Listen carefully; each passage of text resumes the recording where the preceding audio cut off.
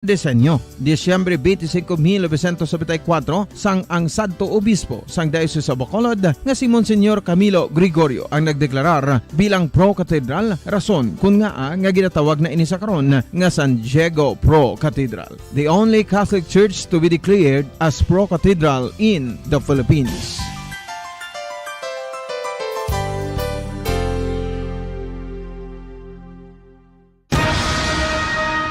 Ang pagpanipilyo ang isa sa mga pinaka-importante nga tikang. Agod mamintinar ang matinlo nga hygiene sa isa ka persona. Apang makapila-bala ka beses ini ginahimo sa isa ka adlaw. Suno sa American Dental Association, ginarekomendar ang pagpanipilyo sang makaduha ka beses sa isa ka adlaw. Sunod diri, maayo ang pagpanipilyo sa aga kag sa gabi gamit ang isa ka soft brittle brush. Para sa optimum dental health, ginapahayag sang ADA ang pagpanipilyo sang 2 ka minutos kag siguraduhon nga matinluan gid ang kada ngipon. Importante man nga tinluan ang tunga sang ngipon, isa ka bes kada adlaw. Importante man nga tinluan ang gum line, bangod posible ini nga tiniran sang bakterya. Friendly advice from Bombo Radio Bacolod.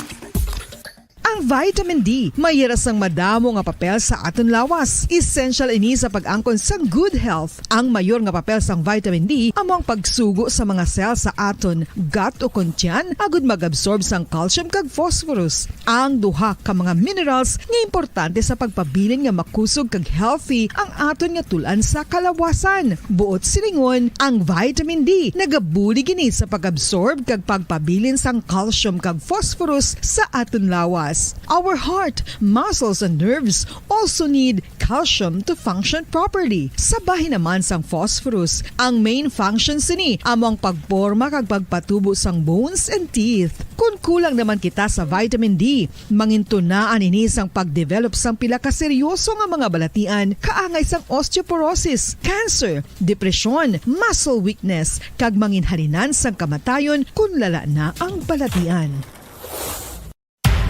Makapila ka beses kung magpangapi sa isang adlaw, maghinay-hinay lang sa pag-inom sang kape bagod may ara ini sang ini maayo nga epekto sa lawas. Apang paano bala mibruan kung masobrahan na kita sa kape?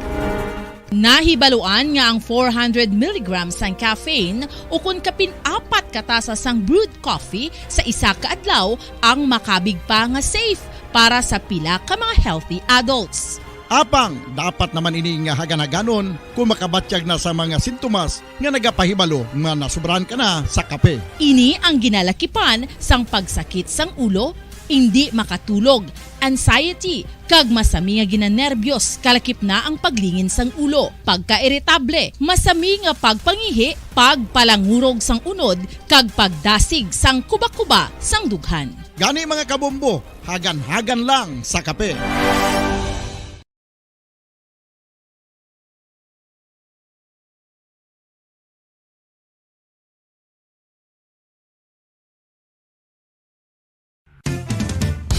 Ang fertilized duck egg ang ginakonsiderar nga delicacy hindi lang sa Pilipinas kundi amuman sa iban nga Southeast Asian countries, kaangay sa Vietnam kag Cambodia kung sa diin ang pangalan sini ang nagikan sa Tagalog phrase nga balot sa puti o kon wrapped in white. Madamo sa aton ang mahuyugon og bakal sini sa mga dalanon, apang ano bala ang makuha nga benepisyo gikan sa balot.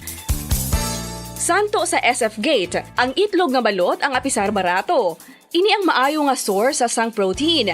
Ini ang puno sang vitamin C kag beta-carotene, nga parehas mabasko nga antioxidants nga makabulig sa pagtinlo sang free radicals gikan sa mga bloodstream. Kasubong man nagapabaskog sang immune system. Ang magpainit-init sa silaksang adlaw sa aga ang makadulot sa kayuhan sang aton ikaayong lawas. Suno sa madugay na nga pagtuon sa mga researchers worldwide, kalakip na diri ang American Academic Medical Center nga Mayo Clinic. Ila na pamatudan nga ang sun o kung si Haring Adlaw amugid ang best source sang vitamin D. There's good reason why vitamin D is called the sunshine vitamin. Ang pamangkot, paano ang proseso sa pag-angkon sang aton lawas sang vitamin D? Well, ang process nagasugod sa tion nga exposed ang aton panit sa sunlight dili na kag mahimo ang vitamin D gikan sa cholesterol sa aton lawas. Ang ultraviolet o kun UVB rays nga yara sa silak sang adlaw magaigo ini sa cholesterol sa aton skin cells, providing the energy for vitamin D synthesis to occur. Sa Bombo Radyo Bacolod Philippine Standard Time, 4 minutos na nakalikat sa taknang alas 6 sa aga. Mayong aga syudad sa Bacolod, probinsya sa Negros Occidental, bugos na Pilipinas ag bugos nga kalibutan. Welcome na sa pagpangalagad sang Bombo News and Views Morning Edition. Adlaw kita sang Martes, petsa 22 sa bulan na sang Nobyembre sinitig 2022. There's Christmas in the air, you can feel it everywhere. Samtang sa ito naman nga Bombo Radio Philippines Christmas Countdown. 33 kadlaw na lang nabilino kon 33 days to go before Christmas.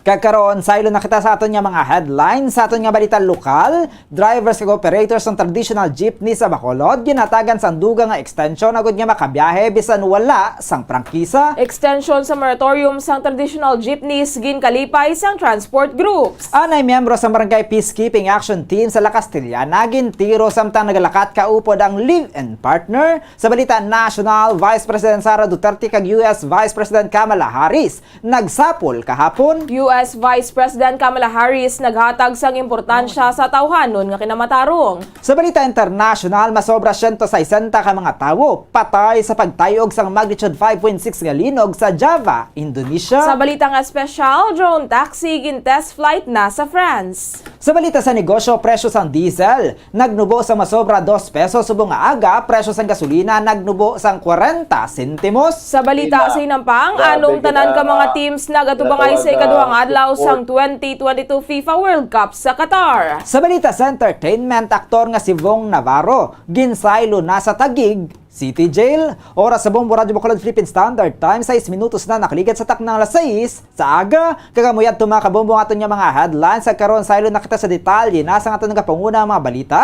upod sa inyo mga tagbalita. Bombo Jairi de los Reyes Kag Bombo Zaldi Foro the second kagkaron saylo nakita sa detalye nasa nga aton nga panguna nga balita lokal. Ginatagan sang duga nga extension ng mga drivers ag operators ng traditional jeepneys. Agud niya makapadayon sa pagbiyahe apesar nga subo nga adlaw, Nobyembre 22 matapos na kuntani ang duha ka semana nga moratorium. Sa dakpanay nga ginhatag sang Land Transportation Office o LTO Region 6 nga wala sang prangkisa. Sang Sabado nagpatigayon sang paghinunanon si Bacolod City Mayor Alfredo Albi Benitez. Kaupod ang mga opisyales sang LTO kag Land Transportation Franchising and Regulatory Board o LTFRB Western Visayas kag gindiskusyonan ang proposal sa mga drivers sa traditional PUJ sa tunga sang implementasyon sang Jeepney Modernization Program. Sa nasambit nga paghinunanon na hisugtan nga ang moratorium ang magpadayon sa ginkasugtan sang LTFRB kag LTO agud nga makahatag sang ligwa nga transfer plan,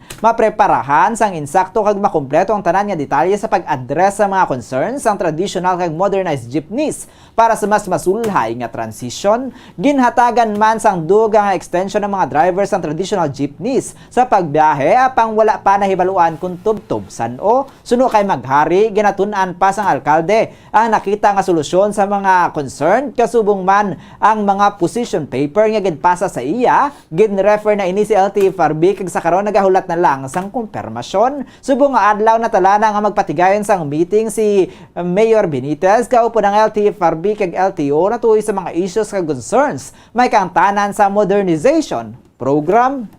On Saturday, there was a meeting sa Friday. So, damo man to representatives, traditional operators. So, amo to siya. Tapos, ang the next day, nakasubmit. In fact, na-refer naman sa LTO. Consolidate sa lang, do yung tingop ang mga sentiment. Yung study ginamo, isang Sabado lang. Ang kabayan sa pagpayag ni Bacolod City Administrator Attorney Pacifico Maghari. Samtang ginakalipay kag ginapasalamatan sang presidente sang Federation of Bacolod Drivers Association ang ginhatag nga extension sa moratorium sa dakpanay nga ginhatag sang Land Transportation Office Region 6 sa mga public utility jeepneys nga wala sang prangkisa. Sa interview sang Bombo Radio kay Elizabeth Catalbas, wala ini nagtambong sa paghinunanon sang transport sector.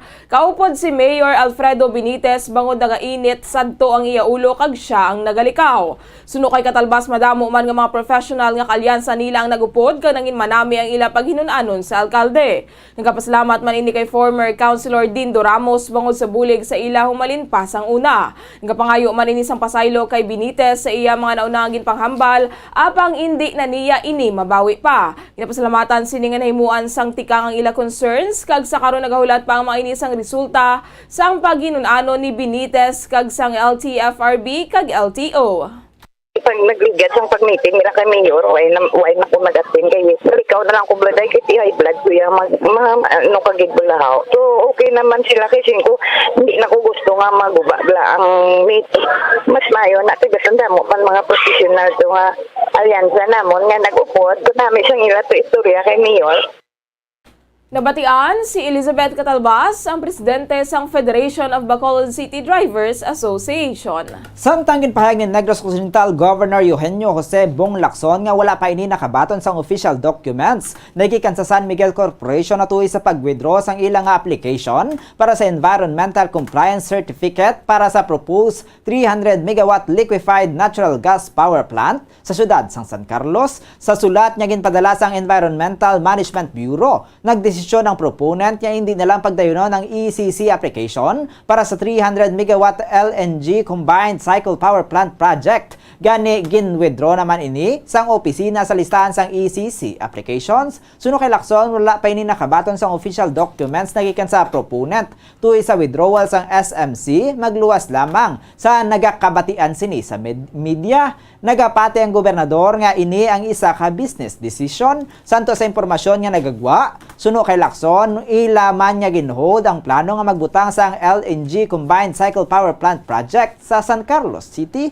Nagapati ang gobernador nga wala ini hindi ang mga ini magpamatok nagikan sa simbahan. Ang rason kung nga sila ang nag-withdraw kundi kabahin ini isang desisyon sa negosyo. Suno kay Lacson, nagadepende naman sa korporasyon kung ila ini nga pagahimuon nga official. Receive any notice from the proponents except for what was said on media. No? Personally, I think it's always a business decision. Just like when the company decided not to push through with coal for certain reasons. Right now, per information that's coming out, they've also put on hold the plan to put up an LNG in San Carlos City. Ang kaban sa pagpayag ni Negros Occidental Governor Eugenio Jose Bong Lacson. Isa ang patay sa nagluntad nga engkwentro sa tunga sang 62nd Infantry Battalion kag ginapatihan miyembro sang Central Negros 1 sang New People's Army sa sitio Banderahan, Barangay Trinidad, syudad sang Gihulngan, Negros Oriental. Suno kay 303rd Infantry Brigade Commander Brigadier General Incencio Pasaporte, pasado alas 6 kaagahon nagluntad ang engkwentro. Nakabaton sang report ang 62nd IB nagikan sa mga residente nga masami nga nagapangayo kag nagapangilkil ang mga NPA nga ila ginakatakan. Na 5 ka minutos ang gindugay sa engkwentro kag ginabanta nga 5 ka miyembro sang NPA ang yara didto. Ang napatay nga miyembro sang NPA ang ginkilala nga si Victor Baldonado alias Rudy, samtang wala naman sang may nasamaran sa katapo sang 62nd Infantry Battalion. Sa clearing operation nga ginpatigayon nakuha kay Baldonado ang isa ka M16 rifle, 3 ka magazine kag 42 round M16 ammunition.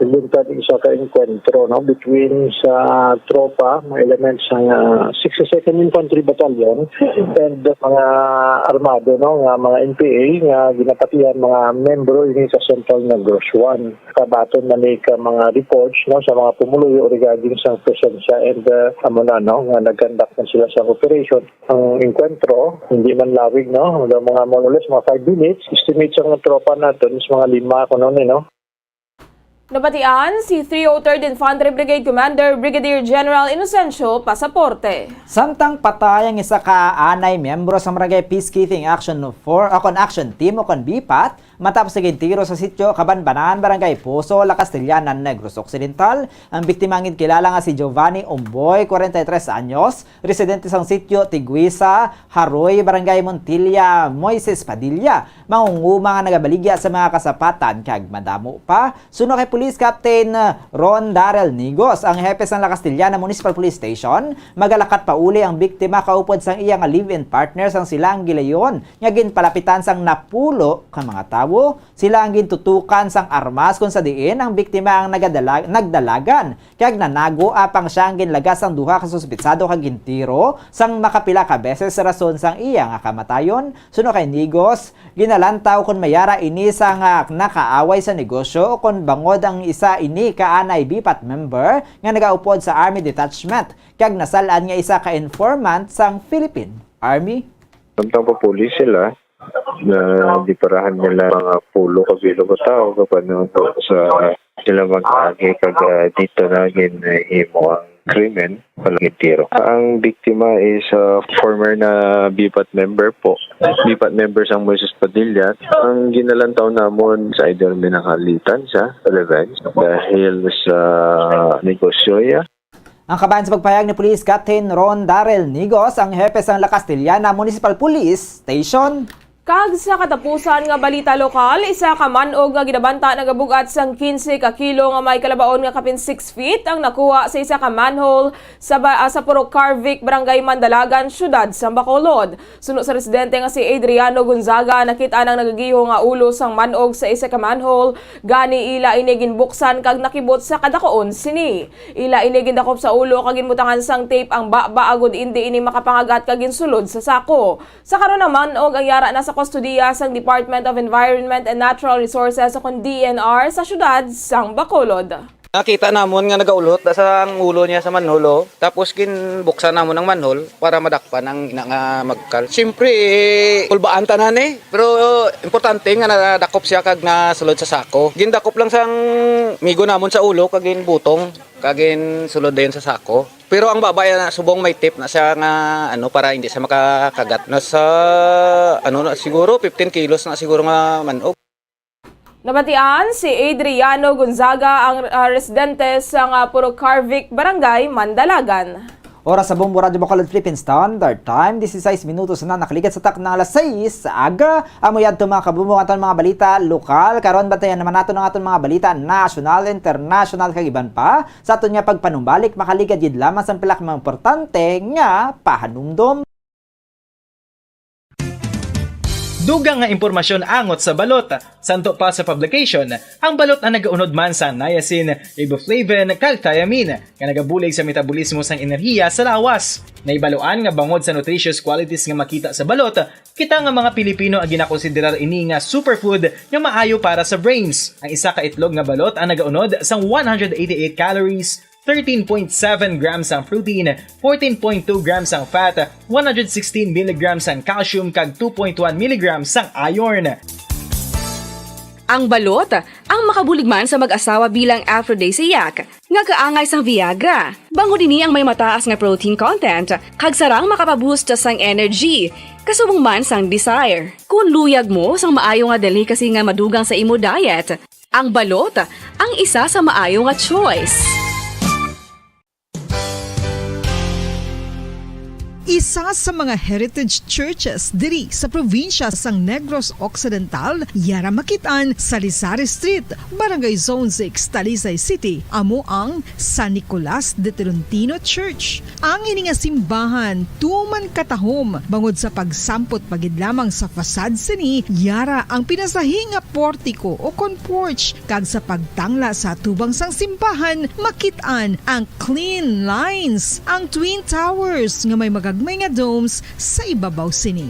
Sa pagsulod sa simbahan, mapawaw ka sa disenyo. Tastefully designed and preserved, the church's interiors have avoided the catastrophic fate of misguided renovations. Sa pagpadulong amat-amat pakadto sa altar, magatampad naman sa imo ang mahogany colored altar nga gindekorahan sang gilt curvings nga amo ang ginabutangan sa tunga sang santo patron sang simbahan nga amo si San Nicolas de Tolentino, isa ka Italian saint kag mystic. Sa wala kag tuo, yara ang imahe ni San Ezekiel Moreno kag San Rafael, kag sa ibabaw yara si Jesucristo. Samtang makitaan ang kapinasahi sang pattern sang salog sang San Nicolas de Tolentino sa Talisay, bangod sa design nga checkerboard nga itom kag puti nga kunlantawon may pleasing contrast sa dingding sang simbahan. Makitaan man ang rows of iron chandeliers nga madamo nga nagalinyada sa atop sang simbahan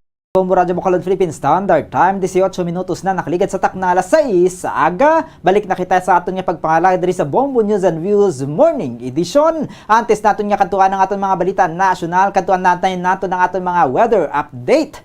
Upod sa aton nga dito sa aton nga Bombo Weather Center, upod kay Bombo Macy of Amen, yaran sa pekalinya. Bombo Macy, please come in. Yes, Bombo Zalde kag mga kabombo, ang Intertropical Convergence Zone nga mag-apekto sa Palawan kag Mindanao. Subong nga adlaw sang Martes maeksperiensyahan ang magal-umon nga kalangitan nga may lapta-lapta nga pagulan kag pagpanaguob sa Zamboanga Peninsula, Palawan, Basilan, Sulu kag Tawi-Tawi tugas sang ITCZ. Ang Bicol Region, Cagayan, Isabela, Aurora, kag Quezon ang maka-eksperyensya sang magal-umon nga kalangitan nga may lapta-lapta nga pag-ulan kag pagpanaguob tugas sang easterlies. Ang nabili niya bahin sang pungsod kalakip na ang Metro Manila ang maka-eksperyensya naman sang magulugal-umon tubtub sa magal-umon nga kalangitan nga may tumalagsahon nga tsansa sang pag-ulan kag pagpanaguob dala sang localized thunderstorms kag ITCZ. Mabatyagan sa extreme northern Luzon ang kasarangan nga huyop sang hangin padulong sa nasidlangan, tubtub na bagat na nasidlangan ang baybayon ang mangin makasarangan ang pagbalod. Ang nabili niya bahin sang pungsod ang makabatsyag sang mahinay tubtub sa kasarangan nga huyop sang hangin, padulong sa nasidlangan tubtub na bagat na nasidlangan, ang baybayon ang mangin makanay tubtub sa kasarangan ang pagbalod. Para sa antad sang temperatura diri sa Bacolod City, 24 to 32 degrees Celsius, 83% nga tsansa sang pagulan, ang hangin ang may kabaskugon nga 1.4 kilometers per hour nga may overcast clouds. Metro Manila, 25 to 32 degrees Celsius, 7% nga tsansa sa pagulan, ang hangin ang may kabaskugon nga 8 km per hour nga may light rain shower. Kawayan, 23 to 31 degrees Celsius, 81% nga tsansa sa pagulan, ang hangin ang may kabaskugon nga 2.1 km per hour nga may overcast clouds. Cebu, 24 to 31 degrees Celsius, 94% nga tsansa sa pag-ulan, ang hangin ang may kabaskugon nga 2.1 km per hour nga may broken clouds. Coronadal, 23 to 33 degrees Celsius, ang 93% nga tsansa sa pag-ulan, ang hangin ang may kabaskugon nga 0.5 km per hour nga may broken clouds. Ang hangin, ang adlaw ang nagbutlak alas 5:46 subong nga aga kag magatulod alas 5:22 karon sa hapon. Para sa weather update ini si Bombo Macy of Amen para sa Pambansang Radyo ng Pilipinas, consistent overall number 1 sa Bacolod, basta radyo. Bombo! Oras sa Bombo Radyo Bacolod Philippine Standard Time, 21 minutos na nakaligat sa takna alas 6 sa aga. Kagamuyad to mga kabumong aton nga weather update ikan sa aton nga Bombo Weather Center. Upod kay Bombo Macy of Amen. Kagkaroon kantuan naman nato ng detalye na sa aton nga pangunang balita national. Ginpahayag ni Vice President Sara Duterte nga ginpalabot sini sa iyang counterpart nga si US Vice President Kamala Harris ang importansya sang seguridad sa pungsod kadungan sa pagpasalig sang Amerika sa ilang commitment sa pagdepensa sa Pilipinas batok sa mga pagpang-atake. Ginpahayag ni Vice President Duterte nga security ang iyang first love kadungan sa pagpaatag nga nagapanguna sa agenda sang iyang opisina para sa pungsod ang security kag anti-terrorism. Sa ilang bilateral meeting, ginpahayag ni Harris nga mabasog ang commitment sa Estados Unidos sa pagsuporta sa Pilipinas batok sa mga puwersa nga mahimo nga mag-atake sa pungsod. Naibaluan nga sang Setyembre si Vice President Duterte ang nakikita na sa mga pinuno sang security sector agud nga mapabaskog pa ang existing coordination kag mapasanyog ang interagency cooperation sa mga isyu nga may kantanan sa national security kag development sang pungsod. Sadto ginpanindugan ni Vice President Duterte nga hindi dapat kaluy-an ang mga terorista kag kriminal. Sa separado nga courtesy call kay President Ferdinand Bongbong Marcos Jr. sa Malacanang Palace, ginpahayag ni Vice President Harris nga ang mga pag-atake sa mga puwersa sang Pilipinas sa West Philippine Sea ang sarang na nga maka-invoke sang promesa nga mutual defense sang Estados Unidos. Samtang ginpahayag ni US Vice President Kamala Harris nga ang pagpakigbato para sa tawhanon nga kinamatarong ang nagaumpisa sa pagkilala nga may nagaluntad nga bayolasyon sa nasambit nga kinamatarong. Kadungan sinigin panumduman sang Vice Presidente sa Estados Unidos sa mga human rights defenders nga magpabilin sa pagpabakod bangod sila ang wala nagaisahanon sa away. Sa town hall meeting kaupod ang mga human rights defenders kag Filipina civil society leaders, ginhingyo ang nagbisita nga top US officials ang iyang mensahe para sa nagapakigbato para sa tawhanon nga kinamatarong. Bilang sabat, ginpahayag sang Vice Presidente nga nakikinun-ano na ini sa backstage sa nagapanguna nga Filipino human rights activist antes pa man ang event kung sa diin pasalig sini nga dapat lumdumon nga sila ang wala nagaisahanon sa away. Gani apisar nga ini ang makapoy dapat lang nga magpanindugan. Dugang pa ni Vice President Harris nga ang pagpakigbato para sa human rights ang nagakahulugan sa pagkilala nga may nagaluntad nga mga bayolasyon nga ginalakipan sa pagkakita sa mga malala nga binuhatan sang tawo kag paghangop sa pagantos, kasakit kag indi patas nga mga nagakatabo sa palibot. Gin-point out sini ang universal principles ng human rights nga nakabase sa pag-insyende nga dapat mabaton sang tagsa ka individual ang equality kag freedom. I think it's important to start from a perspective of knowing, not just believing, but knowing. You're born with rights. You're born with these rights. You're not asking someone to do you the favor through the benevolence of their existence to grant you these rights. They are your rights, God-given. And I think it's always important to remember that in the fight for human rights. And then to remember, therefore, there is a universality about those rights.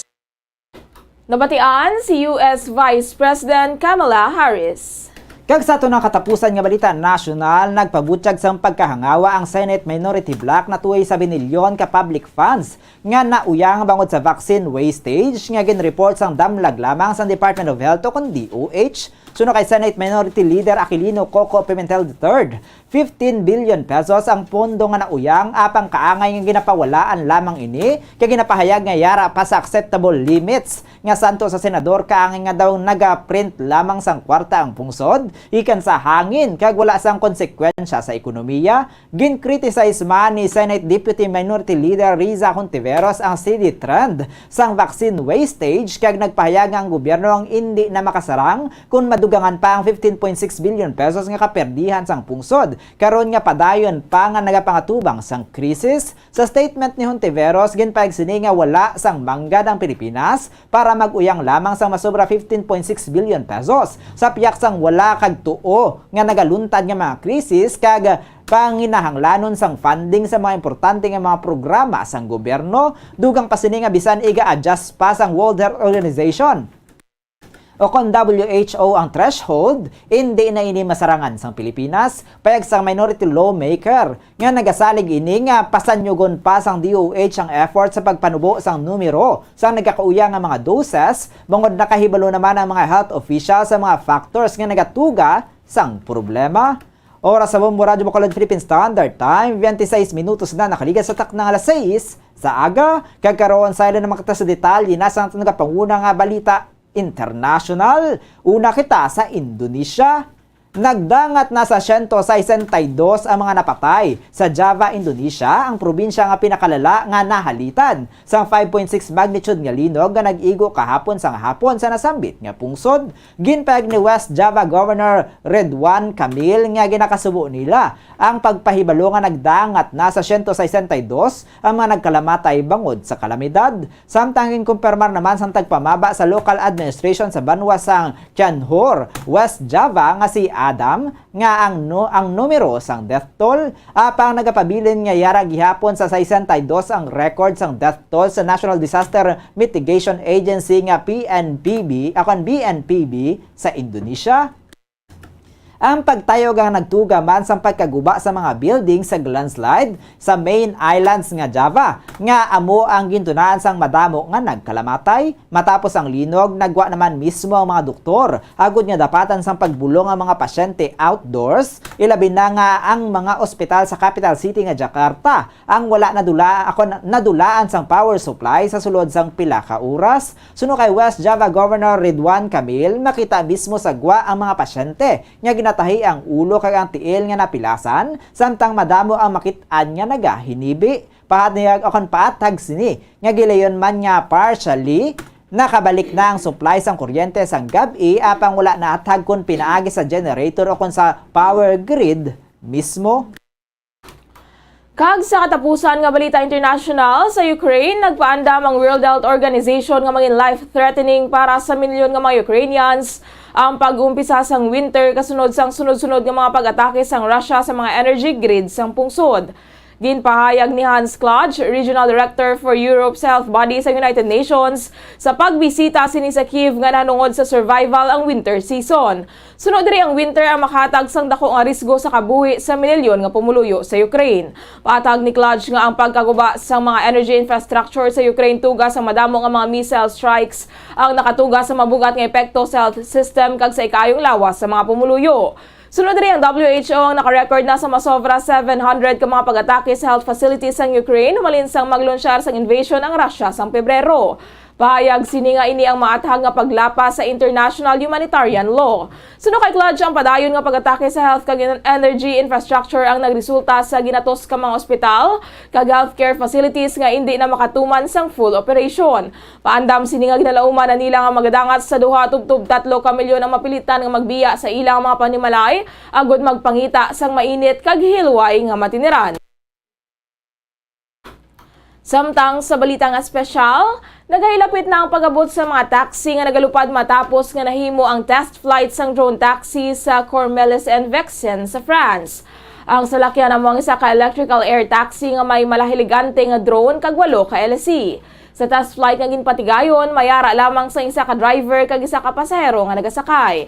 Sa karon naglabot lamang sa 20 ka kilometro ang kalayoon nga masarangan sang drone taxi. Suno sa German company nga naghimo sang drone taxi, target nila nga makahimo sang ruta para diri sa tuig 2024 kadungan sa pag-host sang Paris sa Summer Olympics. Apang sa karon madamo pa sang kinahanglanon nga itrabaho antes madayon ang official nga pagbiyahe sang drone taxi. Samtang kadto naman kita sa aton nga balita sa negosyo, atensyon sa mga motorista. Nagnubo sang 40 sentimos ang presyo sang gasolina subong nga aga, samtang nagnubo man sang masobra 2 pesos ang presyo sang diesel. Yari ang report ni Bombo Cherry Grace Santillan. Ginanunsyar sa mga oil firms nga mayara sang rollback sa presyo sang produktong petrolyo nga mangin epektibo subong nga adlaw sang Martes, Nobyembre 22. Sunod sa Pilipinas Shell Petroleum Corporation kag Sea Oil Philippines Incorporated, maganubo sa presyo nga 40 centavos ang kada litro sang gasolina, 2 pesos and 15 centavos sa kada litro sang diesel, kag 2 pesos and 10 centavos naman sa kada litro sang kerosene. Epektibo ang pagnubo sang presyo alas 6 sang kaagahon, apang ang clean fuel ang mag-iilis naman alas 12:01 sang kaagahon. Para sa foreign exchange rate, sunod sa Bankers Association of the Philippines, ang US dollar ang may baylo nga 57 pesos and 36 centavos, samtang sunod sa Bangko Sentral ng Pilipinas, ang Singaporean dollar ang may baylo nga 41 pesos and 69 centavos. Hong Kong dollar ang may baylo nga 7 pesos and 33 centavos, Euro ang may baylo nga 59 pesos and 18 centavos, ang Saudi Arabian Rial ang may baylo nga 15 pesos and 26 centavos. Ang average ng presyo sa produktong petrolyo gikan sa Shell, Caltex kag Petron stations, 67 pesos and 55 centavos tubtub 67 pesos and 65 centavos ang presyo sang unleaded. 67 pesos and 75 centavos tubtub 68 pesos and 55 centavos ang presyo sang premium, kag 76 pesos and 25 centavos tubtub 79 pesos and 15 centavos naman ang presyo sang diesel. Para sa balita sa negosyo ay ni si Bombo Cherry Grace Santillan para sa Pambansang Radyo ng Pilipinas. Consistent overall number 1 sa Bacolod Basta Radio, Bombo! Samtang kadto naman kita sa aton nga balita sa hinampang, 3 ka mga hampang na patigayon humalin alas 9 kagabi itubtob alas 3 subong nga kaagahon para sa FIFA World Cup 2022 kung sa diin duha diri ang nalakip sa Group B kag isa ang sa Group A.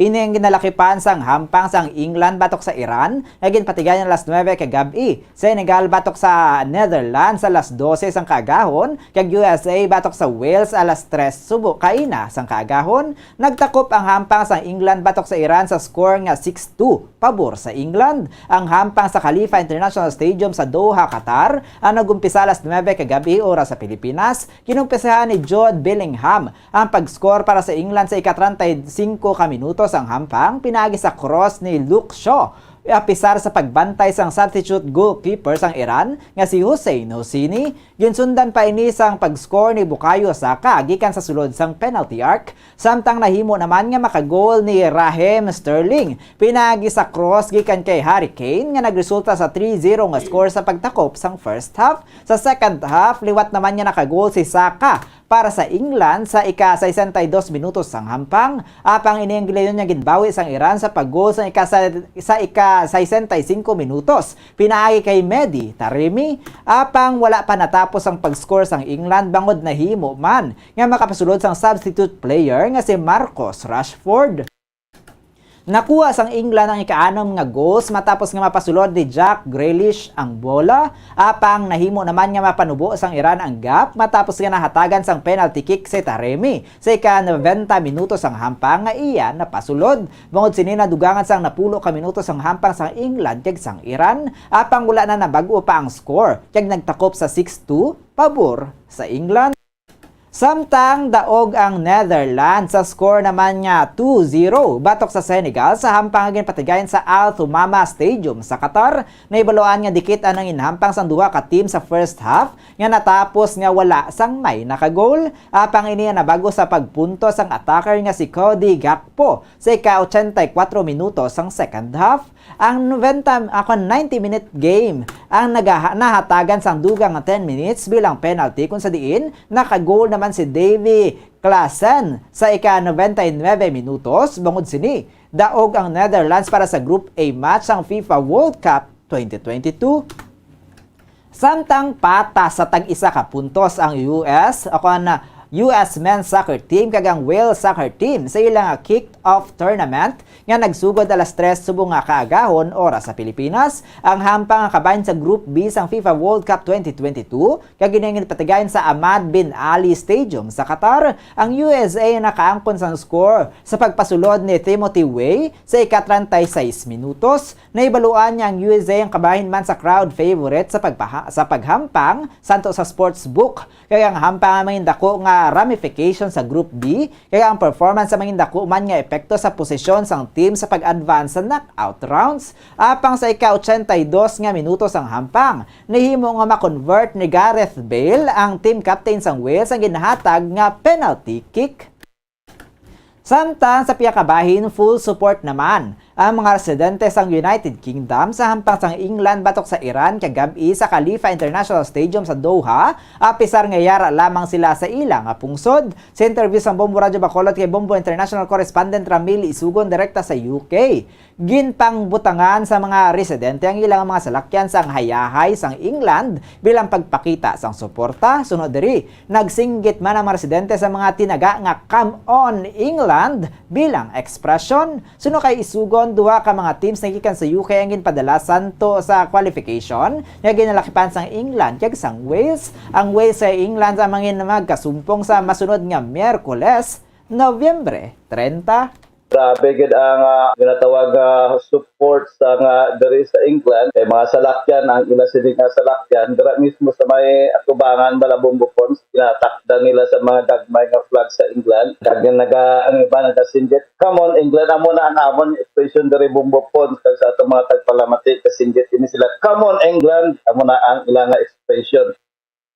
Ang kabayan sa pagpahayag ni Bombo International Correspondent Ramil Isugon direkta sa United Kingdom. Kag sa balita sa entertainment, matapos nga gindinay sang korte ang pilaniya ka petisyon, gindala na sa Taguig City Jail ang aktor kag television host nga si Vong Navarro nga nagapakatubang sang kaso nga rape. May chika si Bombo Cherry Grace Santillan. Gindala na sa Taguig City Jail ang aktor kag television host nga si Vong Navarro kagapon adlaw sang Lunes. Gikan sa National Bureau of Investigation o NBI, si Navarro ang yara na sa karon sa kustudiya sa Taguig City Jail. Suno kay Attorney Maggie Cardoki, kag sa legal team ni Navarro, kumpirmado Nobyembre 21 ang pagsaylo sa aktor kasunod sa mando sang korte pitsa Nobyembre 7, 2022. Suno sa NBI, magapaidalom si Navarro sa mandatory medical examination kag RT-PCR test sa pagsunod sa health protocols. Nagapangatubang si Navarro sa kaso nga rape sa model stylist nga si Denise Cornejo nga ginaaligar na tabo sang Enero 2014. Para sa balita sa entertainment, ini si Bombo Cherry Grace Santillan para sa Pambansang Radyo ng Pilipinas. Consistent overall number 1 sa Bacolod, basta radyo. Bombo! Oras sa Bombo Radyo Bacolod Philippine Standard Time, 37 minutos na nakaligan sa tak ng alas 6. Aga, kagamuyad to ang kabugusan natin nga pagpangalagad diri sa Bombo News and Views Morning Edition. Adlaw kita sang Martes, Pietsa 22, sa bulan na sang Nobyembre, sining ito'y 2022. There's Christmas in the air, you can feel it everywhere. Samtang sa ato naman nga Bombo Radio Philippines Christmas Countdown. 33 kadlaw na lang nabilino kon 33 days to go before Christmas. Kagkaroon standby naman kita sa ating masunod nga programa ang Bombo Report Second Edition. Abot naman natin si Bombo Erlin Bayonita. Kag sa katapusan kami nyo ng intag balita. Bombo Jairi de los Reyes. Kag Bombo Zaldi Foro the Second para sa Pambansang Radyo ng Pilipinas. Consistent overall number 1 sa Bacolod, basta radyo. Bombo! Kagkaroon sa ato naman nga Bombo News Analysis kin padala sang aton maukod nga tagpalamati pagbasahon ni Bombo Daniel Lecciones may tigulo duha ka sub-region. Sa tunga sang kontrobersiya nga imuon isa ka riyon ang duha ka probinsya kay ini sadto ang nahimo na kag sang administrasyon ni Digong ini ang gindula. Mayor Albi Benitez sa nagaduso-subong nga matukod na lang sang duha ka mga sub-region. Region 6A kag Region 7A na lamang ang himuon. Region 7A ang Negros Oriental kag Siquijor nga syudad kag ang Negros kag Bacolod sa 6A matuon. Daw sa pagkabalingag, pamatian, bisan aton gobernador, wala ini nakumpormihan. Nga himon pa duha ka sub-region kaysa sinangariyon upod ka man gihapon. Kung kaisa, hindi mo na matungkad ang kinaalam. Sa mga politiko nga daw kita ang ginahampangan. Mayor wala nagidira sang iban, nga pati ang liwat nga pagtukod sang riyon ang pagaintrahan. Para bala nga matindugan ang ginpasalig sa katawhan. Syudad sa Bacolod pagbago maguman. Gani subong iya inigin suguran, ugaling daw ka libagon lang. Ang ini ang pangunahuna pananaawan ang ginpadala ni Mariano Alimon sa Barangay Alihis, Bacolod City. Sa mga tagpalamati isang Bombo Radyo Bacolod, ang fertilized duck egg ang ginakonsiderar nga dili kasi hindi lang sa Pilipinas kundi amuman sa iban nga Southeast Asian countries kaangay sa Vietnam kag Cambodia kung sa diin ang pangalan sini ang nagikan sa Tagalog phrase nga balot sa puti o kon wrapped in white. Madamo sa aton ang mahuyugon og bakal sini sa mga dalanon apang ano bala ang makuha nga benepisyo gikan sa balot.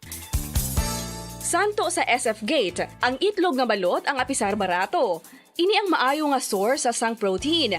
Ini ang puno sang vitamin C kag beta-carotene. Nga parehas mabasko nga antioxidants nga makabulig sa pagtinlo sang free radicals gikan sa mga bloodstream. Kasubong man nagapabaskog sang immune system. Ang magpainit-init sa silaksang adlaw sa aga ang makadulot sa kayuhan sang aton ikaayong lawas. Suno sa madugay na nga pagtuon sa mga researchers worldwide, kalakip na diri ang American Academic Medical Center nga Mayo Clinic. Ila na pamatudan nga ang sun o kung si Haring Adlaw amugid ang best source sang vitamin D. There's good reason why vitamin D is called the sunshine vitamin. Ang pamangkot, paano ang proseso sa pag-angkon sang aton lawas sang vitamin D? Well, ang process nagasugod sa tion nga exposed ang aton panit sa sunlight dili na kag mahimo ang vitamin D gikan sa cholesterol sa aton lawas. Ang ultraviolet o kon UVB rays nga yara sa silak sang adlaw magaigo ini sa cholesterol sa aton skin cells, providing the energy for vitamin D synthesis to occur.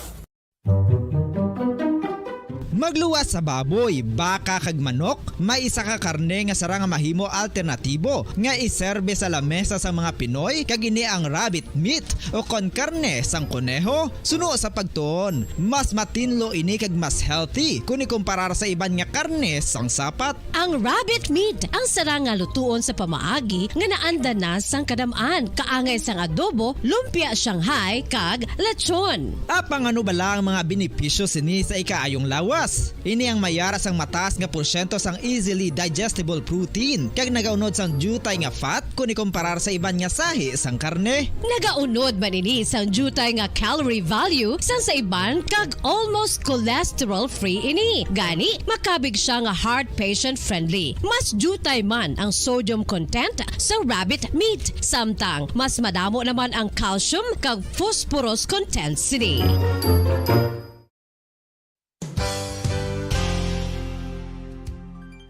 Nakaibalo-bala kamo nga ang bantugon nga simbahan sa Banwa sa Valladolid diri sa probinsya sa Negros Occidental nga ang Our Lady of Guadalupe ukon ang Nuestra Señora de Guadalupe ang mas magulang pa diin ang edad sini kung ikumparar sa amo nga banwa. Tuig 1852 sa gintukod ang kumbento kag simbahan sa Nuestra Señora de Guadalupe, walaw ka tuig antes pa man natukod nga mangin isa na kabanwa ang inubayan ang ngalan ukon pagtawag sadto sang Valladolid sang tuig 1860 sa sur nga bahin sang probinsya. Ang simbahan ang gintukod sa mga Recollect missionaries tubtub nga ginpatahong pagid ini kag ginpadako sa tong 1877 nga may baroque style nga fasad kag basic nave o kon central part sang simbahan sa pagpamuno ni Recollect priest nga si Father Carlos Ubida. Ang matahom na nga kumbento kag simbahan ang natapos antes pa man nagsugod ang pag-ibwal sang Philippine Revolution sa tong tuig 1897. Sa paglipas sang malawig nga tinuig, madamo naman nga mga renovations ang ginpadigayon sa sining nga simbahan tubtob nga natapos antes pa man.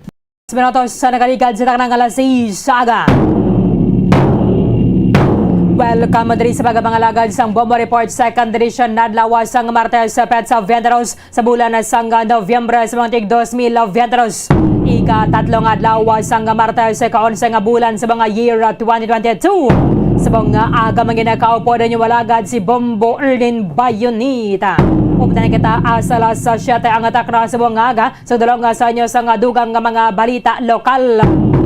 Mga nabalhaga sa aton mga police station sa diri sa Maya Syudad sa Bacolod, kalakipan na sa Maya probinsya sa Negros Occidental. Panayon na sa mga investigasyon sa mga otoridad nato na dira sa Maya Banwa sa Kawayan matapos nga ginatiro ang 41 anyos nga lalaki sa sulod mismo sa ilang balay. Siya ang ginasulod sa pila ka mga sospetsado kag ginatiro Banwa.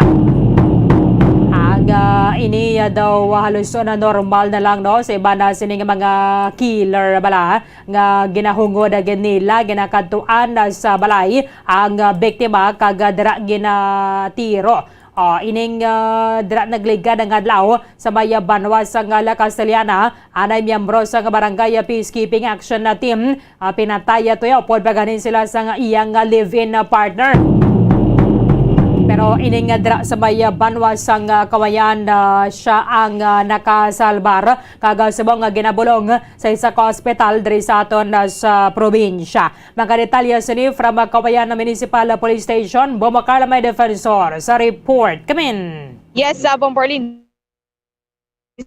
Sa 41 anyos nga lalaki Bombo Arlene ang pilason matapos ini siya nga ginatiro mismo sa iya sini nga sulod puloy-an Bombo Arlene sa may sitio Patol, barangay Kaliling, Negros Occidental. Ang biktima diri amo ang kilala kay Jomar Carmelontes. Jomar Carmelontes sa 41 anyos nga residente sa nga nasambit nga lugar kag ang suspetsado diri amo ang kilala kay Rogelio Mamigo. Rogelio Mamigo, 62 years old, kag residente man sa nasambit nga lugar Bombo Arlene. Sa inisyal nga investigasyon sa kapulisan sa Kawayan Municipal Police Station, ang biktima na ara sa iya sini nga sulod balay nagapungko Bombo Arlene sa hinali na lang nga nagpadulong ini nga suspetsado kagin na sa kaaki ging krompontarya ini ang biktima Bombo Arlene kag sige kuha niya ang iya sini nga armas kag tiro ang biktima kag naiguan ini sa tiyan Bombo Arlene. Sa pagkatapos ng insidente ang suspetsado ano ini siya dayon naglakat Bombo Arlene kag ang biktima ginhingagaw ini dala sa ospital kag gindapatan sa nagkakaigo nga paggabulong Bombo Arlene. Nakuha sa ukon na Bombo Arlene sa ginpatigayon nga hot pursuit operations ng kapulisan.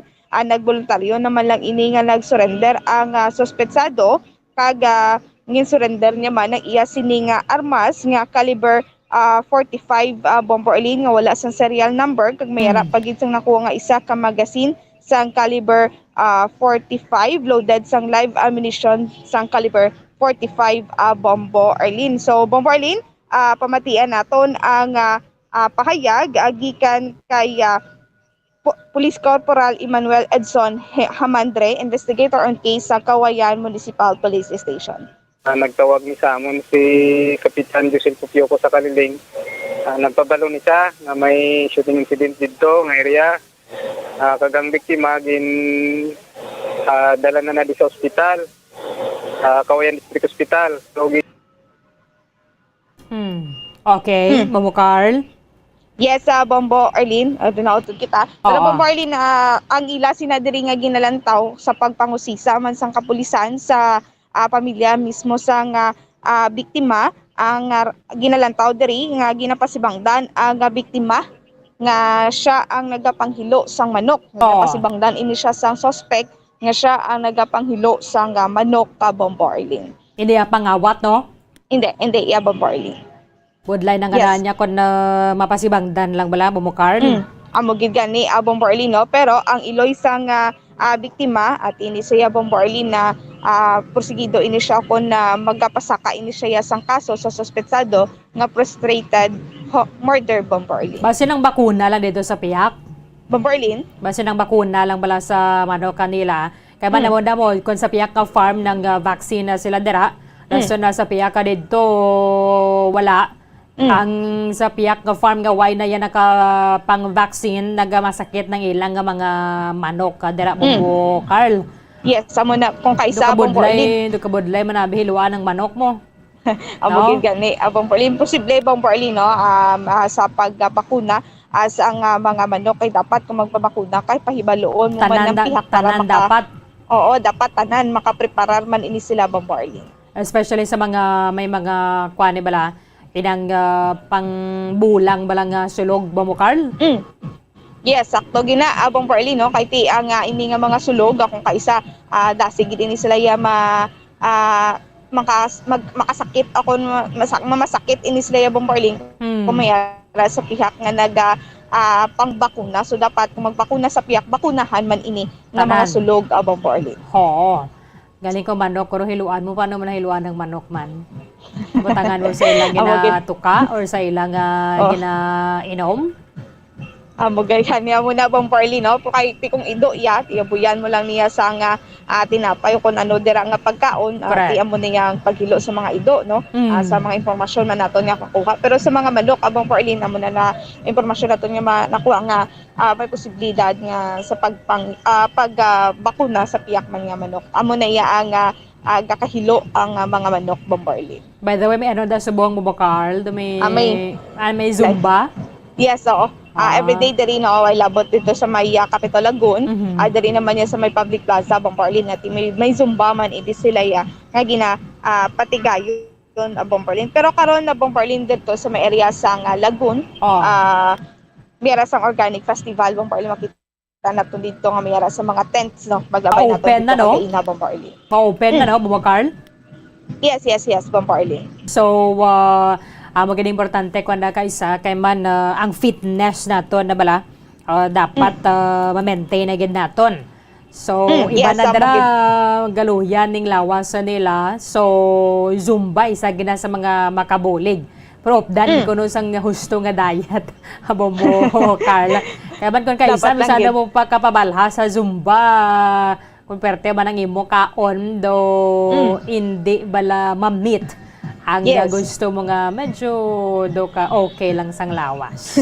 Amo gid dapat updan gid sang pag-diet Bombo Arlene no. Kay tining Zumba halos tanan mo nga lawas is giho Ulag. gid Bombo Arlene. So dapat less ka gid sa rice gid amo gid ini ang daga pulo patambok sa aton Bombo Arlene ang rice. So Correct. isa lang kakapasakto na ina Bombo Arlene. Ang black rice na bala? Black na no? Or red pwede na siya? Red. Pwede gid. Yes, Bombarlin pang diet gid na nga rice, so pwede gid na siya. Galing Bombarlin kung naanad ikaw sa white rice, do matyagan mo. Do masapra bla. Do kasapra, do kalaway kanon. Pero depende na ina iya Bombarlin no, sa mga naga-diet, mo gining usually nila ginakaon o kon ginagamit nga rice Bombarlin. Mahala na siya galing. Na mula na galing kay Timahal sido sobra 50 pesos ina iya nga balor no sang okon per kilo no at unlike sa white rice nga 40 pesos makabakal na ikaw sa isa ka kilo ng barley. Amogid. Galing ka gana mo kaon mo yan sa puti. Amogid kapin pa kang uga ang sudan ng barley do mayo gini nga pamakaw. Kapin pa ko mo inang imo sini nga sudan at mas damo-damo ang imo sini nga kaon. Pero sa gihapon na Bombo Arlene at ikaw mo maginaya ako mahilig ka gid sa white rice bisan isa lang gid ka cup kagati kung may utan mas maayo gid Bombo Arlene. So sa mga gusto magbakal sa mga organic nga mga products, pwede gid maka-visit no? Dira karon sa tubang sang Kapitolyo kay masugod na ang aton organic festival. Yes, pwede gid ini sila makapadulong Bombo Arlene kag makabakal sang ila sini nga gusto Bombo Arlene. Medyo mahalan ni galing organic ka Bombo Carl. Amo gid kay ti organic Bombo Arlene no ay ni preparahan gid ni sa ato sini nga mga farmers diri sa syudad sa Negros Occidental para maserbi man sa mga pumuluyo Bombo Arlene. Kay tiamo na. Sige na lang sang magasto kita para kita sa ospital kay ma-invest mo kita Japon sa aton health mo. Yes. Aba na silingan nila bisan na kadamo kwarta mo kun may belatian ka no, hindi mo ma-enjoy Japon. Health is wealth indeed. Bomokar. Yes, sakto gina Bombo Arlene kung maayong imo sini nga panglawason, maayong imo sini nga paghatag sang insakto gid nga pagkaon sa imo sini nga lawas di wala ka man sang masakit nga pagatubangon Bombo Arlene. Sige, Bobo Carl, thank you gid. Yes, Bombo Arlene, may nang report gikan sa patrol ni si Bombo Carl may defensor para sa pambansang radyo ng Pilipinas, assistant of all number 1 sa Bacolod, Basta Radyo. Bombo. Maraming salamat kay Bombo Carla Meya Defensor. Kaya mag-sugod na ng aton sining Organic Festival diri sa Maya Negros Occidental. Ang mga produkto sa aton mga kauturan halin sa mga naglain-laing mga kabanwahanan and component cities diri sa Maya Negros Occidental nga wala ginagamitan sang commercial fertilizer pwede ninyo nga mabakala dira sa Maya Capitol grounds. So ini magadugay sa pilaman na kaadlaw ang Negros Occidental Organic Festival. Aba na silingan nilang kung mag-decide kita nga mangin healthy, kinanglanagin nato na maggasto. However, kung hindi naman kita inang conscious sa mga ginakaon naton and magaturuhaw mga naglain-lain nga mga balatian. So, deprived naman kita sa pagtrabaho kay kinanglan nimo ang magatider ka sa ospital at the same time kagasto gid. So kung na pwede palang amo ni ma-maintain naton ang pagka-active bala. So isa na dara amo gining pag-exercise. Bisan maglakat ka lang dara sa pila ka minutos kada adlaw. So, importante gid katama. Kaga syempre, updan nato na sang proper diet. Updan nato na sang proper diet. Kay man, bisan na kung nagaysa, ano pagkapinabalhas, no? Ano pagkapinabalhas kung lamon nga lamon na kaman useless sa managyapon. Pero bisa hindi lang gid kita amo na iya ka inang pidalawi gid bala ang pagbabalhas nato na kada adlaw. Importante makontrol ta gid. Makontrol gid naton ang aton nga lafang, ang aton nga kaon. So dugay-dugayo bola na sang Desyembre na naman. importante karabo naman sa mga kinananay, no? Importante inang kuan lang makontrol lang naton. So hagan-hagan lang gid kay kadelikado base ko na magasaka inyo dirang blood pressure or bisan na dyspepsia lang kadelikado gid. So, maning isa sa mga panumduma sa aton sa aton man nga mga health authorities sa muna ang rason ko na nga ang si lechon na bala may ginaangka ba na siyang apple o kon mansanas. Kay at least bisan na paano kita gina-remind nga pagkatapos na ito nakaon na sining more sa cholesterol kag sa fats. At least bisan na paano makaangka baka mo dara sang prutas.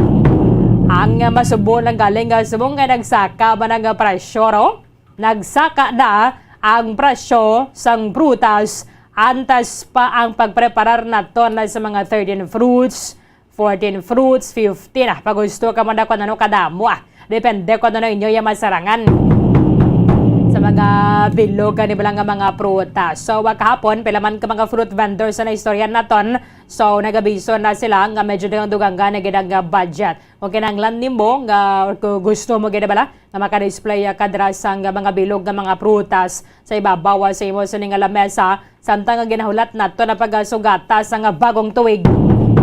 Madiwag dugang nga gid sa nga budget kaya sa tanan na sa mga size ang prutas ang presyo nila nagasaka.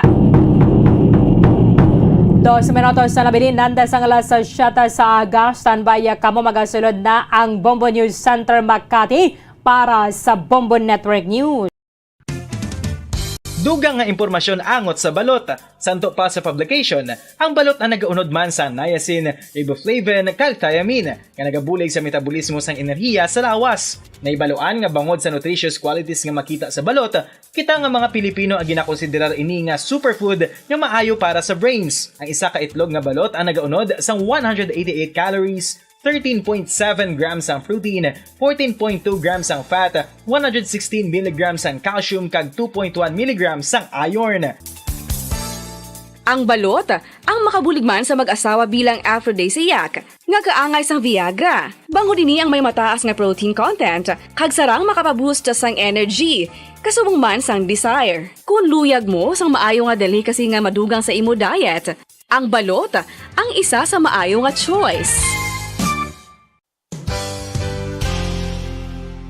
Isa sa mga heritage churches diri sa probinsya sang Negros Occidental, yara makitaan sa Lizari Street, Barangay Zone 6, Talisay City, amo ang San Nicolas de Tolentino Church. Ang ini nga simbahan tuman katahom bangod sa pagsampot pagid lamang sa fasad sini, yara ang pinasahi nga portico o kon porch kag sa pagtangla sa tubang sang simbahan makitaan ang clean lines, ang twin towers nga may magagmay nga domes sa ibabaw sini.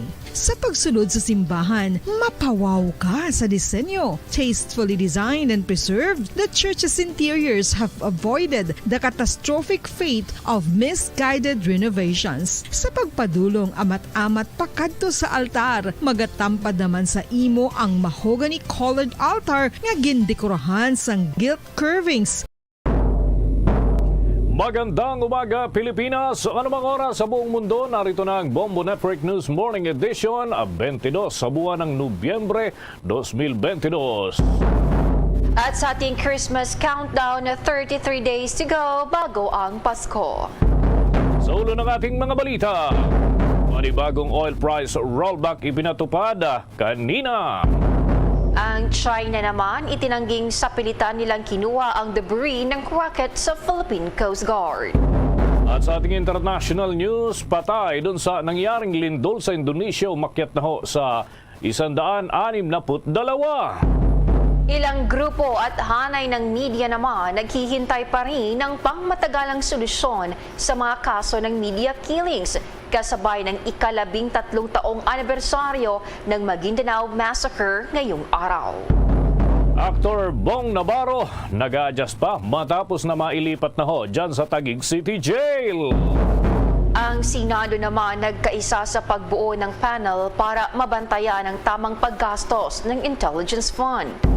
Sa ating balitang palakasan, abangan ang ating mga update sa FIFA World Cup. Yung laban ng Estados Unidos at Wales nagtapos sa 1-1 England. Laban naman sa Iran, naging mabigat din ang kanilang banggaan. Mamaya ang iba pang mga resulta.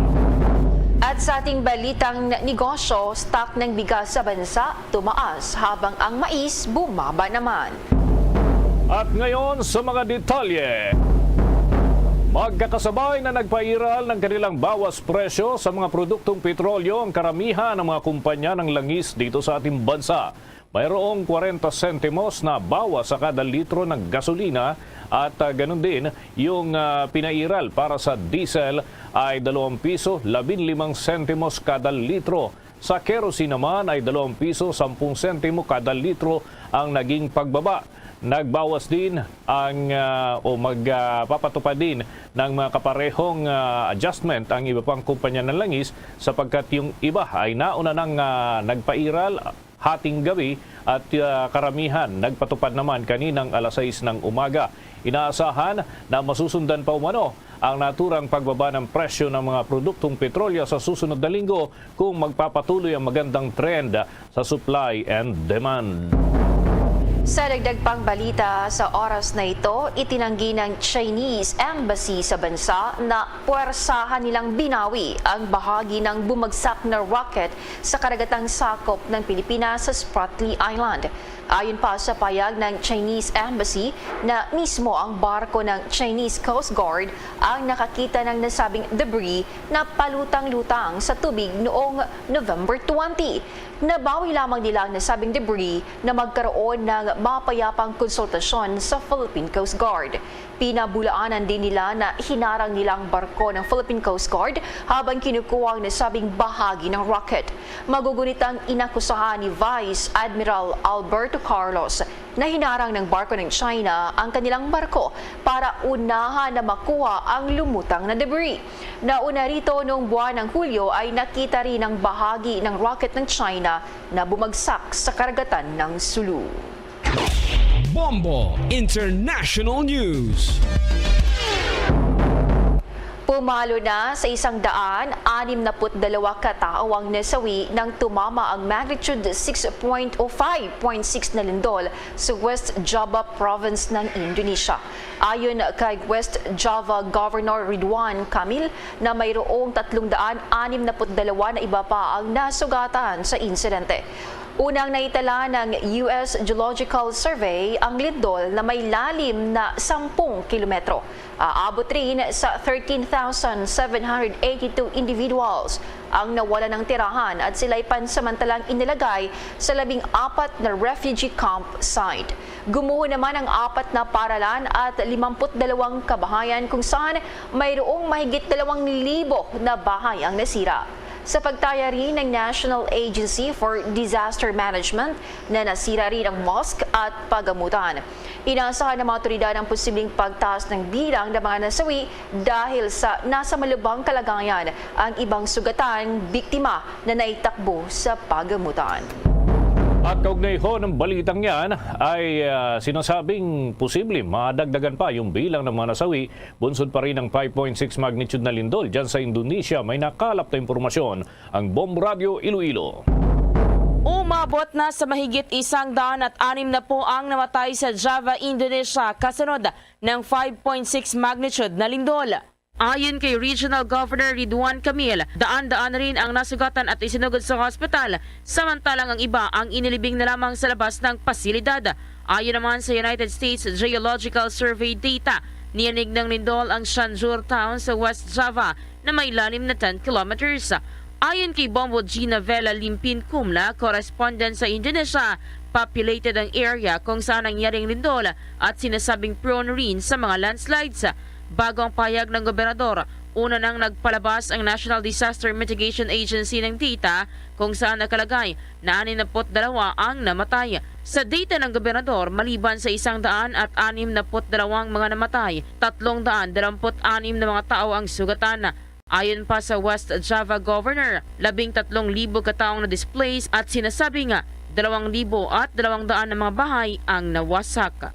With the number of people who are currently being attended in several hospitals nearby Cianjur. Nakikita namin yung casualties ay tataas pa at marami pa kasing mga nasirang mga pamamahay sa lugar na yun at saka important government buildings. So sana may mga natabunan po pa ng mga miyembro ng pamilya nang dahil sa earthquake na nangyari. So far, when I asked about the present condition of the Filipino around that area, mabuti naman at salamat sa Diyos ay wala namang may nasama sa mga nasalanta sa kasalukuyang trahedya dito.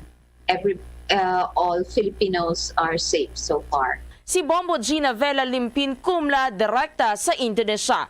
Balita mula dito sa Bombo Radyo Iloilo. Ito si Bombo Rezi Bordon para sa Pambansang Radyo ng Pilipinas, consistent overall number 1 sa Iloilo Basta Radyo. Bombo! Abangan pa ho yung mga update hinggil pa rin sa naturang pangyayari. Oras natin sa buong kapuluan, 7 minuto na. Makalipas ang 7 ng umaga, marami pa tayong mga balita. Susunod na.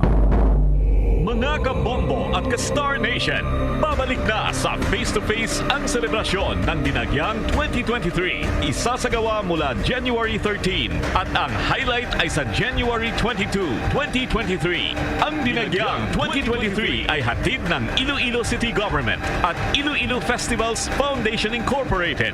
Ang live updates at coverages ay maririnig at makikita sa lahat ng himpilan at digital platforms ng Bombo Radio Philippines. Viva! Viva! Viva! Viva! Senyor Santo Niño! Basta Radio Bombo! This is Mayor Jerry Treñas of the City of Iloilo inviting you to witness and celebrate the face-to-face Dinagyang 2023. Viva Senyor Santo Niño! Viva Senyor Santo Niño! Viva Senyor Santo Niño! At ngayon, sa pagpapatuloy ng iba pang pangunahing mga balita. Si House Speaker Romualdez sinabing mas lalong magpapatatag sa relasyon ng Amerika at Pilipinas ang pagbisita ni US Vice President Kamala Harris sa bansa. Ang solo naman, suportado ang pagtatayo ng 5 pang joint issue facility sa ilalim yan ng Enhanced Defense Cooperation Agreement facilities dito sa bansa. Alamin ang detalye sa report ni Bombo Annalise Soberano.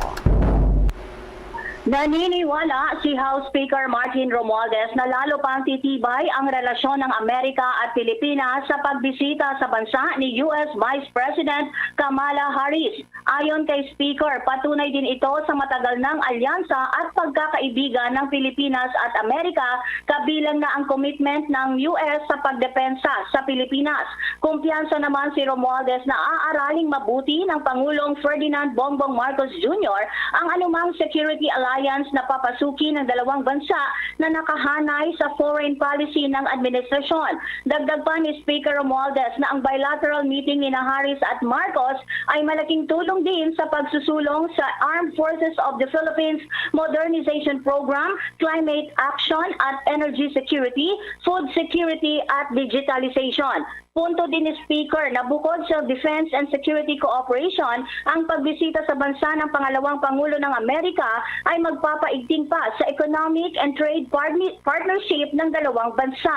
Samantala, suportado naman ni 2nd District Cagayan de Oro City Representative Rufus Rodriguez ang planong pagtatayo ng karagdagang 5 pang Joint Military Use Facilities sa ilalim ng Enhanced Defense Cooperation Agreement o EDCA. Binigyang diin ni Rodriguez na mahalaga ang EDCA upang mabigyang proteksyon ng bansa ang 200 Exclusive Economic Zone o EEZ sa pinagtatalunang teritoryo sa West Philippine Sea. Ginawa ni Rodriguez ang pahayag sa gitna na rin ng sinabi ng Department of National Defense na nais nitong pabilisin ang $66.5 million na mga proyekto sa ilalim ng nasabing kasunduan. Nabatid na naghahanap na ang Estados Unidos ng 5 pang sites para pagtayuan ng 5 karagdagang military facilities sa Pilipinas alinsunod sa itinatadhana sa Enhanced Defense Cooperation Agreement. Una rito, sinabi ni AFP Chief of Staff Lieutenant General Bartolome Bacaro, 2 sa mga karagdagang facilities ay itatayo sa Cagayan at tig-isa naman sa Isabela, Zambales at Palawan. Samantala, ang konstruksyon ng mga EDCA facilities ay inaasahang magsisimula sa taong 2023. Sa kasalukuyan ay may 5 dating naaprubahang sites sa ilalim ng Enhanced Defense Cooperation Agreement na kasalukuyang isinasagawa ang konstruksyon na kinabibilangan ng Antonio Bautista Air Base sa Palawan. Malapit ito sa Kalayaan Group of Islands, Basa Air Base sa Pampanga, Fort Magsaysay sa Nueva Ecija, Mactan Benito Ebuen sa Cebu Air Base at Lumia Air Base sa Cagayan de Oro City. Sinabi din ni Rodriguez na ang pagbisita ni Harris sa bansa isang malakas na mensahe din sa China na sinusuportahan nito ang Pilipinas sa territorial dispute sa West Philippine Sea. Ayon sa mambabatas, malaking tulong sa Pilipinas ang suporta ng Amerika sa ating sovereign rights sa West Philippine Sea sa ilalim ng United Nations Convention on the Law of the Sea. Ito ay bilang pagtalima din sa International Arbitral Award noong July 2016. Sabi pa ni Rodriguez, consistent din ito sa posisyon ni Pangulong Marcos Jr. na isulong ang Code of Conduct sa West Philippine Sea. Si Harris ang pinakamataas na U.S. official na bumisita sa bansa. Ngayong araw nakatakda itong bumisita sa Palawan. Una nang inihayag na kaisa ng Pilipinas ang Amerika sa paninindigan nito mapanatili ang freedom of navigation sa bahagi ng West Philippine Sea. Tutulong din ang U.S. sa kalinsalakayin ang Armed Forces of the Philippines, maging ang mga barko at aircraft sa bahagi ng disputed islands. Pakinggan natin ang naging pahayag ni U.S. Vice President Kamala Harris. The basis of our relationship is multifaceted. Our relationship is based on mutual commitment to the economic prosperity of the region and our respective nations. And during the conversation that we have today, we will talk more about what that means in terms of the opportunities that are presented through our mutual concern about the climate crisis and what we might do in terms of investments in renewable energy and thinking about clean power and the industries that will come about because of that commitment and what that will mean in terms of economic prosperity through the creation of jobs, the creation of industries, and the bilateral relationship we have to coordinate in that regard. Ang pahayag ni U.S. Vice President Kamala Harris nang magpulong ito kay Pangulong Bongbong Marcos sa Malacanang. Bombo Anali Montaño Soberano nag-uulat para sa Pambansang Radyo ng Pilipinas, Basta Radio. Bombo! Samantala, sa dagdag pang mga balita sa oras na ito, ilang grupo at hanay ng media naghihintay pa rin ng pangmatagalang solusyon sa mga kaso ng media killings. Kasabay ito ng 13 taong anibersaryo ng Maguindanao Massacre. May detalye si Bombo Marlene Padiernos. Mga kabombo at ka-Star Nation, matagal na panahon na ang nagdaan, ngunit hanggang ngayon ay hindi pa rin nakakalimutan ng ilan sa ating mga kababayan, partikular na itong ang hanay ng ilang hanay ng media at gayon din ng ilang grupo sa ating bansa, maging yung mismong mga kaanak ng biktima ng malagim na Maguindanao Massacre. Ito nga ay kahit na nasa 13 taon na ang nakakalipas mula nang mangyari ang nasabing insidente noong November 23, 2009. Paliwanag ng National Chairperson ng National Union of Journalists of the Philippines, si Jonathan De Santos, patuloy ang kanilang panawagan para sa hustisya dahil tila partial justice lamang anya ang kanilang nakukuha para sa kanilang mga kasamahan sa industriya ng pamamahayag. Hanggang sa ngayon kasi ay gumugulong pa rin ang kaso ukol dito kung saan 44 sa 48 mga akusado na ang naikulong na kinaukulan na kapwa may kaugnayan sa Ampatuan Clan. At kung saan ang ilan pa ang anya sa mga naturang akusado o naturang mga convicted ay naghahain pa ng pag-apela sa korte. Samantala ang nasabing usapin, Bombo Dennis Bombo Jane, ay may kaugnayan pa rin sa talamak ngayon ng media killings sa ating sa iba't ibang panig ng ating bansa. Yan nga yung bagay na kasalukuyan pa rin tinatalakay ng ilang grupo, ilang hanay ng mamahayag dito sa Pilipinas. Kasama na rin dyan ang Philippine National Police. Kung maalala, kamakailan lang ay nagkaroon ng pagpupulong itong Department of Interior and Local Government at ganyan din ang kapisanan ng mga broadcaster ng Pilipinas, maging ang iba pang mga masamahan ng mga mamahayag sa ating bansa upang pag-usapan kung paano nga ba may iwasan matutugunan ang ganitong klaseng mga insidente ng pagpatay sa ilan sa ating mga kasamahan sa pamamahayag. Narito pa ang bahagi ng pahayag ni KBP President o kapisanan ng mga broadcaster sa Pilipinas at Pangulo na si Ginoong Herman Basbanio. Well, importante na pagsimpulan na mag-usap para ma-attain yung objective ay ma-improve yung mekanismo, no? Kung paano ma-proteksyonan yung mga miyembro ng media in the light ng may mga nangyari lately, no? So, importante na simulan lang. And yun na, isang hiningi natin na hindi lang dito sa may lugar sa Metro Manila ang turang pagpupulong, kundi pati na rin sa regions at sa mga probinsya, no? Para maproteksyonan yung buhay ng membro ng media, no? Napag-usapan din doon yung ibang mga suggestion tungkol sa pag-resolver ng mga kaso ng mga nabiktima na ng media, no? Na media, yung naharas na, at saka yung mga kaso na may mga namatay. Ano na ba yung mga nangyari sa mga suspitsado? Ano na ba yung mga nangyari sa mga responsable, sa mga mastermind? Yun ang mga pinag-usapan at tinanong kanina ng ilang miyembro ng media. At may report naman doon yung police, and then ang sabi ni Secretary Abalos, he directed the PNP to give additional details on those cases na hindi natin alam kung talaga kung anong napatunguhan ng mga previous cases. Yan ang atinig ng National President ng Kapisanan ng mga broadcaster sa Pilipinas na si Ginoong Herman Basbanio. Kung maalala, una pa rito ay nangako na rin ang Department of Interior and Local Government at gayon din ang Philippine National Police na magbibigay sila ng tiyak na seguridad para sa mga mamahayag dito sa ating bansa upang dahil alam naman natin na lahat na itong trabaho ng mga mamahayag sa Pilipinas ay may katumbas din na panganib. Yan nga yung iniiwasan ng mga kinaupulan kung kaya't nagbigay sila ng seguridad para sa mga mamamahayag sa Pilipinas. Bombo Dennis, Bombo Jane.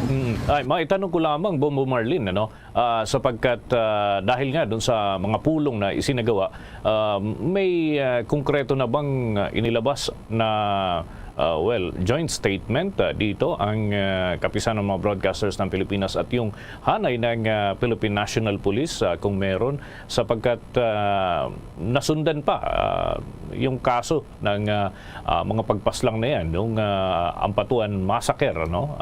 May mga kaso pa na sumunod at pinakauli nga na isa sa malaki na itinuturing yung pagpaslang dito kay Percy Lapid o Percival Mabasa, Bombo Marlene. Meron bang bagong guidelines or direktiba ang hanay ng PNP regarding dito?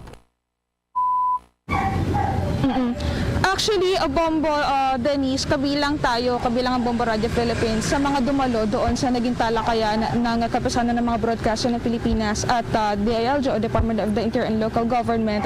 Kasama pang mga grupo ng mga mamahayag sa bansa hinggil doon nga sa pagtugon sa mga solusyon. So, doon sa naging meeting na isinagawa noong kamakailan lang ay nagsisimula pa lang sila mag-draft ng mga pwedeng gawin, pwedeng maging solusyon upang maiwasan yung ganitong klase ng mga insidente. Pero alam mo, kung tatanungin si Interior Secretary Benhora Abalos, sa ngayon ayaw niya muna na isiwalat, isapubliko yung kanilang mga plano para sa mga mamahayag sa Pilipinas upang for security purposes na rin, Bombo Denise. At sa ngayon, wala pa namang inilalabas na joint statement itong kapisanan ng mga broadcast ng Pilipinas at gayon din ng Department of the Interior and Local Government at naging ang Philippine National Police. Basta ang pinipiyak nila, Bombo Denise, ay sisiguraduhin nila na tiyak yung kaligtasan at seguridad at handa silang tumulong, rumisponde sa mga miyembro ng media, miyembro ng mga mamahayag sa bansa kung sakaling ito ay nakakaranas ng banta para sa kanilang mga buhay, Bombo Denise. Siguro makuhanan din natin ng saloobin yung mga stakeholders. Pag sinabing stakeholders, kasama yung kumbaga nasa behind the scene na mga nagtatrabaho din sa industriya ng pamamahayag, kung kontento ba sila dito sa mga itinatakbo ng kahalintulad ng mga kaso, lalo't yung Ampatuan Massacre, medyo natatagalan ito bago tuloy ang matuldukan. Sabi nga niyan, may hatol na, pero syempre hindi pa naman lahat na kaladkad sa hustisya yung mga nasa likod ng naturang pangyayari. With that, maraming salamat, Bombo Marlene. Mag-ingat kayo dyan. Mula sa Bombo Network News, ako po si Bombo Marlene Padiernos, nag-uulat para sa Pambansang Radyo ng Pilipinas, Basta Radio, Bombo! Samantala mga kabombo, mga ka-Star Nation, mamaya antabay pa tayo sa iba pang mga balita natin. Hinggil pa rin sa mga aktibidad. Ito ho yung tungkol doon sa lakad. Itong si Vice President Kamala Harris ng Estados Unidos sapagkat nananatili pa rin ho ito sa bansa. Kuha pa tayo ng mga update. Bombo Jane? Sa dagdag pang mga balita, naniniwala ang kauna-unahang babaeng Vice Presidente ng Amerika na si Kamala Harris na ang lipunan ay makikinabang kung ang kalagayang pang-ekonomiya ng mga kababaihan ay maiangat. Sa isinagawang town hall meeting tungkol sa women empowerment sa Pasay City kahapon, itinulak ni Harris ang equal opportunity para sa kababaihan sa usapin niya ng entrepreneurship sa pagbibigay o sa pamamagitan ng pagbibigay sa kanilang access sa kapital. Sinabi niya ng pagbibigay ng mga kababaihan ng access sa mga sistema ng pagbabangko at financial literacy bukod sa iba pang mga bagay ay talagang kritikal para sa kanila na magkaroon ng kanilang sariling mga pananaw at pangarap. Narito ating pakinggan si US Vice President Kamala Harris.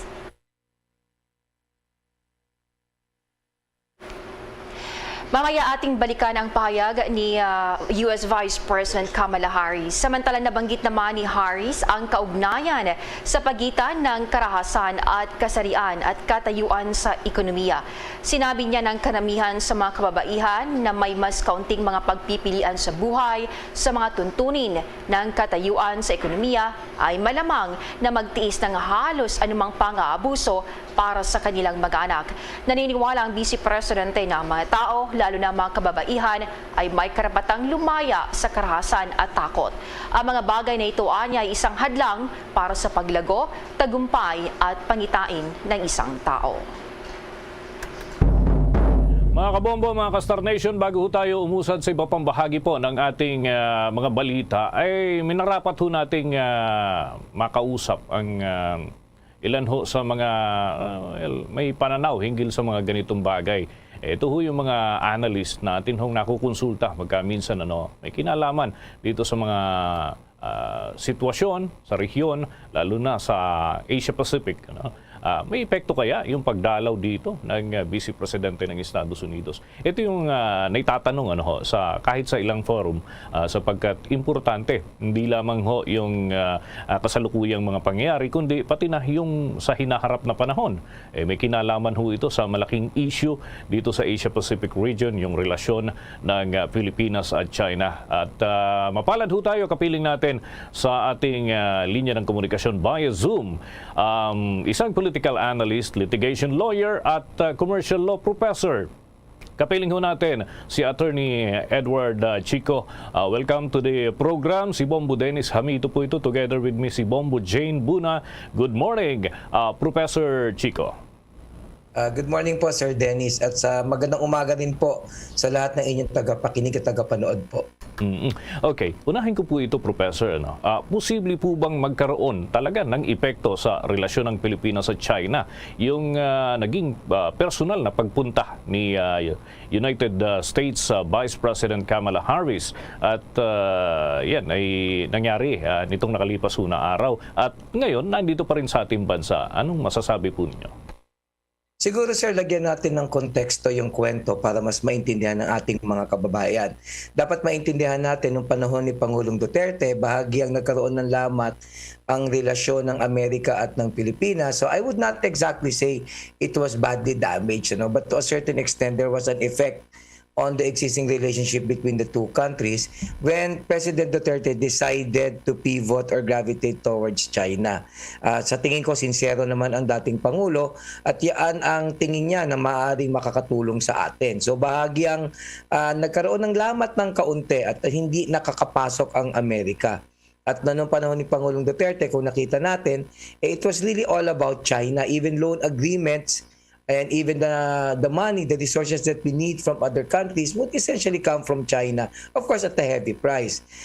In fact, noong mga huling panahon ng panahon ni Pangulong Duterte, na-realize niya na hindi tama yung desisyon na yan at medyo ika nga ay pumipihit siya pabalik. But when President Bongbong Marcos won the presidency, nag-adapt siya ng independent foreign policy. Nung sinabi ng DFA at nung sinabi ng Pangulo that the Philippines is friends to everyone but enemy to none, it's an indication na bukas tayo, which is actually a good thing. Mahirap kasi pagka pumili ka na ng pagkiling, hindi mo na binibigyan ng pagkakataon ng iba na lumapit sa'yo. So given these developments, the US obviously would want to rekindle the relationship it once had with the Philippines, at eto na nga yung epekto na ang polisiya ni BBM. Hindi naman basta pupunta dito si Vice President nang wala lang. As a general rule sa buhay, hindi naman totoong wala lang, palaging meron, magkakaiba lang ng degree. So malaki ang epekto para sa akin nung kanyang pagbisita. At pangalawa, eto kailangan maintindihan natin, yung pagbisita ng Amerika at yung pagpapalawig pa halimbawa ng Mutual Defense Treaty, yung pag-uusap patungkol dito, yung paglalagay pa ng mga EDCA facilities na nabuo ng 2014 to enhance our World Mutual Defense Treaty with the US, indikasyon ito na medyo nagpapanik ng konti ang Amerika. Merong threat kasi sa China alam naman natin ascendant ang China at some point in time, both economically, politically, and militarily, maaring sila ang mag-number one. Something of course that doesn't sit well with the US, kaya may mga posturing ang Amerika ngayon, bilang pagpapakita na, teka, wala pang changing of the guards, kami pa rin. Okay. With your indulgence, Professor, may katanungan din ang aking katandem dito, si Bombo Jane Buna. Bombo Jane? Professor, anong positibong bunga po ang nakikita ninyo sa pagdalaw ni US Vice President Kamala Harris dito sa Pilipinas?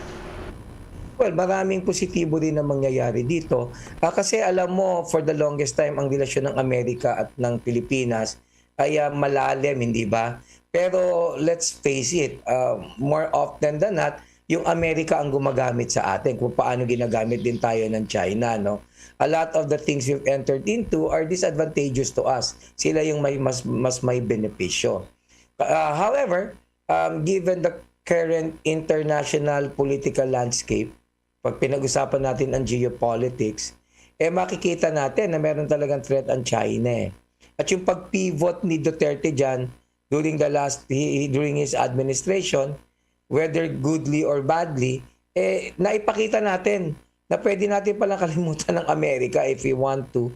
So dito sa pagdalaw niya, this time around, mas makakapag-push tayo ng mga measures that are more beneficial to us kasi mas willing na silang mag-cave in because they've realized that we're not as dependent on them as we used to be. Nung araw kasi kung ano sinabi ng Amerika, sinusunod lang natin. And in fact, hindi ba, based on history, even yung mga political affairs natin, meron silang kamay. Kung sino ang mananalong pangulo, kung sino ang i-endorso, and a lot of those things, lalo na nung may base militar pa dito. So we had a lot of disadvantageous dealings with them. Pero this time around, dahil alam nila yung sitwasyon, sa tingin ko mas may karapatan tayo na kahit papano i-level yung playing field. Kaya malaki ang epekto ng pagdalaw dito ni Kamala Harris. Ngayon, sa usapin naman ng international relations, this is not necessarily antagonistic against China. Pero this time around, mari-realize ng China na teka, we just couldn't have our way. Noong kasing nakarang administrasyon, when there was a very rich relationship with them, kung anong gusto nilang igawa sa atin, wala tayong magawa. Biro mo, nanalo tayo sa arbitral ruling, and yet, their continued presence in the West Philippine Seas would always pose a threat. Gusto nilang magtayo ng istruktura, wala tayong magawa. Gusto nilang mag-flex ng kanilang military muscle, wala tayong magawa. Even yung mga loan agreements entered into with them, sobrang unconscionable, unreasonable ng rates and interest, tayo yung lugi. So I really love the idea of an independent foreign policy. But it remains to be seen whether or not BBM will be able to put his money where his mouth is. But this is a crucial start. Kung baga manligaw kayo, hindi kayo pwedeng basta manggugulo dito, which I think is a very, very good thing for us. Okay. Professor, maliban naman sa mga inihahaing note verbal sa China, may iba po pang magagawa ang Pilipinas para igiit ang napanalunan nating argumento sa Permanent Court of Arbitration sa The Hague? Alam mo, gusto ko lang ikwento yung karanasan natin nung nanalo tayo dyan. Ano? I remember I had the chance to talk to some people from our ASEAN neighbors. And a lot of them are actually disappointed. Kasi nung nanalo yung arbitral ruling, they were all very happy about it.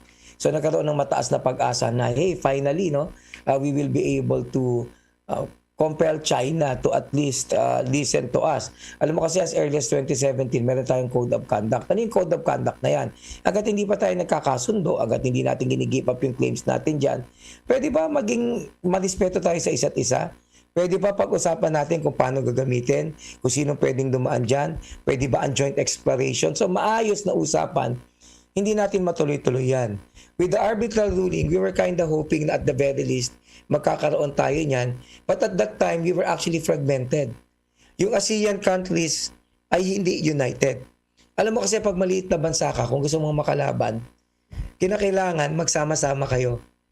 Kailangan mag-form kayo ng tinatawag na regional bloc. So ASEAN is a regional bloc. But we were fragmented at that time. But this time around, ang nakikita kong rhythm, medyo parang mas united tayo. Because during the last APEC, there was a consensus. Naniniwala tayo sa One China policy, but we're hoping China would be able to resolve the problem in Taiwan or with Taiwan diplomatically, not resorting to violence. And to me, that is indicative of the things that may come. This time around, mukhang sa tingin ko, willing naman makipag-cooperate sa ASEAN.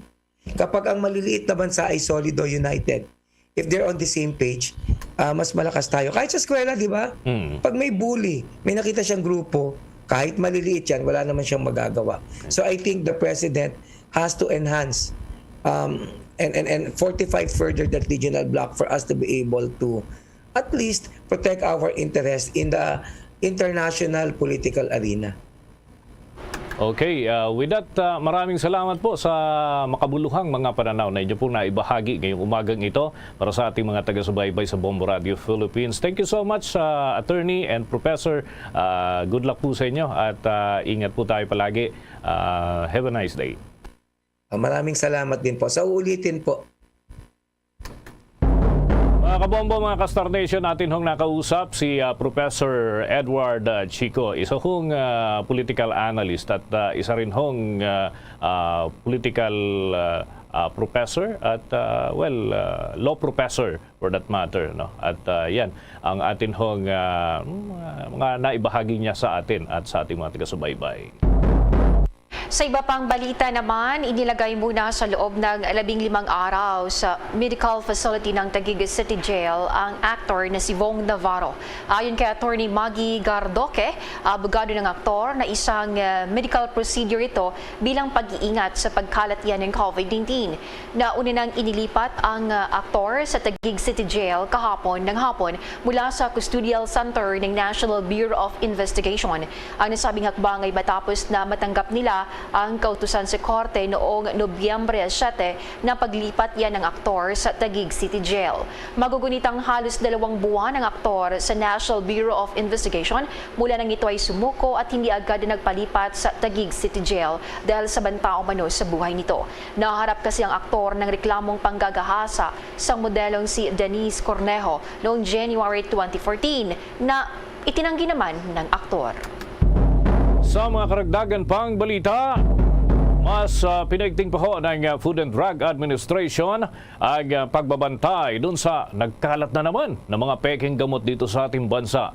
Ayon kay Attorney Angeline May Togade, Legal Services Support Center ng Food and Drug Administration, nagpapatuloy ang kanilang ugnayan sa mga iba't ibang ahensya, kagaya na lamang ng National Bureau of Investigation at Philippine National Police para masawata ang nasabing laganap na counterfeit drugs. Isa rin ang pagpapaalala ng Food and Drug Administration ay ang hindi otorisado na pagsalin ng mga gamot doon sa mga lalagyan na may tuturing umanong counterfeit. At kaugnay niyan, narito ang naging pangapahayag ni Attorney Angeline May Togade ng Food and Drug Administration. And we know what counterfeit medicines or drugs are, okay? It has the correct ingredients, but not in the wrong amount, with wrong ingredients, without active ingredients, with insufficient quantity, etc. And it reduces the drug safety, efficacy, quality, strength, or purity. So what if that happens to us? Okay, if the drug, okay, is reduced in efficacy, what happens now? Do we only act if it is already closer to home, so to speak? Okay. So it's mislabeled as a source. Ano pa, yung mga violations, unauthorized use of the trademark or similar indication of goodwill. Unauthorized refilling, uso to, no? Yung kuha ka ng bulto, tapos i-transfer mo sa mas maliliit na mga bote, then you pass it on as the original. Pero that is also considered as counterfeit. In the meantime, while we are waiting for the changes in the legal framework, what do? Maging mapanuri, magkaisa, labanan ang pekeng medisina. Bahagi po yan ang pahayag ni Attorney Angeline May Togade at importante ho ito para dun sa mga bumibili ng gamot, lalo na dun sa mga hindi naman lehitimo na tindahan ng gamot, yung mga pharmacy at yan ang pangunahing concern na dapat hong bantayan. Nagpahayag naman ng pagkabahala ang World Health Organization dahil yan sa dumaraming mga bilang ng mga mamamayan ng Ukraine ang walang access sa mga gamot. Ayon pa kay Dr. Jarno Habich, ang World Health Organization representative sa Ukraine, na isa sa 5 katao ang nahihirapang makakuha ng access ng medisina. Ang patuloy na pag-atake ng Russia sa Ukraine ay siyang nagiging dahilan ng pagkasira ng mga iba't ibang health facilities. Nasa mahigit 700 healthcare facilities sa Ukraine ang nasira dahil din sa pag-atake ng Russia mula pa noong buwan ng Pebrero. Abangan ho mamaya mga kabombo, mga ka-Star Nation, ang ating mga update dyan sa nagpapatuloy na FIFA World Cup at ganun din ang iba pang mga balita dito sa ating bansa mamaya sa ating pagpapatuloy. Mga kabombo at ka-Star Nation, be a part of the world's biggest sporting event, ang pinakasikat na football tournament, the FIFA World Cup 2022. Gaganapin sa bansang Qatar mula November 20 hanggang December 18 ngayong taon. Anong bansa kaya ang magiging champion mula sa 32 football powerhouse teams? Ang mga live updates mula Qatar ay makikita at maririnig sa lahat ng Bombo Radio at Star FM stations at sa aming digital platforms with our Bombo International correspondents. The FIFA World Cup 2022 mula sa inyong pambansang radyo at most trusted radio network in the country. Bombo Radio Philippines. Basta Radio Bombo! At kagaya nga mga kabombo, mga ka-Star Nation, ang ating pinaparinig po sa inyo, yung mga malalaking kaganapan doon po sa nagpapatuloy na FIFA World Cup.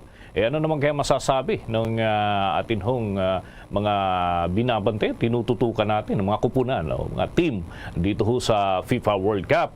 Nasa linya ng ating komunikasyon si Bombo International News Correspondent Ramil Isogon. Ito ay update tungkol naman doon sa reaksyon doon sa laban ng United States at ng Wales.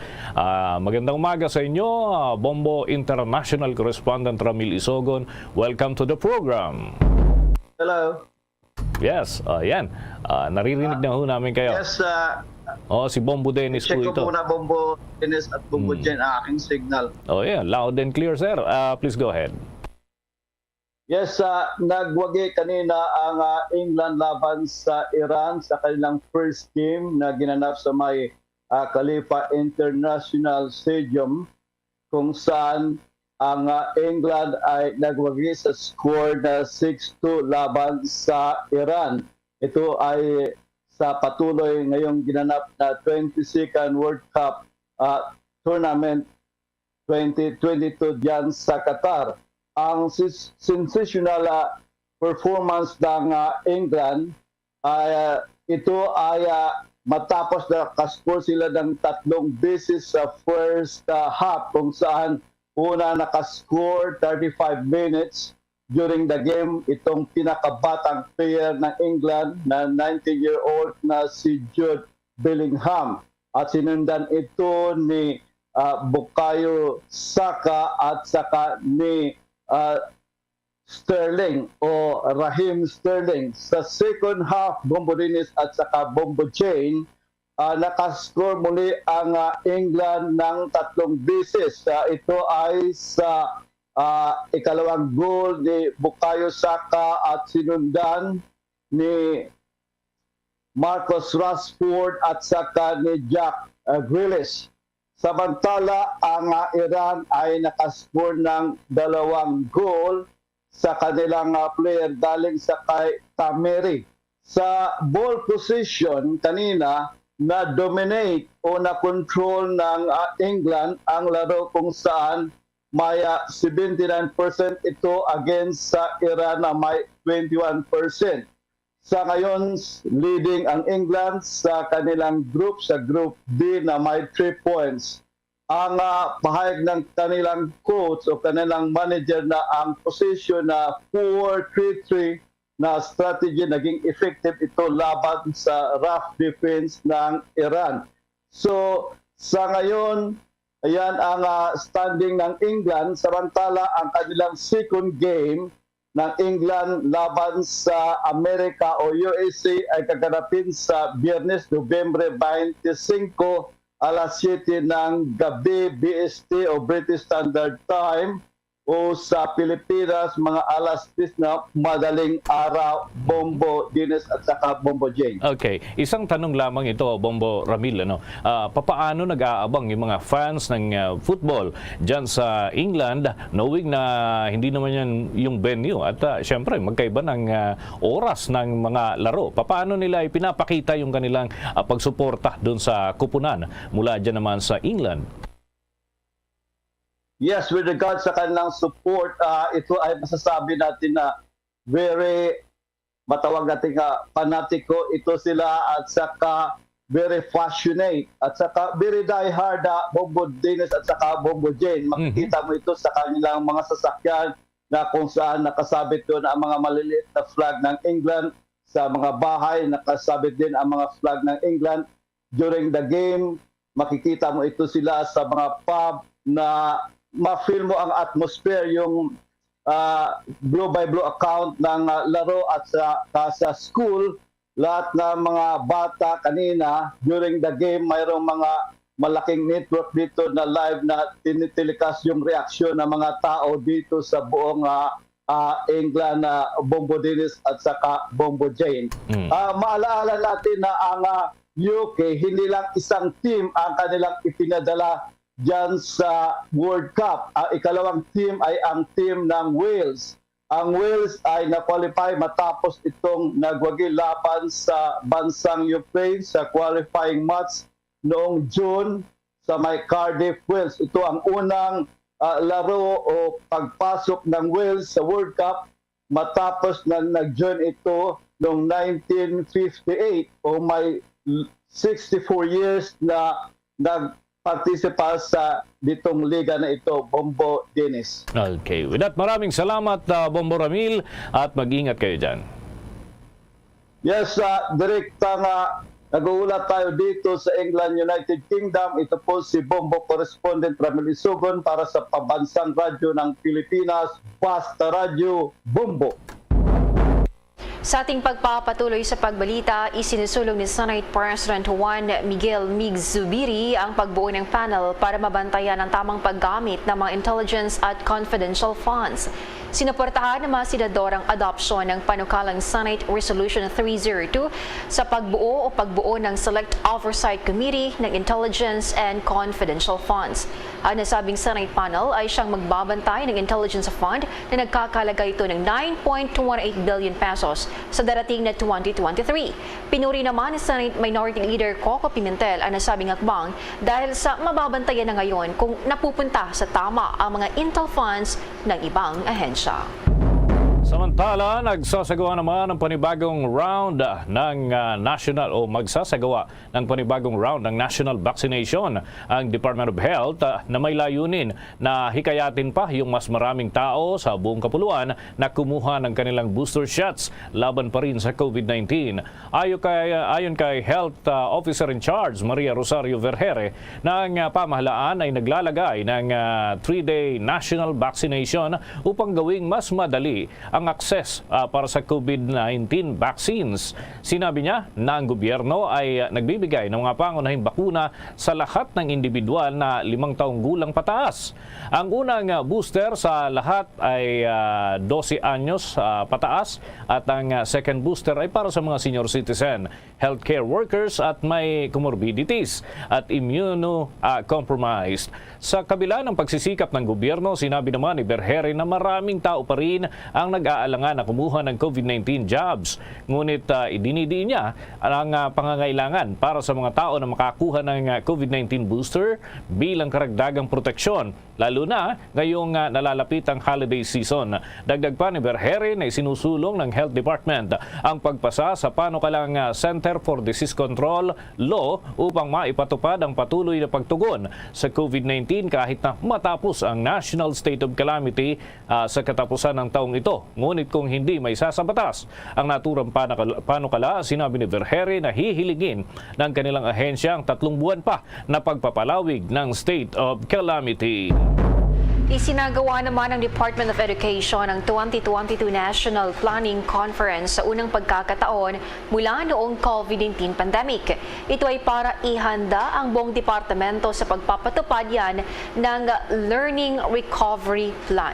Sa temang Learning Recovery, Resiliency and Unity, ang 2022 National Planning Conference ay naglalayong ipaalam sa mga field office ang pagpapatupad ng Basic Education Development Plan 2030 upang makamit ang mga pangako at layunin nito.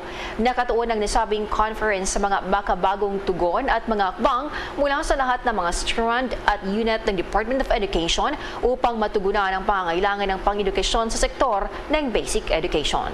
Ang partisipasyon ng lahat ng miyembro ng Executive Committee ay nagbigay din ng mga update sa patakaran at pagpapatakbo bilang pagkahanda para sa pagpapatupad ng mga plano para yan sa fiscal year 2023. Sa mensahe naman ni Vice President at Education Chief Sara Duterte, hinikayat niya ang bawat isa na suportahan ang layunin ng kasalukuyang administrasyon na mapabuti ang kalidad ng edukasyon ng bansa sa pamamagitan niyan ng evidence in planning, research programming at policy development.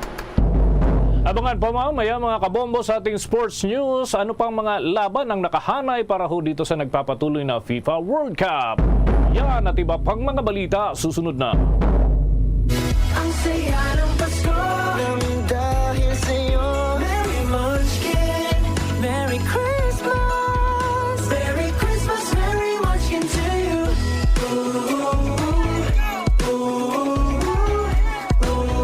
Merry Christmas, Merry Munchkin to you. Happy Holidays from Dunkin', pasalubong ng bayan. At ngayon, sa pagpapatuloy ng iba pang pangunahing mga balita.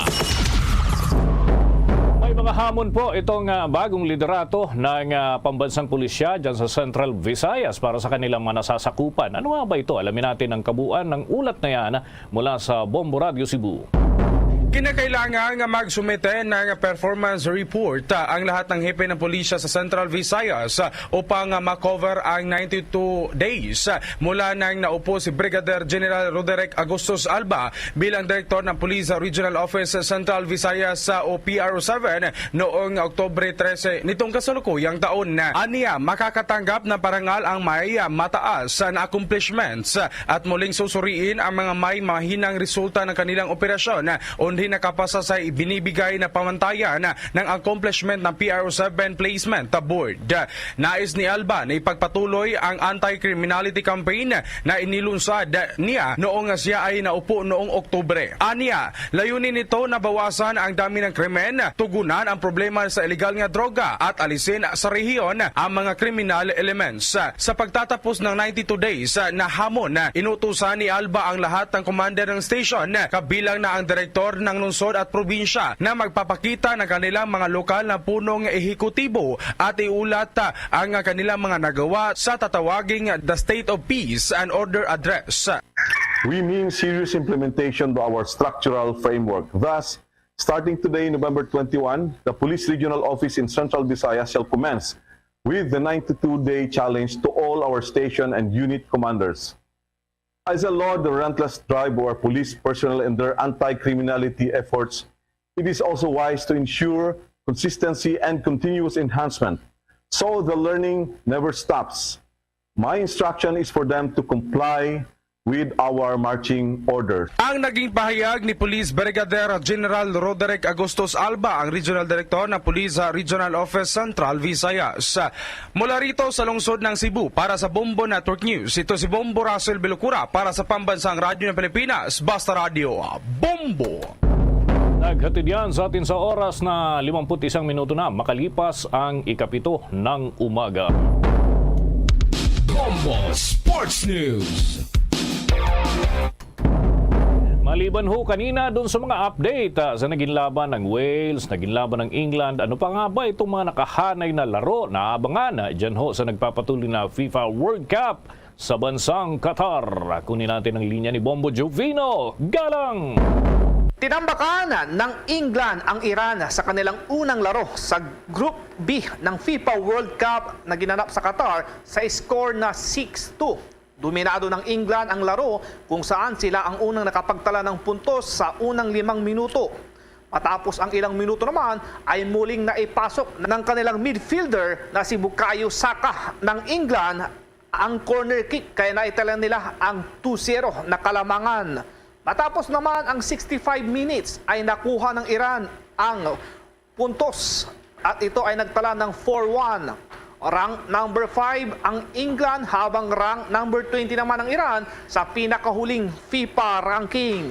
Matapos ang ika-6 na goal ng England ay nabigyan ng pagkakataon ang Iran ng penalty kick nang lumabas sa video assistant referee o VAR na hinila ng England attacker ang Iranian defender.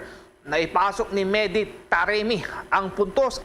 Nagtala ng record ang England sa pamamagitan ni Bukayo Saka na sa edad na 21 at 77 na araw ay naging pinakabatang manlalaro na nakapagtala ng mahigit sa 1 puntos sa isang World Cup game. Habang si Jude Bellingham ng England din na sa edad na 19 anyos at 145 days ay naging pangalawang pinakabatang manlalaro na goal scorer sa kasaysayan ng World Cup na sumunod kay Michael Owen noong 1998 na sa edad 18 anyos pa lamang. Sa pangalawang laro ay tinalo ng The Netherlands ang Senegal 2-0 para sa Group A. Sa first half ng laro ay nagtapos sa 0-0 dahil sa mahigpit na depensa ng bawat koponan. Nasa pang-8 ng FIFA World Ranking ang The Netherlands habang nasa pang-18 naman ang ranking ng Senegal. Unang nakapagtala ng goal ang The Netherlands si Cody Gakpo sa loob ng 84 minutes ng laro. Naipasok naman ni Davy Klaassen ang ikalawang goal sa loob ng extended 99 minutes. Sa huling laro, ngayong araw, nagtapos sa tabla. 1-1 ang laban ng US at Wales sa first game nila sa Group B. Hawak ng US ang kalamangan 1-0 sa unang bahagi ng laro nang maipasok ng 22 years old na si Timothy Wee ang goal sa 36 minute. At naghiyawan ang mga fans na nanonood sa Al Raya Stadium. Labis na nadismaya ang US nang maipasok pa ni Gareth Bale ang late penalty sa Wales. Nasa rank number 16 ang US habang rank number 19 naman ang Wales. Yan ang ating pinakahuling update sa FIFA World Cup sa Qatar. Ako si Bombo Jovino Galang, Basta Radio, Bombo! Samantala, mga kabombo, mga ka-Star Nation, kung tumatak yung youngest Pinoy chess champion, ano kaya yung kapalarang naghihintay pa para sa kanya? Nakaugnayan ho yan ng Star FM Bacolod. Kandidato na upang maging chess master ang 7 taong gulang na si Vince Rafael Operiano matapos matagumpay na pagbulsa nitong medalya sa 2022 Eastern Asia Youth Chess Championship na ginanap sa Bangkok, Thailand. Nagwagi ang Pilipinas sa torneo para sa mga manlalaro ng chess na 18 taong gulang pababa ng 22 gintong medalya sa Blitz, Rapid at Standard events. Nagkaroon din ng pagkakataon si Vince na makausap si World Chess Hall of Famer Eugene Torre na nagbigay ng tips sa batang manlalaro. Sa panayam ng Star FM Bacolod sa ama ni Vince na si Ben Operiano, sinabi niya nagsimulang maglaro si Vince noong 5 taong gulang pa lamang at idolo niya si Bobby Fischer. Na-discover ko siya, sir, na at the age of 5 years old, habang sobra yung ulan, bumili po ako ng chess mat na maliit lang na mga words siguro, mga 75 pesos po. Ganon. Tapos ilinatag ko po dito sa loob ng bahay. Tapos conscious naman sila kung anong klaseng laro daw yun. Doon na po nagsimula yung hilig nila sa chess. Dahan-dahan ko na po silang tinuruan. Hanggang basic lang, sir, yung turo ko kasi yung mga pagdating ko sa PowerBook na kay coach trainer Archie na po yun. Sa kabila ng trabaho bilang security guard, ay siya ang nagtuturo sa anak kung paano maglaro ng chess. Inilarawan din ng coach ni Vince na si Archie Haig ang kanyang estudyante bilang isang matyaga at masipag na manlalaro. At yan ang balita mula dito sa 95.9 Star FM Bacolod para sa Bombo Network News. Star DJ Asher, nag-uulat para sa Pambansang Radyo ng Pilipinas. Basta Radyo, Bombo! Bombo Entertainment News. Award-winning Filipino-American cinematographer ipinamalas ang talento sa bagong US documentary. May chika ang Star FM Baguio.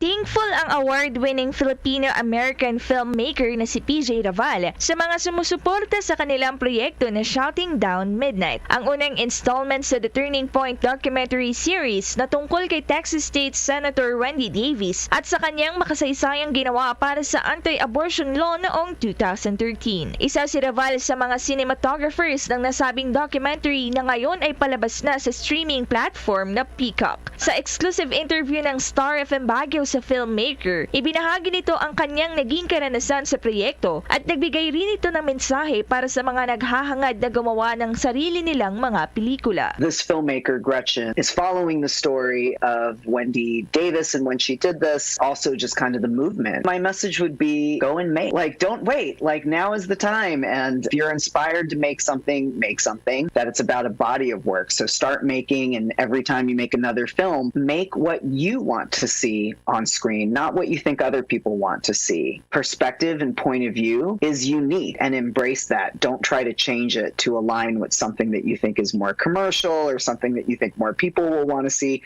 Be authentic. Bahagi ng exclusive interview ng Star FM Baguio sa Filipino-American filmmaker na si PJ Raval. Nakilala ang Filipino-American cinematographer sa mga award-winning films tulad ng Before You Know It, Slacker at Call Her Ganda. Iyan ang report mula sa Star FM Baguio para sa Bombo Network News. Star DJ Lia nag-uulat para sa Pambansang Radyo ng Pilipinas, Basta Radyo. Bombo! Bombo Foreign Exchange Update. Sa mga nag-aabang sa palitan ng piso kontra sa foreign currencies na ito lang, 57 pesos 36 centavos para sa isang US dollar, ang Hong Kong dollar 7 pesos 33 centavos, ang Singaporean dollar 41 pesos 69 centavos, Saudi Arabian rial 15 pesos 26 centavos at ang euro ay 59 pesos 18 centavos batay sa data ng Bangko Sentral ng Pilipinas at Bankers Association of the Philippines. The Bombo Foreign Exchange Rate Update is brought to you by Queen City Development Bank. Samahan niyo po kaming manalangin, narito ang Horacio Impirata. Merciful and compassionate Father, we confess our sins and we humbly come to you to find forgiveness and life. We come to you in our need to seek your protection against the COVID-19 virus that has disturbed and claimed many lives. We ask you now to look upon us with love and by your healing hand, dispel the fear of sickness and death, restore our hope, and strengthen our faith. We pray that you guide the people tasked to find cures for this disease and to stem its transmission. Bless the efforts to use the medicines developed to end the pandemic in our country.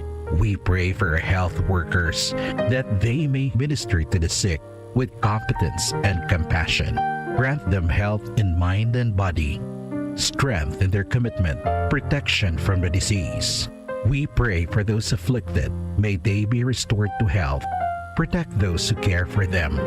Grant eternal rest to those who have died. Give us the grace in these trying times to work for the good of all and to help those in need. May our concern and compassion for each other see us through this crisis and lead us to conversion and holiness. Grant all these through our Lord Jesus Christ, your Son, who lives and reigns with you in the unity of the Holy Spirit, God, forever and ever. Amen. We fly to your protection, O Holy Mother of God. Do not despise our petition in our necessities, but deliver us always from all dangers. O glorious and blessed Virgin. Amen. Our Lady, health of the sick, pray for us. Saint Joseph, pray for us. Saint Raphael the Archangel, pray for us. San Roque, pray for us. San Lorenzo Ruiz, pray for us. San Pedro Calungsod, pray for us. There's Christmas in the air, you can feel it everywhere. Sa panahon ng Kapaskuhan, mga kabombo at Star Nation, maraming mga lokal na tradisyon ng parada at pag-awit ng carol ang nangyayari sa Switzerland. Sa reyon ng Bernese Oberland, may mga prosesyon na nagsisimula sa araw ng Pasko at nagtatapos yan sa bisperas ng Bagong Taon. Kilala sila bilang Trickli, bilang parada ng mga tao na nakasuot ng malaking trickler, kampana ng baka o may dalang drum at karaniwang nakasuot ng maskara. Yon ang tradisyon doon sa Switzerland. Mga kabombo at Star Nation, sa ating Christmas countdown na 33 days to go bago ang Pasko. At yan ang Bombo Network News mula sa Bombo News Center, Makati. Para sa Pambansang Radyo ng Pilipinas, Basta Radio, Bombo!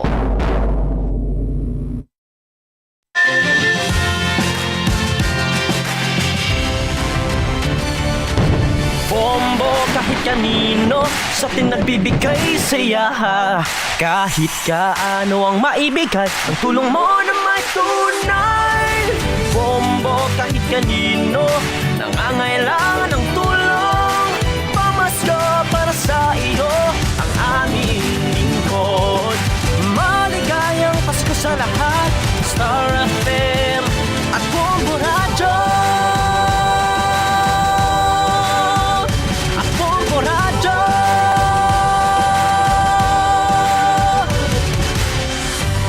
There's Christmas in the air, you can feel it everywhere. Trantaya tras sa Dias ang nabilin ada sa adlaw sang Pasko. 33 days to go before Christmas.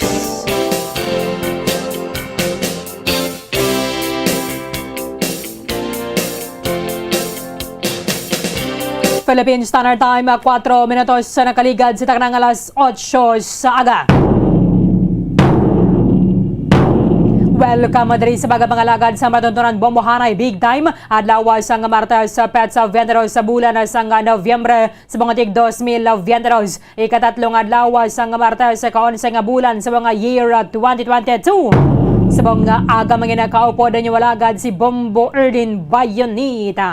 Pagdating kita asalasan Wava Media nga takna sa buong aga sa dalawang sa inyo sa dalag kong mga balita lokal, mga balita nasyonal. Mga balita sa luwasang pungso sa mga balita sa bataga sa ginampang kagabalita sa artista. Karon sa mga balita sa mga tubikong nga mangin sentro sa ngaton nga talakayan subong nga aga sa mga balita lokal. Transport grupo diri sa Maya Syudad sang Bacolod nagalao mga mas maklaro pa sang Land Transportation Office at the same time Land Transportation Franchising and Regulatory Board kung hasta sano ang ining plaso nga ginhatag sa ila para sa modernization program. Aya sa pahayag sa katon nga city official Banwa ginatagan sa dugang o kana gin-extend ang ining plaso nga ginhatag para sa mga traditional jeepney operators and drivers nga makapamiyembro sa kooperatiba o kon korporasyon kaga sila ang manage kung makapanagiyan na sini mga modernized jeepney. Isubong muna ni Tani ang deadline para sa moratorium agin nakasugtan na tinalikdan ng Nobyembre 8. Kaya ti duha to ka bulan ang ginhatag pero subong bisan na wala sang prangkisa ang ining mga traditional jeepney sila ang panugutan gyapon nga makabiyahe. Pero kung tugtabisan amo pa na ang pamanggot. Ginakopod dato na karon si sentrong kasamahan ng mga chopper at operators sa Negros President Mr. Albert Villanueva. Mayo-ayo gawaning balita para sa mga motorista subong nga aga naganabo sa 40 centimos ang presyo sa gasolina, naganabo naman sa 2.15 ang presyo sa diesel. So at least bisan na paano mayra sang buhin-buhin sa mga ginagastuhan sa mga nagamaneho sa pampubliko ang mga salakyan at the same time sa mga nagapanagiya sa pribado nga salakyan. Pero i-check na nato na karon na kung napila na giman ang presyoan na isang iban pang mga produkto diri sa ato nilabin na ang Bombay Banwa amo gining isa sa mga nagamahal halin sang nananikdan nga mga sinemana. Ang presyo sa Bombay nagligad nagadangat sa taga 300 pesos. Tipila na gidman na bala ang presyo sini. I-check na nato na dugay-dugay dra sa may Libertad si Bombo Carla May Defensor. Kaya dugay-dugayo inang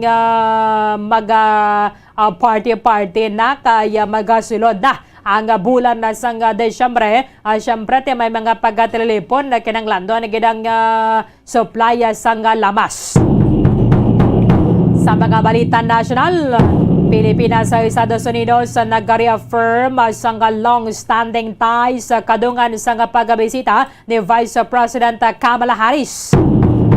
Vice Presidente sang Estados Unidos nagpandam nga armed attack sa Pilipinas sa ginagawan nga bebayon sa West Philippine Sea ang maga-trigger sang joint response na gikan sa Amerika.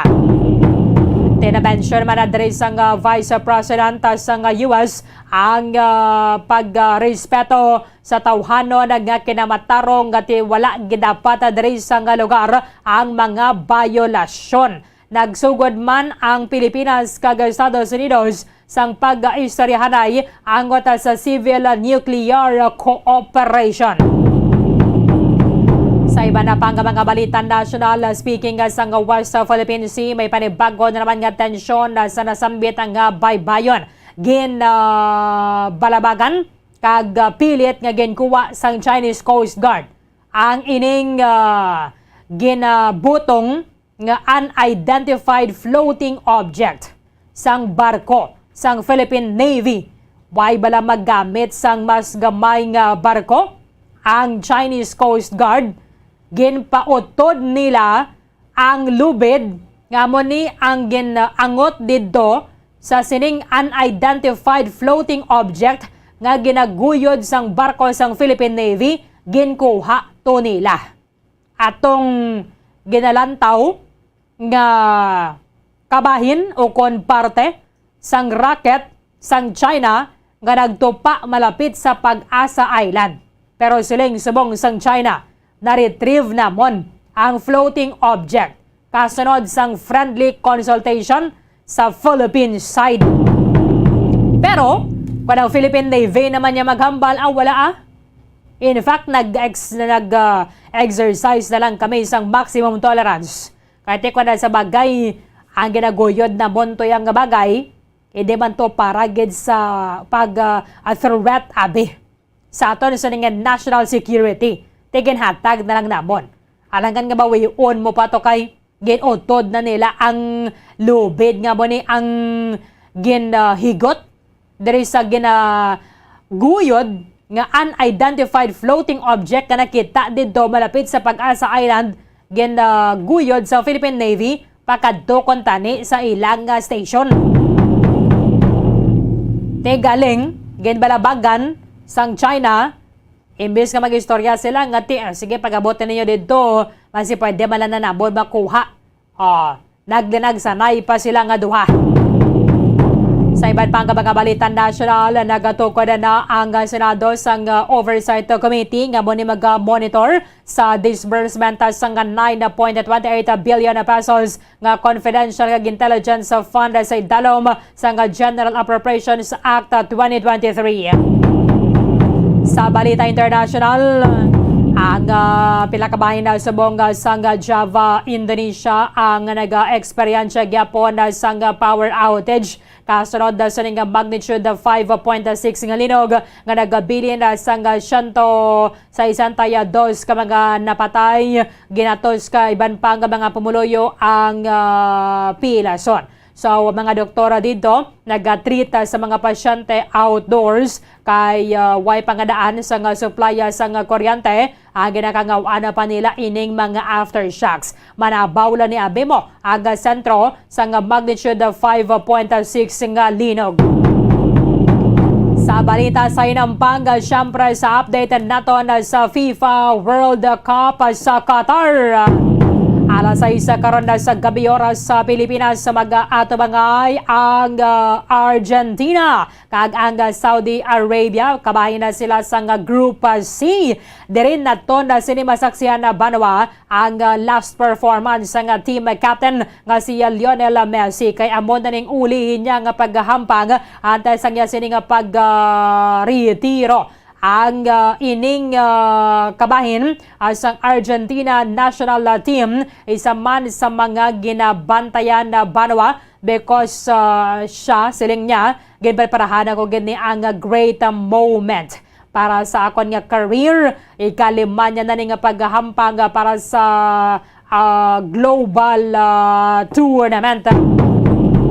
Upod ang Argentina or ang iban pang mga miyembro sa team sang Argentina. So, bantayan din nato na karon kay man ang Argentina is one of the most successful national football teams in the world. Sila ang nakadaog sang 2 ka beses sa World Cup. Although medyo madugay-dugay naman ang mga tinuwig na nakaligad, sila ang nag-champion sa World Cup sa 1978 kag 1986. Rin nato na karon masaksihan ng performance ng football legend ang giningadlan sa Forbes bilang highest paid athlete. At the same time, nalakip diri Banwa sa 6 ka mga billionaire athletes in the world. Sabi na karon kag labi na to sa nakalalahon man ang team sang Argentina sa to na sa ning pagkatutok with Bombo Zaldi Foro II. Sa giban pa nga mga impormasyon ka mga balita Banwa nga posible magluntad samtang nga nagapangalagad kita diri sa palatuntunan na Bombo Hanay Big Time. 14 minutos sa nakaligad sa taknang alas 8 sa aga Philippine Standard Time. At least nabisan na paano nagdubo ang presyo na naman sa produktong petrolyo subong nga aga. Kaya kada Martes ang aga, inba na rin mga oil companies sila sa 12.1 sang kagahon. Nagapatuman sang adjustment sa presyo. Iba naman tagala sa 6 aga, iba na alas 12 sa udo, iba na sa 4 sa hapon. So medyo makagulogin hawa gamay ang mga motorista. Kaya manti okay na lang na ya nga may tag sinentimos sang nga wala na gid. Ang Pilipinas sa Shell kagang Sea Oil nagbuhin sang 40 sentimos sa presyo sang gasolina, 2.15 ang ginubo sang presyo sang diesel, and then ang kerosene sa buong aga nagnubo sang 2 pesos kag 10 sentimos. Ang Petrogas, PTT Philippines and Clean Fuel ang mag-implementar man sa parehong changes sa presyo, magluwas lamang sa kerosene kay wala sila nagabaligya sa kerosene. So, iban na din nag-take effect alas 6 subong aga. Ang Clean Fuel naman alas 12, uno kay nasang kagahon amon na ni ang pagnubo sa presyo. Tiamo ni ang isa sa ginabantayan na because kanamo man sa mga factors ko na nga nga kada semana may rasa nga pagsaka o kana pagganabo sa presyo. Kung hindi paniguro matapos ng naway dito sa may Ukraine, apektado gyapon na kita sang pagsaka sang presyo ang Organization of Petroleum Exporting Countries o OPEC sang negligent nga mga sinemana sila ba nagdesisyon nga makata naman kuno sa ilayang output sa ilang production. So ngawa pala nga dansang balita, nag-apekto na sa may world trading. Kumagsaka ang presyo sa produktong petrolyo kitaminado, nga nagsaka man ang presyo sa mga nagapangunang mga balaklon kay sa transport cost pala nga dan sa mga kompanya, hindi siya ang nagasaka man. So bisan na paano, subong nagahilapit na ang bulan sa nga Disyembre, iba na sila nakabaton na sa mga kayuhan. Pero nagligad mo ganang isa sa maganda reklamo kay kung magpaksiw kita nga tagdamo gidya balang Bombay, no? Kung nagapaksiw kita nami gidya kung tagdamong Bombay. At the same time mag-adobo ka man na bala. So sa puwerte kahamot. Galing nagligad, nagdangat sa 300 pesos ang kada kilo sang Bombay.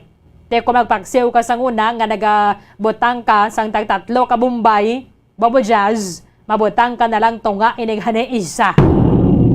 No? Galing ka na migidjaya kon bastante bala. Bastante sa panakot. Hindi ganay sa lamas. Kung magtayo yun i-check natin bukan ano mga rason na sina. It's maybe because nga hindi na season na sabong or kadugay na binag-harvest. Pero kung nasa bagay, pila man ganin kabulan ang shelf life sang Bombay, kaya mas dugay na siya ang kabuhi niya sang sa ahos. Ang ahos saya, pila mo kasi ni Mandang rabala naka-display kon sa ginabutanggan mo bala sang mga panakot. Pagkadugay-dugay, naghuyos na, no? Nagakupos na siya. I-check na ito na dira sa may Libertad Market na medyo naglubo ng sabong 20 pesos gid. 20 pesos gid ang ginubo na sang presyo sang Bombay from 200 pesos na sabong 280 na lang. Pero saka mataas man na yagyapon. Kaya nagligad 100 plus mo sabong halos double ang presyo sang Bombay. Diri sa aton, ibisan pagani dira sa Libertad, abon na ning presyo anay. Ano pagadayan pag-abot sa Burgos and Central Market? Bobo Carla may defensor sa report. Come in. Yes, Bombardian, live kita diri subong sa Libertad Public Market. Diri kita sa area sang bagsakan. Diri kita nagpadulong sa bagsakan na Bombardian para may baluan gid naton kung tagpilagid ang puno no sang Baklanay diri sang Bombay. So far makita ko diri gani subong aga diri sa Rayan Store diri sa Libertad Public Market abong Parlin dutay na lang ang ila sini nga stock abong Parlin no. Kalabanan ko diri makita is ahos. Pero may ara pa man diri sila display nga mga Bombay no. So baloon naton kung kamusta nga amo ni ang presyohanay sang Bombay. Bombo Arlene taga 280 diri subong no sa gipadulungan ko diri nga isa ka bagsakan diri sa Libertad Public Market. Sa subong ari Bombo Arlene ang tag-iya mismo sa bagsakan diri. Bombo Arlene nagdubo na bisan gamay lang. Bombo Arlene namo ni aton sini nga kano kay nagligad 300 no bisan gamay no 20 pesos ang ginubo. So kamusta on diri naton kung 280 o kung nagtaas pag sa 280 ila sini nga presyo sa Bombay diri Bombo Arlene. Sorry, hello ma'am, good morning. Good morning. Good morning ma'am, si Bombo Carlani. Live kita upod nato si Bombo Arlene. So nagay pangalan nato ma'am? Rayan. Si Ma'am Rayan. So ma'am, kadto kita sa Bombay di ba? Ma'am, tagpila ang kilo diri sa Bombay. For now, tag 280 ang kilo sa Bombay. Pero kung per bag ka, lahi po siya sa iban man siya sa wholesale. Oo. Sila ma'am ang bag? Ang so far ang per bag subong tag 24 ang bag. 10 kilos. So madagan siya 240 per kilo. Okay. So ma'am, before Ako na last week, nag-presyo magit 300 pesos. Why pa man naglabot 300. Wala pa kami. Oo. Sa inyo, yeah. Sa amon na wala pa. Amo ni pinakataas. Ako ay 80. Oo, 280, isang last year 250, nag-amat-amat taas, amo na siya nag 260, 270 until now 280. 280. Sa saan ulit siya man nagtaas? Isang subong lang gid na bulan. Oo. Pagtungtong November. Sa pagtungtong November, amat-amat pa lang siya. Tapos mga this week, amo na rin siya nag 280. Okay, before ma'am, until sa November, mga pila siya. Mga 150 pa lang to Oo. Because Kataas, sigali abang Borlin. nagapasaka pag subong. Oo, mataas pag hindi siya ma'am. Way ko idea kung way gid ya imported na magsulod amo na gataas ang local. Pero every year gid basta December or maano ka December gataas gid na siya. Sang last to gani mga month of January 2022 naglabot siya 300. Okay, so mabalik. Kasi hindi nga mabalik siya. Oo. Meaning? 22. Subong na year sang 22. Okay, Bombarlin. Meaning subong mo Carl, gapasaka pa siya, no? Why pa gali nagnubo. Correct. So sa subong galing ma'am, kapasaka pa siya, wala sa ganubo. Wala pa man siya gataas, steady lang gid siya. Hindi lang balaan kung ano gid ang dagat subong. Pero lang niya last Bombarlin.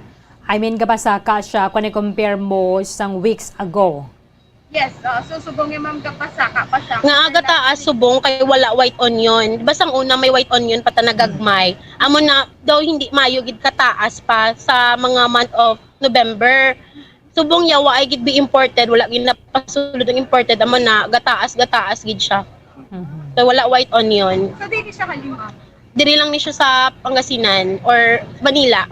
Kamusta ang delivery diri ma'am? So far okay man lang. Ara man. Oo, ara man. Wala man sila nagambal na kulang anay ang i-deliver. Waay man. Kaso lang ang presyo taas gid. Kung mabalo, kung taon ma'am, ang supply is okay gid. Okay man ang supply. Ara man gid may stock ka man makuhaan kung diin ka gakuha, may ara man gid. Amo lang na galing basta mga this month, mga bare months gataas gid siya. Kadalan taon mo dir ma'am, kay tungod nga wala white onions. Isa pod na siya, isa man na siya. Kay isang last daw okay pa kay may ano sila bala sa kung may white onion daw mas makakuan lang kay mas nubo jutay. Subong wala gid bay imported na ginapasulod. Wala gid siya, no? Wala gid saya. Bomo Carl. Ginabawal. Sang October tagpila ang Bombay. Sa October ma'am, pila ang Bombay? Mga barato pa to, no? 180. 180. 180. Over? 180. Mga 150. 180. 150, 160 ano. Okay, kaya 160 sa central mo. So meaning from October nagpasaka na lang gid siya asa subong. Oh, yes, sa Bombarlin sa from October until November, gasaka siya ang gasaka. So sa subong ang pinaka mahal gate is 280 diri sa Libertad. 80. Yes, sa Bombarlin diri sa may Libertad Public Market 280. Ti sa iba niya may possibility nga 300 na kay ting iban diri man nagakuha. Mayari ka mo diri nga diri gagakuha. So pila hatag si wholesale ma'am. Wholesale sa gakuha mo na ang iban makahatag gid sa retail price. Amo na nga dira sa central. Hatag man kami 270 kung mga wholesale bala kung damo ilakwaon. Overlin. Aba na nga sa Central Bomocarl 300 na yadera. Dira Yes. 280 mo. Okay. Ang ining 280 pesos uniform na siya, no? Ang presyo nila regardless ni isang size, no? Bomocarl. So ma'am, wala niya sa size, no? Basta per kilo is 280. Per kilo. Kay kuan taon na to na dreyo, ado pala reho ning ilang nga kadakuon. Oo, do pala reho na ni ang kadakon. Kung sa unahan Bombarlin, no, pero ang sa dalo, mayra man iban nga may hamay-hamay. So baki-baki ang sizes sa Bombay, pero konting bona is 280 gid ang per kilo Bombarlin. Oo. So depende na lang na yan sa nagabakal kung pilion niya lang yung puro do pala reho. Oo. kadakuon or magkuha ka man dayasang do gamay. Yes, so depende. Nagkapili man ma'am ang manubakal. Makapili man sila, pwede gagmay, pwede dagko. Gapili man sila. So pwede lang sila makapili gid Bombo Arlene. At Correct. supply dire sa Libertad Public Market is okay man Bombo Arlene, okay Oo. gid. Kag wala man ini sila ginakulang sa supply amula nagaling mahal. Kag isa ka rason diri is tungod nga wala sang white onions sa Bombo Arlene. Kahit ipiliwon mo malang daya mo dason ipakilo. Ay Yes. importante nga 280 siya. Yes. Ini Bobo Carl, bang Pangasinan lang ni Halin tanan nila nga supply? Ma'am, tanan yung nga supply, Pangasinan lang itanan. Hindi bisan diin man. Yung mga supplier man kami na ari di sa mga Sa nga lugar, ma'am. Dire. balaan ko lang Manila. Manila gid tapos gakwa kami. Is depende kung diin ang nubo. Oo. Bisan diin man lang kung makahatag nubo na presyo sa mga tao. Pangasinan niya subo. Manila. Manila na. Okay. So kada dito, san Bombo Arlene, kada sanong delivery kada semana? kada semana, ma'am, delivery. Oo. Depende kung dasig ang inyo ang bakal kapanay sa tao. Sa isa kasi semana, mga pila di ba? Kabag. Oo. Every other 3 days gakwa kami 200, 300 kabag amo na. Isa 150. Hindi may mabalaan, depende lang gid siya. So sa isa kasi semana, may 3 ka delivery. Oo. So kamustang baklanay subong? So kamusta, ma'am, ang bakladay? Kasi no baboy, presyo sa baboy ang delay. Oo. Oo. Kamusta, ma'am? Gabakal gid man ang tawo kay need gid na iya sa luto. Gabakal gid ya mas sino. Scan mahal, no? Miskan mahal. Isang kakumot na lang ang iban. Ang iban ka kum. Ay, may kakumot na lang kung taas sa presyo. Isang una may India pa, may Soton, mga imported na balahulan. Isubong wai gid sa pag-ano ni Marcos wala. May Soton, ano to man? Ano suton, ma'am? Soton, India, Lugar Ulan. na Hindi nahalin, ma'am, ang suton. sa sagwa, mga imported. Imported na. India man na. Subong may bawang gulo na magsulod, hindi lang po sure. Ano to, ma'am, liwat? Soton, India, Poland. Poland. Poland. Okay, 3 ka lugar. Sa Ako important. na sa imported. 3 ka klase. 3 ka klase na Sagwa. na. Okay, klase. Amo na siya nga nubo. 3 ka klase. Bombarlin. Amo na siya nga nubo to yan nagligad ang presyo. Oo. So pila Yes. ang pinakanubo ni nga presyo gani sang Bombay sadto? Ma'am, pila ang pinakanubong ang presyo sa Bombay sadto? Before, pila ang pinakanubong ang presyo? 90, Sa month 95. Last year, Bombarlin. Oo, I mean kung may arabla sang white onion, dason maiban pa yung mga imported, pila ang presyo sina? Ako yung arabala, sir, ang maya kumera pa white onion, then may imported. Nubo, Pila? 80. Mubo. Nasa 80, 85. Kung kisa pagid kung mangwa bala ang mga Mindoro, Oo. nubo na lang gid na 40, 75. 50. So subong sa Luzon lang gid ang Mga lang. supply. No, Mindoro. Bombarlin. Sa Luzon lang gid ang supply subong no. Ano gani Pangasinan? Oh, yes. Pangasinan kag Manila, ma'am, no? So, Luzon, tanan ninyo, sino nga ginakwaan? Wala diri sa local. Or may edit. Ang supplier namon, sila na yang kakuha. Sa Okay. Manila, kami na yang kakuha din Oo. sila. Bali, supplier na lang ginakwaan nyo diri Oo. sa local. Okay. Bombarlin, wala Oo. diri sa local. Bali, supplier na lang gidang ila, sino nga ginakwaan. Oo. Then, ang supplier nila, Luzon, nagakuha, Bombarlin. Subong nga biti wala kompetensya, wala si white onion, wala man tong iban Yes. nga mga imported. Abo yes, na nga that's sa right. kang presyo. So from regular niya to tani nga presyo nga to 80, subong 280. Tiba dyan mo na? 200. Katatlo magligid ang presyo. Yes, sa triple, Bombarlin, no, ang presyo sa Bombay. So, initi local, nami man siya kay ti local, Bombarlin, mahamot kung lutoon, o galing kay ti gold sa Bombarlin. ano na ni nang Dolyar. dolyar Euro. na niya bili ya Bombarlin. Sobra pa din sa euro ganing Oo. presyo niya. Pila, ma'am? Pila ang isa? 20 pesos? Pila? Dako, gid. Aribi, ma'am. Tistingan naton Bombarlin ang ini Sige, kung tag be. pila, no? Dako na ini siya. Ang pinakadako, sir. Oo. 280. Sa 280, tag pila. Kilohon. 17 Sige, Alden. pesos. 17 ang 17 isa. pesos ang isa kadako. Bombo Arlene. Sige, picture ka na ganik karon mo, Carl, sang Bombay bla. Yes, Tag try na to. 17. I-kuha na to. Nang picturean mong kiluhan nga niyo. Yes.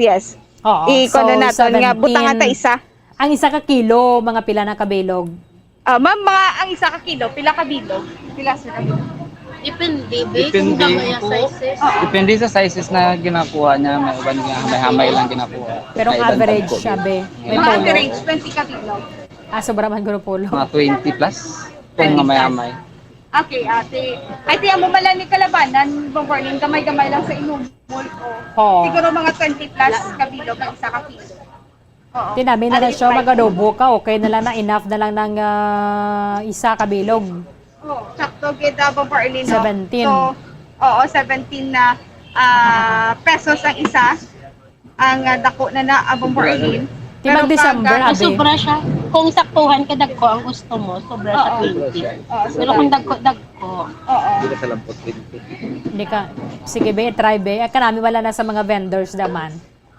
Para nga may ideya kita. Kay basi bala mag-abot bulan sang Disyembre, Bobo Carl, masaka pagod ang presyo. 2, 4, 6, 8, 10, 12, 14, 15, 16, 17, 18, 19, 20, 21, 22. Mga 30 plus. Mga 30. Batanta 30 na lang. 30, Kaya naton 30. nga picture of Bombo Arlene, ang isa ka kilo, no? Ka Bombay. So, 280, no? Isa ka kilo. Ati malabot man siya mga 30 Bombo Arlene. Pero kung isa lang imo kabilog nga medyo dako, 17 ang iguan niya sa nga presyo. Oo. Yes, sakto. Bombo Arlene, kung ang dako 17 pesos, no? Ang iya sini nga maiguan Bombo Arlene. So, ano naman expected na nila masaka pag ang presyo by December kay tinagapasober man gada taas ang demand, Bobo Carl? So, ma'am, expected nyo na nga mataas pa ni by December? Siguro. Kung wala bigya may hindi lang ko sigurado kay may bawang na subong. Kasi Maabot mabuligan na. pa sa bawang. Sa ako? Bawang ang Bombay na bawang gagmay. Ang gagmay na siya na daw may ano bala? May mga ugat o may mga Medyo palapit. Ang be. mas gagmay siya, ya. May palapit May na mga no? nanay pa lang. Ang ano, ma'am? Bawang mga mas gagmay. daw damo siya mo ni ho. Pero gagmay siya. Lapsion lang siya. Amo na siyang ano. Hindi lang kayo sa pula gid kay. Daw kasi buo na sang lapsion man. Hindi. Local. Dali lang na Dali siya. lang Dali lang na siya. Mas light siya sa pula. Oo. Mas light siya. Mas light siya Bombo Arlene, pero gamay na gamula na siya. Tidi na siya halin. Okay man siya kung mas nubo siya daw Bombay. Amo mo Japan Bombay. Sa customer na lang presyo lang mag-depende. din na iya. Ha? Hindi na lugar halin. Hindi na siya ganyan. Wala ko idea, nalimbat ko. Oo. Pero I mean Luzon man na siya. Mas murdery lang gid na siya. Oo, diri lang sa Pilipinas. Okay. Posible sa Luzon siya. Listen mo na siya. Hindi lang ko sure. Nalipat na siya. Dugay, hindi na maginisaya. Oo, dugay na gagwa. Hindi gid mayo gagwa gid ang bawang. Pero gabulig na siya na medyo hindi man mataas mayo. Do mas malapsi na guro siya ya Bobo Carl. Yes, mas Imbis malapsi nga siya. inang dark siya nga red violet. Kay ti red violet gyman na yang Bombay mo. Do more yes, na mas siya malapsi. sa pagka-purple. Correct? Yes, mas malapsi pagid siya. Oo. Though pink siya nga light pagid sa pink Bombo Arlene. Oo. Sige lang kapit na Yes. mga kapatid, lapit na lang magbainting Mumbai. Sige. 20 ang nubo Bombo Arlene. Salamat ka na kay Ma'am Ray Ann. Yes, Ma'am Ray Ann, thank you so much, Ged. Salamat, Ged. So, bombo ni Ma'am. So, bombo Arlene, amo to, no? Dari, madamot man sila sang mga baligya. May kamatis, may Bombay, akos sa Bombo Arlene, patatas, no? Amo ning ilagi diri ang baligya. Kag mga wholesale nga mga, may mga beans man diri. Amo di sa nila nga baligya, Ged, Bombo Arlene. Oo. Sige. Ay, bot na lang gida. Ginawan lang kita Yes. si Dalong Bombo Carl. So meaning mag-adobo kasubong ang presyo sa imong baboy kag ang Bombay tupong. Yes, parehas lang gid, no? Oo. Ang Kay presyohan ay 280 mo. tupong lang gid. 280 si Bombay, 280 man ang baboy.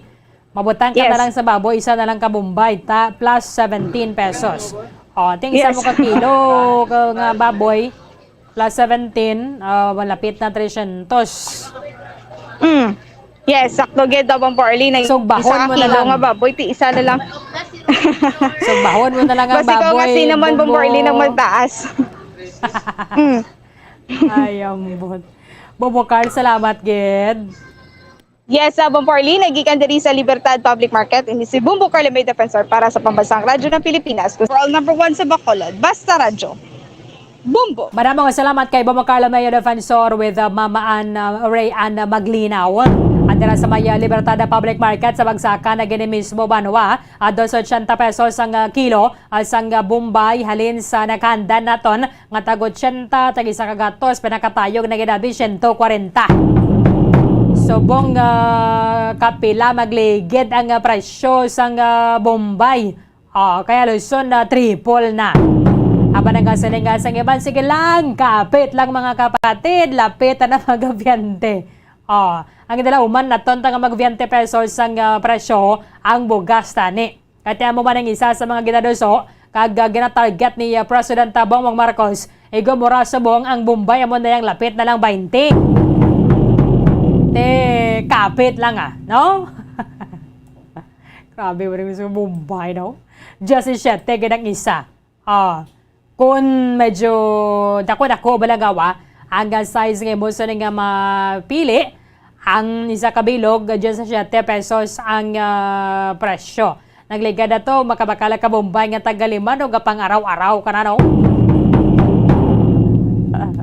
Subong dyan sa 7. Aba na saling nga tanga may iba na bala may mga inang empty na blang containers ang chocolate na blang bilog Bombo Harold. Kita mo na sa Facebook. Si F bla. Abutangan na nila Bombay. Nasa masiling amo nila na regalo sa akon. Di siling sang iban kung mag-exchange gift sa Disyembre kay bayara sang Christmas party, Bombay na lang yung regalo sa akon. Sa bagay, may punto ba no? When exchange gift ninyo, abidra is worth 300 pesos. Bakal ka na lang sa Libertad, sobra sa kakilo sa Bombay. Basi masaka, panigaling ang presyo. Sa pag-abot, sang bulan sang Desyembre, kay manti nagkapasubero man ang mga negosyante, ilabi na mga supplier, nga ti dako ang demand. Karamo sa mga kinaon, karamo sa mga party, mga Christmas party sa balay, sa trabaho, sa eskwelahan, kung sa din pagin nga ti kinahanglan sang dako man nga demand sa mga lamas, sa mga panakot. Kalahin man nabi magluto kung tagamay ang panakot, no? Nakalang-alang balang yung kahamoton. Nami gidya kon proportionate ang imo nga panakot sa imo man nga ginaluto. Kay bante ko kayo sa masiling sila nga nagluto ka pa yung inang kulang-kulang man lang titani why na lang. Galing kayang subong ginakulang lang gid ang budget naton sa bulsa ta. Ang ginakulang ang budget sa aton yang bulsa. Awan ning isa sa mga danger kung kita nagasalig sa importation bala. Kita ninyo subong because wala sing imported nga white onion sa mga karne prita ninyo baladara. Tinamig gidya kon white onion. Sa mga burger, white onion namig gidya kon mo nang ginabutang. O galing, siling gani sa mga nagabaligya sang Bombay dira sa Libertad Market.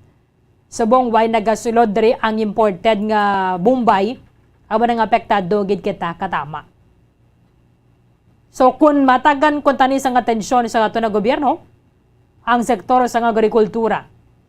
Matutukan gidyan naton ang food security. Bisan ano ang matabo sa iban nga mga kapungsuran, hindi kitay apektado diri. Because Philippines is an agricultural country.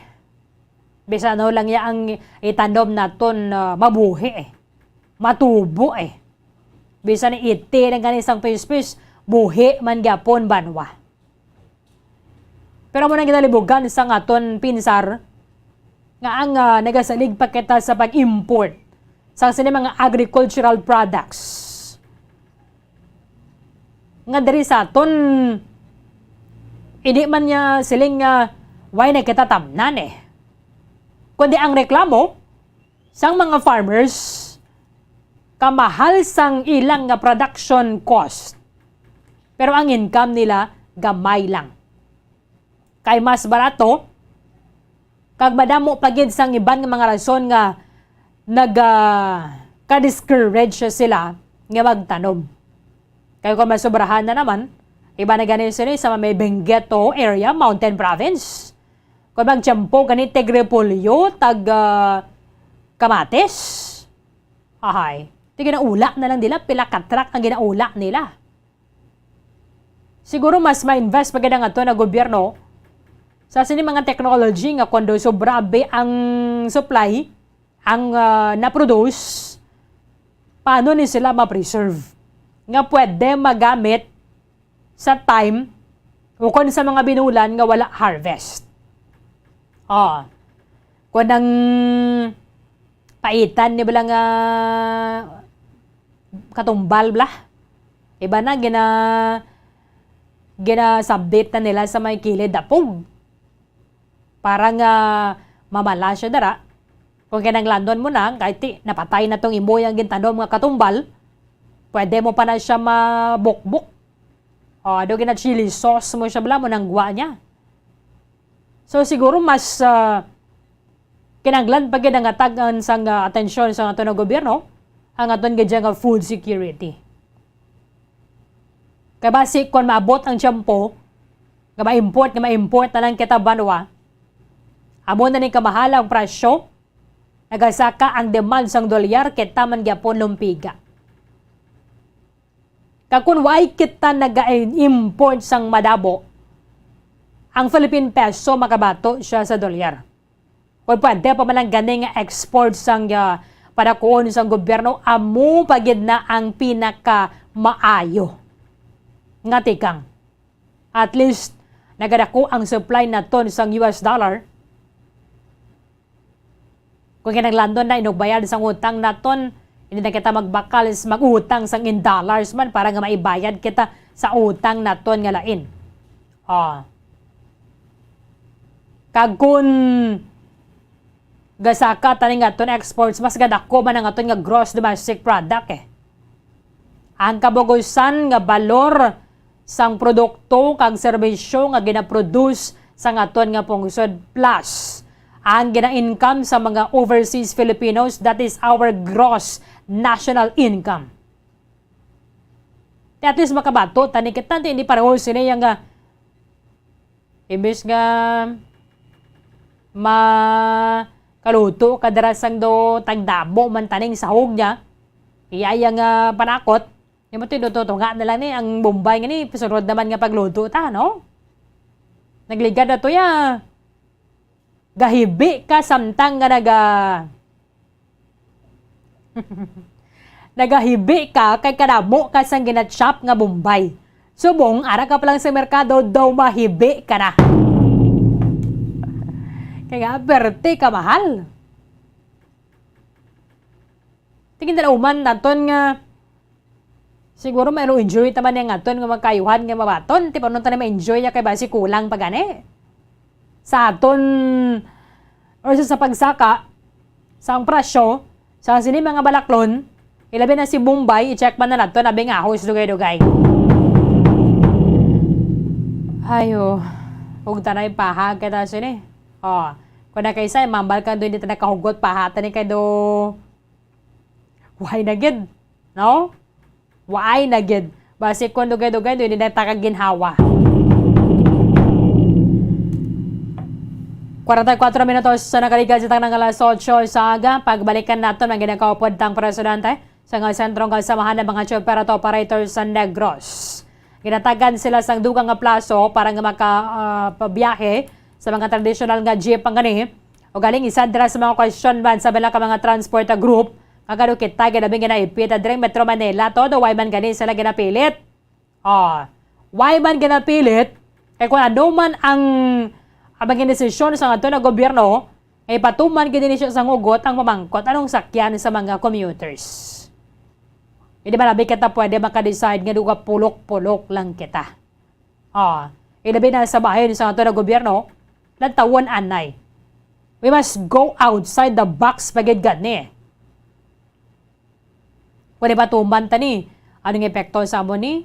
Preparado bala kita? Ano ang pwede nga mangin alternative para sa sektor ang apektado kung din siya ang ipatuman sa hugot? Istoryahan ta sa pagbalik sa Bombohanay Big Time.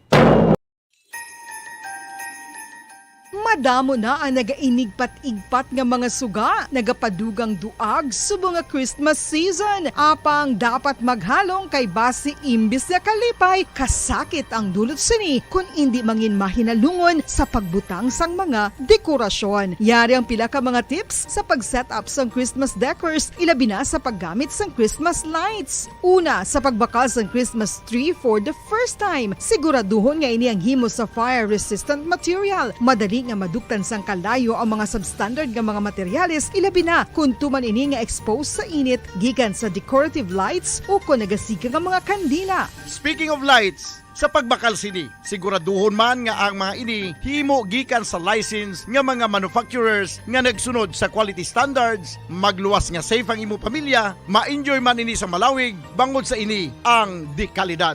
Kung ang mga daan na nga Christmas lights sa gamiton, dapat nga na-inspect ni sang maayo antes ibutang nga dekorasyon. Tan-awon kay base may mga wala na nagagana nga bulbs o kung may mga damage na nga suga kag sockets o kung loose connections o kung base nagapamanit-panit na nga posible mangintunaan sang pagkasunog. Likawan man ang overloading sa mga electrical outlets. Ang tuman nga suga makatugas ang overheating o kung pagkalayo. Siguraduhon man nga wala sang cord nga naipit sa mga puwertahan, bintana o kung iban nga gamit nga makapa-expose sang wirings kaini ang delikado. Sa pag-setup sang electrical decors, siguraduhon nga magamit sang husto nga support kag safety equipment.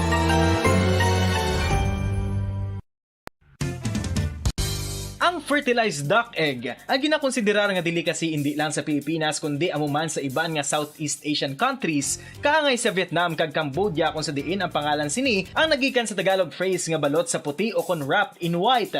Madamo sa aton ang mahuyugon og bakal sini sa mga dalanon, apang ano bala ang makuha nga benepisyo gikan sa balot. Santo sa SF Gate, ang itlog nga balot ang apisar barato. Ini ang maayo nga source sa sang protein.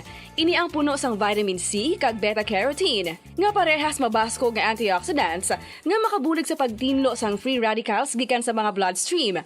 Kasubong man nagapabaskog sang immune system.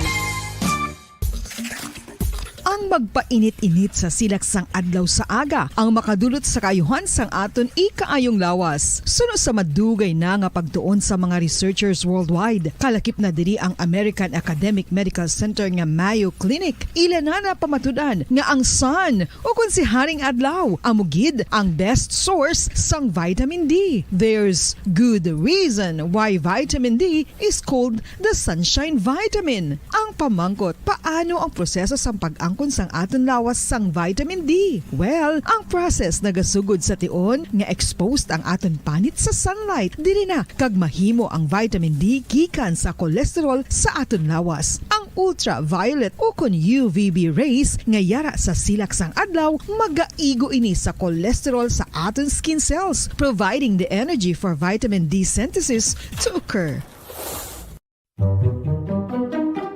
Magluwas sa baboy, baka kag manok, may isa ka karne nga sarang mahimo alternatibo nga iserbe sa lamesa sa mga Pinoy kag ini ang rabbit meat o kon karne sang kuneho. Suno sa pagtuon, mas matinlo ini kag mas healthy kung ikumparar sa iban nga karne sang sapat. Ang rabbit meat ang sarang nga lutuon sa pamaagi nga naanda na sang kadamaan, kaangay sang adobo, lumpia Shanghai kag lechon. Apang ano bala ang mga benepisyo sini sa ikaayong lawas? Plus, ini ang mayara sang mataas nga porsyento sang easily digestible protein kag nagaunod sang jutay nga fat kung ikumparar sa iban nga sahi sang karne. Nagaunod man ini sang jutay nga calorie value sang sa iban kag almost cholesterol-free ini. Gani, makabig siya nga heart patient friendly. Mas jutay man ang sodium content sa rabbit meat. Samtang, mas madamo naman ang calcium kag phosphorus content sini.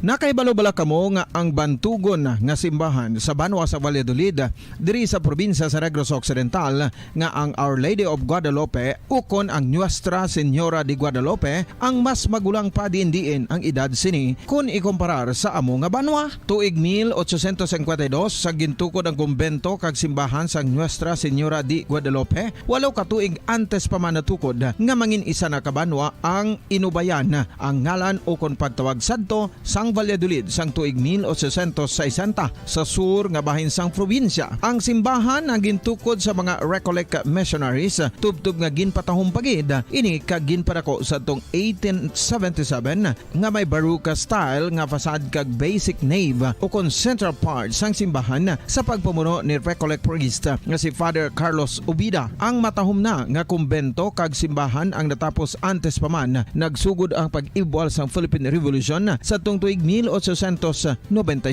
Sa paglipas sang malawig nga tinuig, madamo naman nga mga renovations ang ginpadigayon sa sining nga simbahan tubtob nga natapos antes pa man mag-abot ang 20th century. Sadto ang isa sa nagapatahom sa Our Lady of Guadalupe Church amo ang tuman katupong sang tanan nga parte sang simbahan kag isa na diri ang original nga Doric columns kalkip na ang may design nga salog padulong sa matahom nga elevated nga altar. Ang dingding sang baroque style nga fasad sini nga simbahan human sa coral stones. Throughout all this, the Lady of Guadalupe Church has remained to be one of the most beautiful among all Negros churches.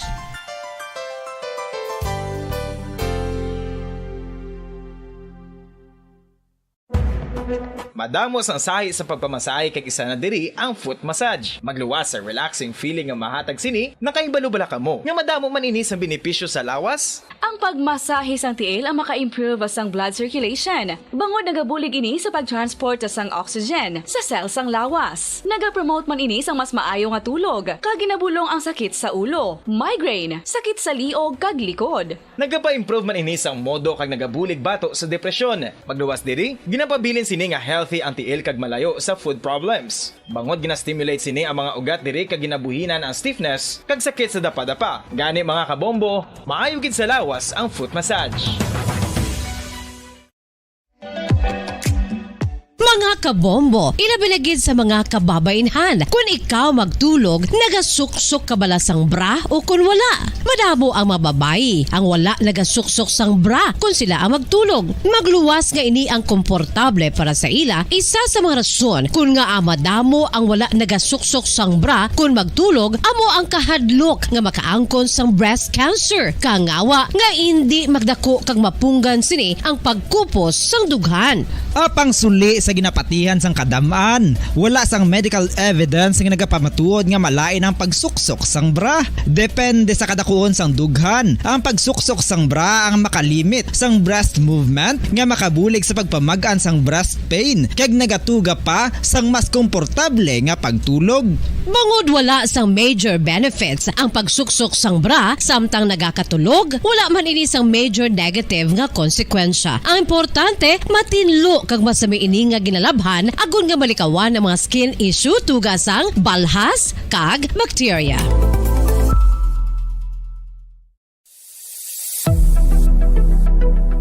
Nakahibalo-bala kamo kung nga ginatawag bilang miracle liquid ang gata sang lubi? Well, ini bangod nga madamo sang mahatag nga amazing benefits sa ang coconut milk sa aton nga lawas. Suno sa pagtuon sa mga dermatologist, ilabi na gid sa kay Dr. Rahul Nagar sang Max Healthcare Institute Limited, isa ka hospital chain nga nabase sa New Delhi, India, nga napamatud-ana nga may amazing benefits ang coconut milk sa aton buhok guya kag panit. Ang gata sang lubi manggaranon sa vitamin C, E, B1, B3, B5 kag B6 kalakip ng iron, selenium, sodium, calcium, magnesium kag phosphorus. Coconut milk also contains good concentration of lauric acid, isa ka medium chain fatty acid nga nag-convert sa monolarin sa aton lawas. Ang monolarin isa naman ka compound ginagaangkon sang antiviral kag antibacterial properties. Kaangay sa pagpati kag ginhimo sa aton nga katigulangan, ilabirigid sang aton mga lola. Napamatudan man sa research nga may maayo nga madulot ang pagnusnos o kon pagmasad sang aton scalp kag buhok sa ulo gamit ang gata sang lubi. Ini bangod nga nagapa-restore sang pagka-dry, brittle kag pagka-damage sang aton buhok kaangay sang split ends. Ang coconut milk ang may ginaangkon nga excellent moisturizing properties nga makadulot sang good nourishing effect.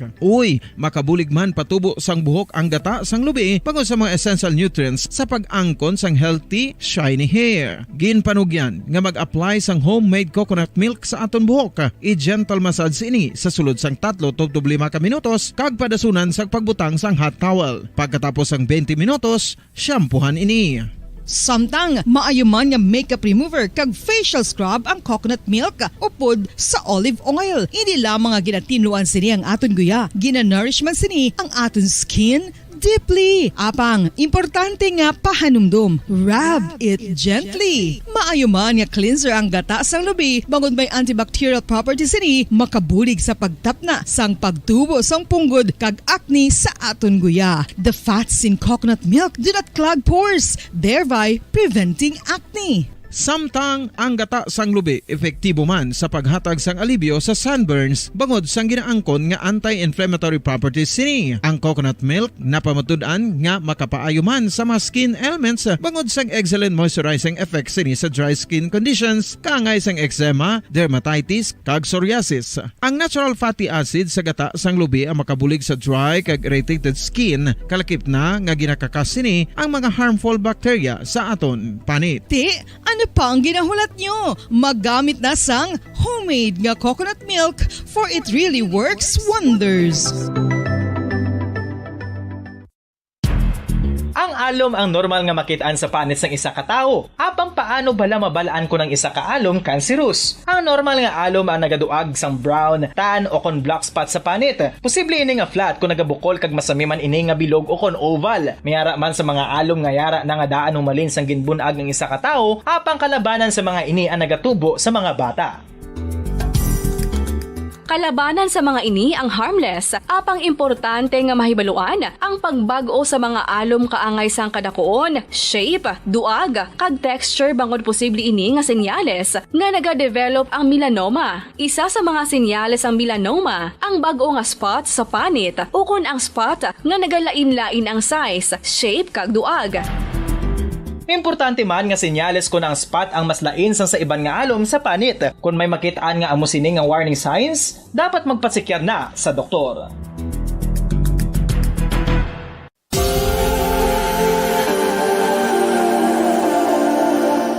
Diri sa syudad sang Bacolod ang sentro sang pagsimba, ilabi na gid sa mga tumuluo sang simbahan Romano-Katoliko, amo ang San Sebastian Cathedral nga yara na hamtang sa downtown area sang syudad. Nakahibalo bala kamo nga ang ini nga simbahan ang pinakauna nga gintukod sang tong 1825 o kon 197 katuig nang nakaligad sang isa ka pari nga taga Barcelona, Spain, si Father Julian Gonzaga, nga amo gid ang nag-envision sang pagtukod sang simbahan. Si Fray Gonzaga amo ang nangin ikaduha nga nagpungko bilang parish priest sang isa ka village o kun minuro nga amo na karon ang capital nga Bacolod City. Ang ini nga minuro gintawag sadto nga Sebastian de Magsungay o kon Pueblo de Sebastian sadtong 18th century nga amo ang ginsundan sa ngalan sang San Sebastian Cathedral kag bilang sunod sa nangin santo patron sini nga si Saint Sebastian. Sadto ang una kag original nga simbahan na human lamang sa kahoy kag galvanized iron roof apang sang pag-abot sang Abril 27 sadtong tuig 1876 Luis ukon 146 ka tuig na ang nakaligad diri na gin-construct ang current structure ukon stone church sang San Sebastian Cathedral sa pagpamuno naman sang Spanish priest nga si Fray Mauricio Ferrero sang Order of the Augustinian Recollects. Si Bishop Mariano Cuartero sang Archdiocese sang Haro amo ang nag-consecrate sang simbahan sa bispera sang gabi sang kapiestahan ni Saint Sebastian sadtong January 19, 1882 tubtob 1885 sang gintukod naman ang duha ka mga tore sang lingganay sang cathedral. Ang makitan nga dako nga relo sa tunga sang San Sebastian Cathedral sa gwa nga bahin ang gindonar ni Don Luis de Luzuriaga nga ringin gobernador sadto sang Negros Occidental. The San Sebastian Cathedral is a late 19th century church in Bacolod, Negros Occidental in the Philippines. It is the seat of the Roman Catholic Diocese of Bacolod.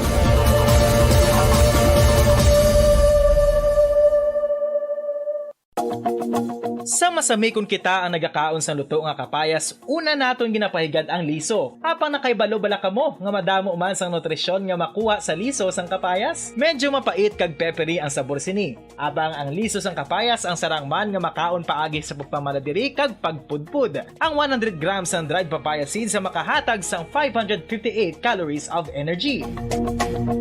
Ini ang manggaranon sa proteins, fats kag fiber. Nagaunod man ini sang vitamins kag minerals, kaangay sang iron, calcium, magnesium, phosphorus, zinc, kag madamo sang iban pa. Ang liso sang kapayas, ang manggaranon sa monounsaturated fatty acids like oleic.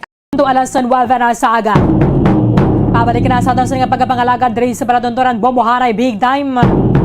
Amo ning ginabantayan na sa mga operators kag sa mga drivers ang traditional jeepney kay subong adlaw Nobyembre 22 naglapse na ang ining deadline na ginatag moratorium para sa mga operators and then drivers ang traditional jeepney nga makapamiyembro sila sa kooperatiba. At least ang mabiyahe na is modernized jeepney. Kaangaya sining yara na nagabiyahe sa pila ka mga ruta diri sa aton sa maya syudad sang Bacolod.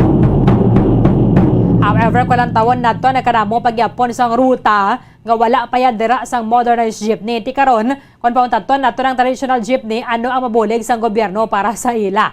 Maano ni mga commuters amo na yang mga ruta kay wala dira may nagabiyahe nga traditional jeepney. Kangay lang nabi sang Banago Libertad subong wala pa ang paalangilan to pag Granada wa mamanadra sa modernized jeepney hanggang subong ni nga dani kabuhi sini modernized jeepney wala nga nagabiyahe like Mandalagan Libertad, Bata Libertad isa lang na guro ka tuwig hindi mo na masaligan kung makataklad pa na to paro sa paalangilan na dara kaya do hindi ba na mo na kabakod no? In fairness one sa mo ni nga car company hindi gidya mo na yung kabakod bayaran mo na karon 7 ka tuwig ang unit naguba na pagaligad sang 3 ka tuig. Tinatagan sila kuno ligwa. So naman kay Attorney Pacifico Maghari, ang ato na sa nga City Administrator, ligwa para nga makabiyahe ni gyapon ng mga traditional jeepney pero wala man sang patod kung asasan o ina siya. Kahit mayra pa man sang istoryahanay with the Land Transportation Franchising and Regulatory Board and then sang Land Transportation Office. Yara sa piyakalinyang presidente sang sentrong samahan ng mga super operators sa Negros, Mr. Alberto Villanueva, live kita source sa Bombo Radio Bacolod. Dapat mo si Bombo Erlin mayong aga. Bombo Erlin mayong aga man kasi mo tagpalamati mayong aga man katanan. Is this a good news para sa inyo sir? Ginatagan ni kami extension makabiyahe gyapon. Abisa na wala sang franchise Sir Albert. Okay no. Madamong salamat sa pagatagliwat sang another extension. Nintindihan mo na namon mo Berlin nga ginahimo man sang atong LGU pati kami RLB ang tanan para lang ma-proseso man sang gusto nga amon nga mga dokumento para man makasabay o kung maka-intra man sa modernization program sa atong gobyerno nga sa manubo yang standard no kabay pa nga amo na siguro nga medyo nagulo extend tagamay kay ginaplansa pa guro kung ano gid kung pwede bala o kung hindi. Kaya ang amon niya nga panindugan nga masabay kami sa modernization program sa national government pero hindi kami magsulod sa co-op ukon sa korporasyon kaysa diin palangabuhian na iya sang aton nga individual nga operator sa aton nga traditional, no? So kung pwede panubuon lang ang standard sa modernization program nila kay wala man da nabutang diya sa Republic Act 749 nga iya sang Philippine Cleaner Act nga amo ginaya ang standard sang aton nga dibasahe, no? Kung sa aton nga public utility vehicles sa diin ang ginhimo nila yang modernized minibus, no? So kabay pa anugutan kami nila nga mag-intram sa sectorship nga pamagi.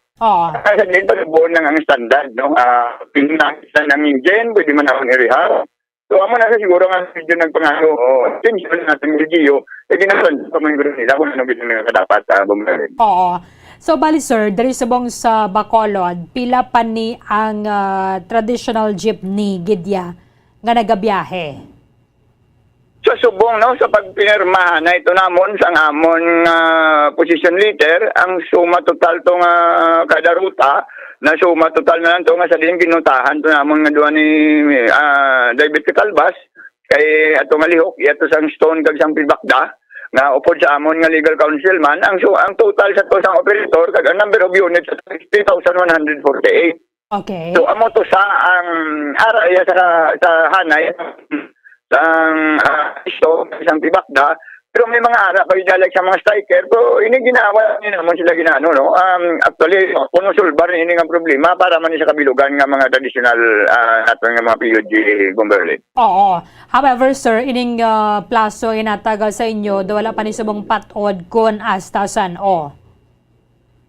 So, actually, no, kay ang amon niya pag-insindi nga gin-extend kami, kay para nga ma-plaster man yung Merol B, siguro amon, dapat namon himuon. No, kabay pa nga, sa sulod sang sining extension nila nga 15 days, ma-final na ni Merol B, basta sa amon nga bilang traditional operator, na kung anong dapat kinamon himuon para makasabay kami sa programa sang gobyerno, ining modernization program nila. Basta hindi lang kamoya sir magpa-member sa co-op, no? Oo, Bumberlin. Amo ginangamon ayo, no? Kag ginapakigaway kay pala nga buhian niya sa aton individual operator kay labi na gid ni mga gagmay nating mga operator. Amo ni sila ang ilang ginakuhaan sang bread and butter nila sa matagadlaw nga pala nga buhian nila sa ila panimalay, Bumberlin. So anong manginitsura sina sir sang inyo ya gusto? Amo manigyapon ang jeep nga nagabiyahe pero Euro 4 compliant lang ang makina, ano man? Okay daw, depende man kung anong standard nga gusto nila. Kung amo gina minibus gid. Okay. Pero hindi kami isang brand new gid nga nagabili sang 2.9 million lang na gani. 2.4. Actually ang una sila is 1.3. Malukang umpisa sinisang modernization mo Berlin dalom-dalom ni sa mo. Pero may magpa-consolidate ka, may subsidy ka nga 80,000. Tapos plus ang imong scrap value sa imong salakyan nga maximum 25,000.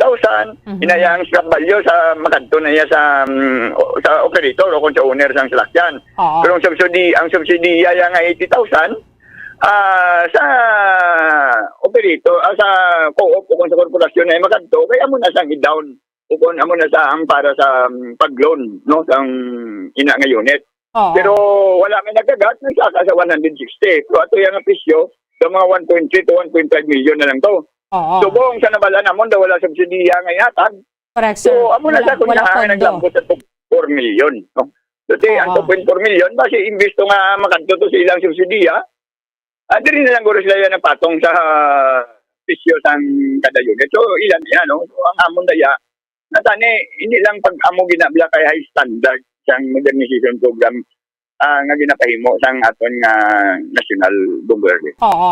Kay ni sir 2.9 million ni siya no ang bili sang amo ni nga minibus. Pero kung ang taon na to na sir kun nakasakay ko once kay gintry ginamon ko nang eksperyensya bala na magasakay kaya sa modernized jeepney doon di man amo na kabakod. So siguro hindi na survive for 7 years sir nga why nyo pagani na impasan? Ano man? Amo gani po Berlin, no? Ang amon gani, no? Nga ginabuyan para sa mga modernized minibus operators. Ang amon lang dahil mabulig. Kapangamuyo lang kami ang kabay nga hindi na siya magaan. Oo. No? Okay. Kabay nga hindi na siya magdaan para makubira nila ang ilang nga bulanan bayaran sa sulod ng 7 ka tuig. Kabay pa nga wala hindi na siya mag-trouble. Kay balugha so almost mga 40 to 45,000 ang ilang monthly. So mga almost kinang naman savings sila 1.5 no kada adlaw. So di kon matubulan sila maglambot sa 3 hasta 5 kadlaw dako na nga ang imo nga bulanan di dako na kung hindi ka makabiyahe sa sila lang kadlaw. Correct. However, sir, kung pilito na giniabing ipatumba na gid bala dayon sa nga gobyerno, kada mo pa di bala sa mga ruta diri sa Bacolod nga wala pa ya sang modernized jeepney. So amo na gani bila Kumberly no nakita namon nga ang transition period sang ang ning kapatuman isang modernization program o kung ining gusto mag-handle man sa modernized unit nagapanagadsad ba ni sila. Oo. No, kung magabla na tahap man ni sila. Pero actually may mga ang ina nga mga ruta like sa Banago na may nagahandol na may ara na nga co-op o korporasyon na may nalukar na sila. O galing wala lang nila na pagibutangan kay tungod ang gusto na niya guro nila kwaon na yung traditional para mabutang sang modernized unit no. So mo na sa Kumberly nga ang transition period sa atong national government na dapat istoryahan nila sa atong local government kung anong transition period no amo na siya ang isa sa mga problema kung nga ang ibang nga ruta wala pa sang modernized unit Kumberly. Ang Banago, Libertad ni Balacer wala pa man ganin sila modernized na jeepney dira. Iba pero may ara na da. May ara na pero may ara na da may daw pila na daw 45 ka units. Hindi ko kay wala bili nga ako nga LTV nga copy mo ato sa sulod. Basta may ara na da. May nalukpan na nga mga pana. I think unit O o ano nga co-op na nagandol sa Banago. Pero wala pa sila unit nga ginpagwa. Pero sir, inang may na-awardan na sang amo na iyang ruta. Pero wala pa na-deliver ang ilang mga units, subong. May na-awardan na Bombo Erlin o galing kay I don't think so, no? Kung may nagpa-consolidate, kay balugang sistema sinata ni Bombo Erlin. Kung pila ang napa-consolidate, amo man nasa ang number of units nga modernized. Correct. O galing tungod nga dako ang percentage sang wala yan nagpa-consolidate. So, amo na sa kung nga nagalambot sa subong, nga maski si attorney ang sa legal sang Barbe Alventura wala gid kuno may nag-apply kay gusto niya tagaan nila ang traditional sang special permit o kung ipa-drop anay nga mag-private para butangan sang isyuhan nila sang special permit mayo bla na budol do ininto anay nga may franchise ka na ipa-drop mo para mag-private tapos gaan nila sang special permit. Di matapos yung special permit mo nga, do you think gaan ka pa nila franchise? Yung special permit nila, sir, may bayad naman kaya pamangkot na, ang pamangkot na, ang franchise nila, may isang mga franchise holder din na. Oo. Pati kung ginatag na nila sa mga gusto nila i-modernize. Correct. Kay tikwa ni patumban ni Dayon, sir, dason wala na sang may mabiyahe nga traditional jeepney, maano ang mga commuter sa ruta nga wala iya modernized? Amo na sa ganing dako nga pamangkot kag amo man na sa ginalantaw nga mga problema ni Mayor Alfred ano ko tabo kag maski 100% na sila nga wala na traditional hindi nila kaya ang mga commuters no tapos dako rin nga problema sa mga commuters una plite kung hindi ni sila makakup up sa ila bulanan niya ang ila mo hindi siyempre ang ila income sa commuters salin mo so ang ilang solusyon mapasaka plite. Correct. Masaka naman sang pamasahe. Uy naman sila sources ng iban Kundi mapasaka plite. Kaya hindi sila makakupap sang ila monthly amortization. Hindi naman garo natin ng mga commuters nga nabakal sa mga isda o tanon, himo man yung tanggi sa ila man yung barangay. Makasakay dayan. Sir, ang sa mga sitwasyon nga dapat nila palantawon, kung ano ang advantage kung disadvantage sa pangkabilugan nga pangabuhi sa aton mga taga-syudad ng Bacolod, Bomberlin. Isa pa ginabi, sir, sa mga ginapamangkot man sang iban, especially sa mga nagapanilag, ang Metro Manila, wala ba nila hugot kaya nga gina-implementar mo? So, this is a nationwide man yang programa sang Department of Transportation. Pero ang Metro Manila to sir, traditional jeepney man gyapon na nagabiyahe.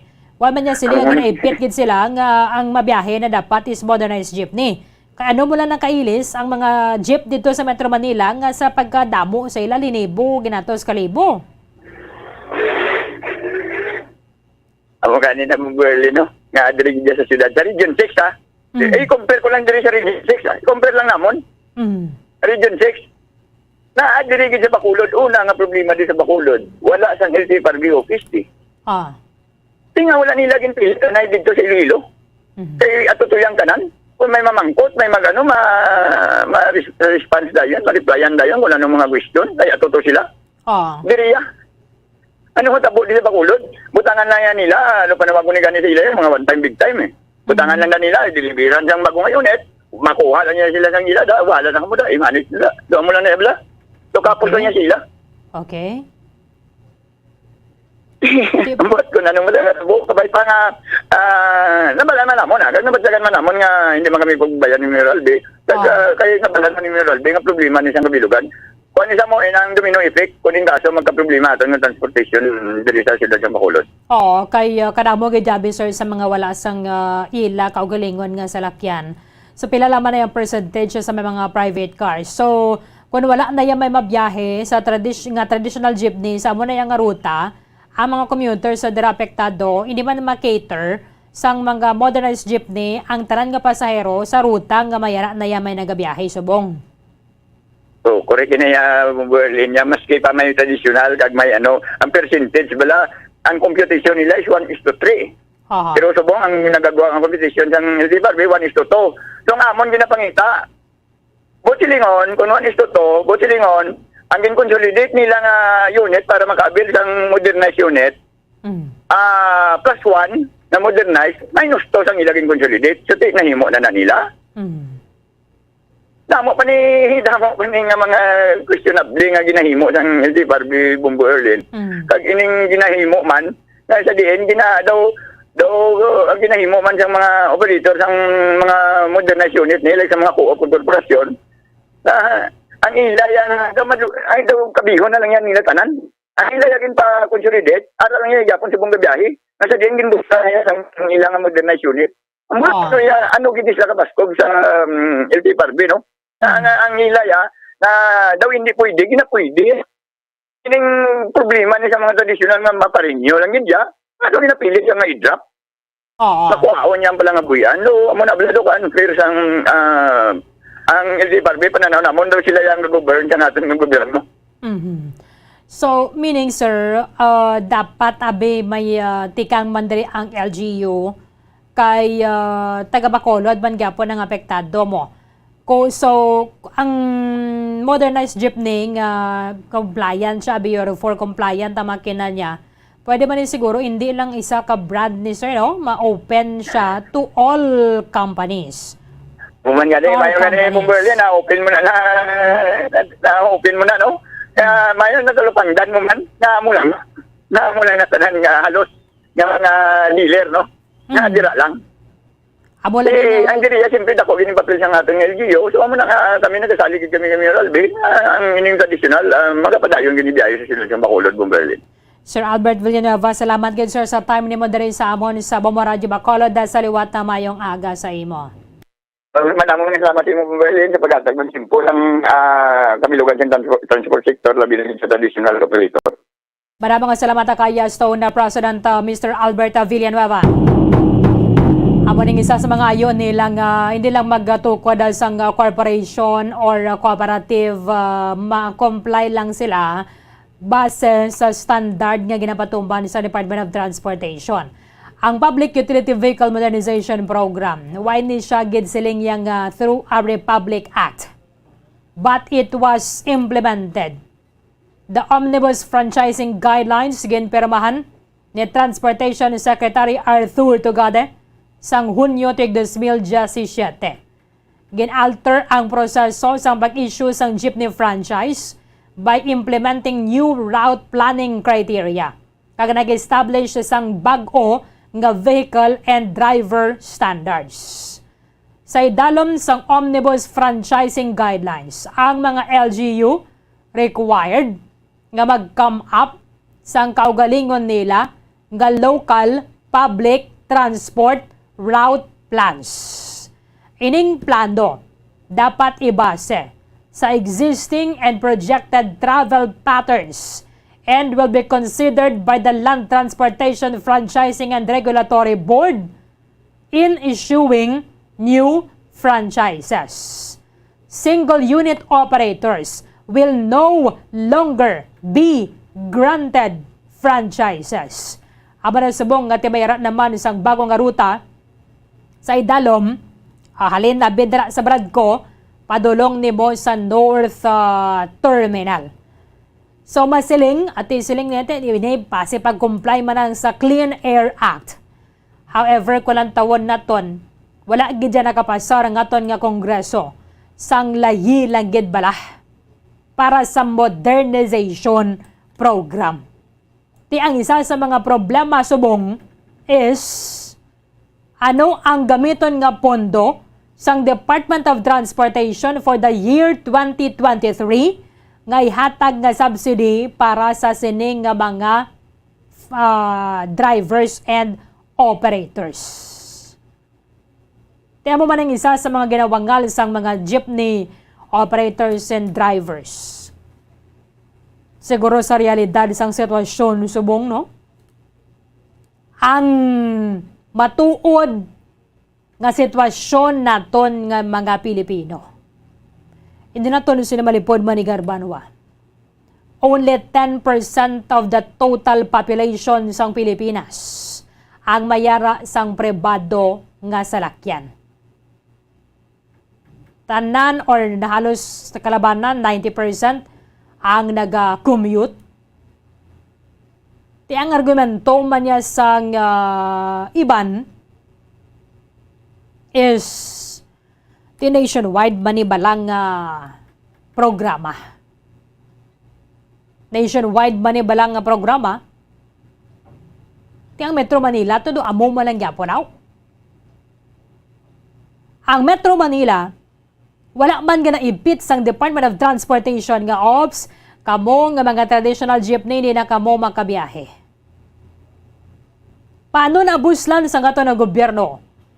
Ang ining pila ka gatos ka libo nga traditional jeepney nga muna ang ginasakyan sa mga commuter, sa mga empleyado pagkadto pa puli halin sa trabaho pag-eskwela ka man na binadara. Kaya man hindi man tanan nga ruta subong mayara na gani sang modernized jeepney. Di ko nining makabiyahe. Kita na intindihan tagid ang katuyuan sang modernization program. Nga sa nasiling nga tana, hindi na ya bangod gidyang nga ginapatumban sang isa ka akta republika. Ginimplementar lang ni sa Department of Transportation way back 2017. Ang nagpirma lang sila si former Secretary Arthur Tugade. Kung sa katuyuan, okay, gid. Mapanubo na to ng polusyon. At least komportable ka man gawa kahit aircon ka. No? Katahom sang imo nga ginasakyan. However, hindi lang na dapat hasta lang diri gutob eh. Paano ang ini mga commuters? Kung mauntat karon biyahe ang traditional jeepney, wala sang modernized jeepney sa ilaya nga ruta. Maano sila? Masakay sa silhig kag maglupad? Para lang maka-eskwela ka, para nga maka-abot ka sa imo nga ginatrabahoan? Sa subong abing nga sitwasyon, ang realidad sang aton kahimtangan. Kita diri sa Bacolod, Province of Negros Occidental, nationwide. Importante lang sa aton yung subong maka-income ka eh, no? Maka-income ka, makakaon ka 3 times a day, mayroon ka trabaho, regardless mo na kung nag-bike ka na, nag-tricycle ka man, nag-abalabal ka man, o kung nag-jeep ka man na dara. Importante sa aton may kwarta. Karon kung sugungon gid sa aton na gobyerno, nga ura-ura dati dapat mauntat naging kamuya sa pagbiyahe, Okay man nga ma-adapt kita sa sitwasyon. But ano giman balang realidad? Ano giman bala ang tuod gidya nga sitwasyon nato now? Anong mabulig sang gobyerno to those affected kung why na sila sang palangabuyan? Actually, perte pa ni ganing pagpakigbato nila for the budget sang modernization program for 2023 nga national budget sang aton pongsod. Diba siya na ihatag na subsidy para sa sining mga traditional jeepney kaya ay pondo for the modernization program. Because ang tinalikdan nga si Mana, siling sang Department of, tinalikdan nga bulan, rather, ang Department of Transportation padayon nga nagalobby for funding. Again, the Department of Transportation continues to lobby for funding of the Public Utility Vehicle Modernization Program in 2023. Kay wala gin-aprobahan ang 738 milyones pesos nga budget for the Public Utility Vehicle Modernization Program sa National Expenditure Program for 2023 amo ni ang ginendorso sa Executive Department sa aton nga Kongreso. Ti karon din sila makuha sa ganong gatag nga subsidy sining nga mga apektado. Awan na siling naton sa aton nga kabuhi, di pwede nga gapulok lang kita eh. Di pwede nga ay mo pag ganyan lang tao kung ano ng epekto sila, nagpalak-palak ka na imo. Okay man ang modernization program. Why gid kita sang question sa mga katuyoan na sina. Ba't paano ini mga apektado? Kung ikaw mayara ka sang pribado nga salakyan, ikaw nga nagapamati, subong, pwede ka makarelate o kung pwede man hindi ka makarelate sa sitwasyon sa sini mga commuters. Ba't sinuman gid bala ang tanan gid nga miyembro sa pamilya ninyo may salakyan? Kung ang ruta mo tabi karon may nagalabay, maano ka? Siyempre, okay man exercise ka lang kita. Di kung naling kami sa Lisa, itong imo trabaho ka tapos downtown, maano ka, mawanto-wanto ka lang? Okay lang gawang bata, libertad, madalagan, libertad, meron na ruta, subong. Pero hindi man gani, bastante, ang nga kadamuon sa modernized jeepney sa mga commuters. Kaya sa nasiling na naton, 90% sa aton population ang naga-commute. 10% lang yung mayara pribado nga salakyan. Di ano man gid balak kita kapreparado na. Ano na giman balak kita kapreparado or ang urgency sini kinaglando na gid man bala? Are we ready for the implementation? Kasi subong nga panahon, ama na ganin siling ko, kung okay ang gawang inyong income, duway ka mo, hindi ka mo na iya makarelate. Pero, kung gamay lang income mo, yung subong mareklamo, kagig nga, mas mataas pa nga danang plete dere sa may modernized jeepney. Singa ni Mamelba, kamahal sa plete sa modernized jeepney, kung magkulang piso yung estudyante, hindi gid ka payo. Kabasa ka pa sila standing. Pero tinada ka loaded. Hindi na komportable kung nagasakay ka na. Tiyan mo ba ning isa sa mga sentimiento sa ngaton ng mga kauturan? Ambot kung din kita, kung din ni dalon. Kung din ni padulong ang modernization program. So nasaling ko na, ang Metro Manila, subong, why ba niya gani? Why mo siya ganing kapatuman? Pwede man nga magpabilin kitang ining do katiko mang bibig lang nato na bala.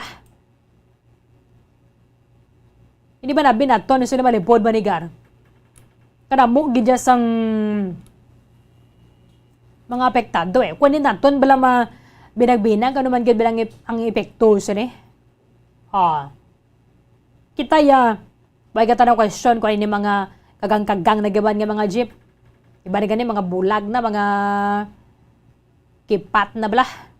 Piyak nga mata, why na, piyak nga suga nila bala. piyak na headlight nila, way na nagasiga. Hindi na gaman na pwede, kati. Makasandad ka na ka, makatetanos ka pa. Pero ang mga apektado, na binagbinag, giman nila sa ngaton nga gobyerno o kon wala. Because sa subong, sa ismil ka mga modern jeepney, palang nag-operate across the country. For the whole Philippines. Sa ismil. Saling sang Department of Transportation. Again,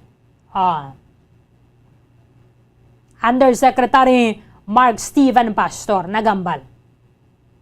Yan tingin nalabi pa nabon sa mga mamalidha nga makahimo sang constitutional amendment in both Senate and House hearings para mabutangganan ni Pondoa ang Public Utility Vehicle Modernization Program. Tingnan base sa mga kooperatiba, magtukod sila, wagid sila may mabaton nagikan sa gobyerno. Sus, na nung kasubo pangabuhi na. Paano abing ngaway kami mabaton, kami gani pondo para sa next year. Sa kamay pa nga matunan gani sa ngaton sa nga gobyerno. Because dapat ang ngaton ng gobyerno is for the people eh. But sometimes hindi maintindihan. To date, lapit pa lang sa 6,000 ka mga modern jeepneys ang nag-ooperate across the country, pila kagatos kalibo ang mga jeepney. Di karon po naton biyahe ang mga traditional jeepney. Sa bilog na Pilipinas, sa 6,000 pa man ang galing modern jeepney, pila ang aton traditional jeepney. Check ko 220,000 ang jeepney units operating across the country. Traditional ni siya. Nagdugang pa ni possibly kay ang last dre, this is 2017. 220,000 traditional jeepney operating throughout the country. Di sa subong, ang nag-operate nga modern jeepneys, sa 6,000 pa lang. Tiyahay, buhay pa gani, pila ka porsyento pa lang. Mayara pa yasang ilislan mo, nga 214,000 ang wala pa. Imagine nyo na? Expected to further increase with loan assistance and other help from the Public Utility Vehicle Modernization Program. Kapag sa Land Bank o sa Development Bank of the Philippines sila maglo-loan, to quote Yusek Pastor, mayroon pong 160,000 pesos na ibibigay po ang gobyerno bilang pantustos po sa unang pambayad dito sa ating pagbili ng modern units. Tiyamo ning isang pondo para sa next year. Ang ginatag ganis ang gobyerno nga tag 100 sa 100,000 pesos. Ay, ang buta. Timayo maniguro at least nga inang mapanilagan kita na isang mga yara sa transport sector. Pwede naman gid balang kapalaran sini. Ini siya gana implementar sa ngaton nga national government. Pero kung magtukod ka mo kooperatiba, abumaning punto sa mga operators and drivers panilag lang nga na isang sitwasyon. Kaya ba siniman pagdayon nun? So nasiling to na, this is not through a Republic Act. Not through a Republic Act. This is not mandated by any Republic Act. Department of Transportation ang implementar sini. Meaning, kung hindi mahatagan sang pondo ang Department of Transportation, hindi makumpel ang ato na gobyerno nga magpain sang pondo para sa muning nga programa. Because, kung hindi akta republika ang nagapatuman sina Banwa, hindi siya may naka-earmark gidya bala nga pondo para dira. Hindi siya mangin pareho sa rice tarification law. Nga may tag 10 bilyones pesos para sa Rice Competitiveness Enhancement Fund. Dapat naka-earmark na siya kada tuwig abo ng pondo Meaning, sa gusto kag sa hindi sang gobyerno, sa ngaton nga mga mamalida, butangan nyo gidaya pondo. Classic example, isa pa gid. Pantawid Pamilyang Pilipino program. Gana-implementar na ni siya subong because it was institutionalized through a Republic Act. Botang balon, bisan sino man ang katarpulano nga pungko sa pwesto, mayara gid na ya pondo. Hindi na yang nga sila nga administrative decision lang na siya like sang time ni former President Gloria Macapagal Arroyo, former President Noynoy Aquino, kaya ito yung administrative decision lang to nila. Sige, siguan ta ng 4 piece. Pwede man niya gusto sang sitting president, why na katiway niya pondo para dira. But since yung implementar na siya through a Republic Act, mayara ginaya sang pondo kay na siya ginamando sang layi. Ang difference dari sa modernization program, kung himay-himayon gid naton banwa, it was implemented way back 2013 through ano to gani? OFG. Di na to. Omnibus Franchising Guidelines by the Department of Transportation. Nga kung hindi kaya modern jeepney, why ka na ya prangkisa, hindi ka marehistro, hindi pwede ang single unit operators will no longer be granted franchises. Dapat tara ka mo sa cooperative. But is it mandated by law? No, it's not. So, depende sa discretion na dara sa executive department. Pagbatangan na nila sang pondo, banwa, or kung may mapisan man niya dara nga lawmaker, masiling nga sila nga, di mayari yung modernization na programo, batangan ni naton pondo. Kaya sa paglantaw naton sa National Expenditure Program for 2023, wala pundong modernization program. Tanong nga, tagabi sa mga operators ng traditional jeepney. Sa mo naton, siguro mas mayo pagid panilag lang anay. Total, manog Disyembre naman. Pwede mapasar ni basi mag-reenacted budget na naman kita, no? Pero at least, okay man siguro. Kaya silang sa Senado, ginapulaw-pulawan ni gani namon. Ginapulaw-pulawan ni namon ang deliberate sang pondo para sa next year. Tilang tawon ta kung ano man ang kapalaran sang modernization program. Again, if this is just an experiment of the government, mas mayagad sa transport sector, panilag lang kamudanay. Nga hindi pwede man, anong malayan kung magpanilag ka? Tawon tabi, okay man eh. Din man gandang mas mabugat sining bentaha abe para sa aton. Kung okay pa man lang ang ining mga traditional jeepney, importante man lang may sakyan no? Bombo Harold. Importante man lang may sakyan. Ay sada nagsakay ka man sa modern jeep o kung sa traditional jeep, importante makaabot kunin ka gusto magadto. Are we as rich as other countries nga kinahanglan amo na gid ni abi ang mga nagabiyahe sa aton nga mga dalanon o kung parte na kataya kalayo ang antad nila sa aton? Amo na bala? Ano giman balang kamaturan? Why do nila yakera sa aircon nga mga opisina, di ba? Kita ya i-presentar nila nga okay ang aton ekonomiya. Paano nag-okay ang ekonomiya naton? Iso naman ang subong may nagawiit sa presyo sang mga nagapanguna nga mga balaklon. 38 minutos sa nakaligad sa taknang alas 9 sa aga. Alas 9 karon sa alas 6 karon sa gabi. Why na sa mga footballer nga kay mga panggarano ni sila, no? Sa iba na yung mga kapong sila, no? Kailan na sila magbas-bas sila, no? Hong Kong. Iba na gani, may mga tram na lang nagabiyahe sa ila. Iba nga mga countries. Kung magkutuan mo gid. Abo ni pinakadako nga problema sang aton pungsod.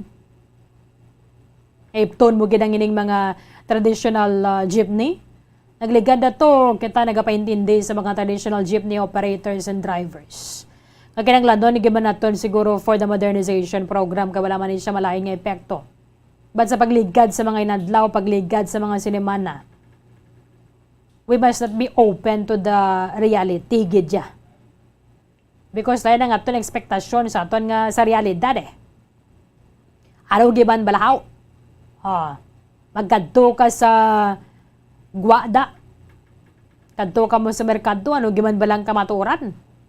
Hindi kita mga hipokrito diri. Okay naman naman, bali nga, ekonomiya naton, okay. Okay, presentar na to ganun sa IPEC sa amin ito, okay ang aton ekonomiya, nag-agree ka mo sila.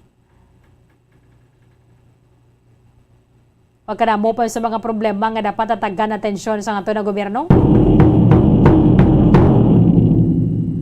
Alas 6 karon sa gabi, on the other hand, magasipa na sang bola sa 2022 FIFA World Cup.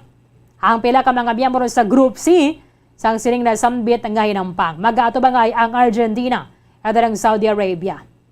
Si Argentina ginabantayan naton because sa nakaligad nga duwa ka mga World Cup, sila ang nakakuha na sang kampyonato. May mga nagasiling nga tiba, sila man ni ma-depensahan sang France. Agila yung kampyonato because hindi mo man na ma-predict kung ano ang resulta, kung ano man yung pagtingwa, pagtuon, kag pagpreparar sang iban nga mga pungsod. Ang team captain sa Argentina National Football Team, Lionel Messi. Siya ang isa sa mga ginabantayan and he will be the man on the mission. Sa 2022 FIFA World Cup, this is his last game na. Siya ang magaretiro. Kag siling niya gani, this is a great moment for me as I prepare for what is likely to be my final World Cup. Sa ika-5 ng global tournament ni Messi sa Argentina, kaya naggasaylo-saylo man siya sang team. Silingan niya ginalantaw na tondre ang crowning achievement sa iyang legendary career by winning the most prestigious trophy in the sport. Nga nangin maila sa apat niya ka mga previous attempt. Siling niya, last ko na ma-retire na ko, kahit kung sa bagay, pera ng manggad ni Lionel Messi. Si Lionel Messi ang gina-rank sa ikaduha nga kagayonan bilang world's highest paid athlete. Una sang 2019 and subong nga 2022. Mayara sang career earnings of 1.15 billion US dollars. Siya ang nalakip sa isa sa 6 ka mga bilyonaryo nga mga atleta sa bilog nga kalibutan. Kumusta natin ang preparasyon sa Argentina sa nga pagpreparar kag natalana na nga paghampang batok sa Saudi Arabia karon na sa gabi oras diri sa aton sa Pilipinas. And dugang pa nga mga balantayan naton para sa hampang sa Group C sang 2022 FIFA World Cup. Yara sa piyakalinya, Bombo Zaldi Foro II. Kamen. Mga kabombo, isa sa mga balantayan karon sa hapon. Sa hampang sa FIFA World Cup 2022, ang hampang naman sang Argentina batok sa Saudi Arabia alas 6 karon sa hapon. Bombo Erlin, excited na bala ang aton mga kabombo nga makita ang pagpakitang gilas ni Lionel Messi sang Argentina sa field apang antes ni Bombo Erlin aton danay hibaluon. Ano bala ang kasaysayan sang Argentina National Football Team? Ang nasambit nga team ang nag-umpisa sang ilang nga unang opisyal nga hampang sang July 20, 1902 batok sa Uruguay kung sa diin sila ang nagdaog sa score nga 6-0 sa Paso del Molino, Montevideo. Isa ka tuig antes ang opisyal nga hampang, nakahampang man ang mga ini sa Montevideo apang wala ini nga gin-organize mo Berlin sang iban nga akto kon sang bisan ano nga mga asosasyon kag wala man iniging konsiderar nga opisyal. Humalin sa nga natukod ang Argentina National football team sang 1902. Naghampang na sila sa 5 ka mga FIFA World Cup Finals nga ginalakipan sang inaugural finals sang 1930, sang 1978 sa diin nakuha sang team ang unang kadalagan sa 11 nila nga World Cup matapos nga maluto sang Netherlands. Sang 1986 sa diin nga nakuha Manila ang ikaduhang kadalagan sa World Cup matapos nga malutos nila ang West Germany kasubong man sang 1990 kag sang 2014 nangin madinalagon man ang Argentina sa Copa America. Kag nakadaog man Bombo Erlin sang 15 ka beses kag nakadaog man sang extra South American Championship sa adtong 1941, 1945 kag sa 1946. Bombo Early nakadaog man ang team sa FIFA Confederations Cup kung sa diin nga sa Kirin Cup kag sang 1992 kag ang Argentine Olympic team ang nagdaog sa Olympics Football Tournament sa Athens, Greece sang 2014 kag sa Beijing, China sang 2008. Sang 2006 World Cup na qualify Bombo Early mga kabombo ang Argentina para sa knockout stages kag nagdaog sa Ivory Coast sa score nga 2-1 kag sa Serbia kasubong man sa Montenegro sa score nga 6-0 kag 0-0 draw sa Netherlands. Sa 2007 World Cup, nagdaog man Bombo Erlin mga kabombo ang Argentina sa 3 ka mga hampang sa group stage kung sa diin nalutos nila ang United States, ang Colombia kag ang Paraguay matapos na magdaog batok sa Peru kag sa Mexico sa quarterfinals kag sa semifinals. Respectively, sila man ang ginalauman nga makaluto sa Brazil sa finals apang sila ang napaslawan. Kag naluto sila Bombo Erlin sa score nga 3-0. Sa 2010 World Cup, gin-eliminate man ang Argentina sa Germany sa score nga natambakan gid 4-0.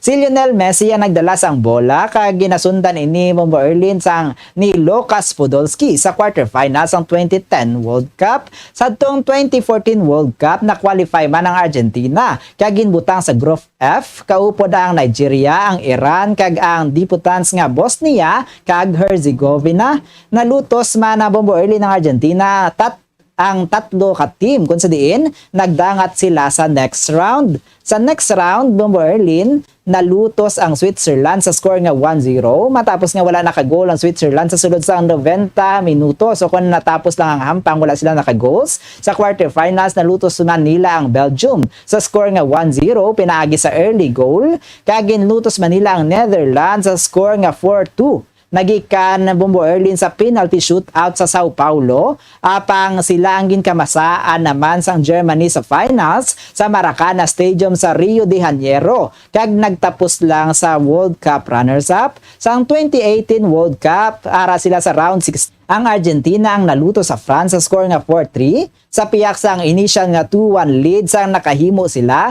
sang 3 ka mga goals apang sa na-eliminate gihapon sa tournament. Subong nga 2022, subong nga tuig mga kabombo.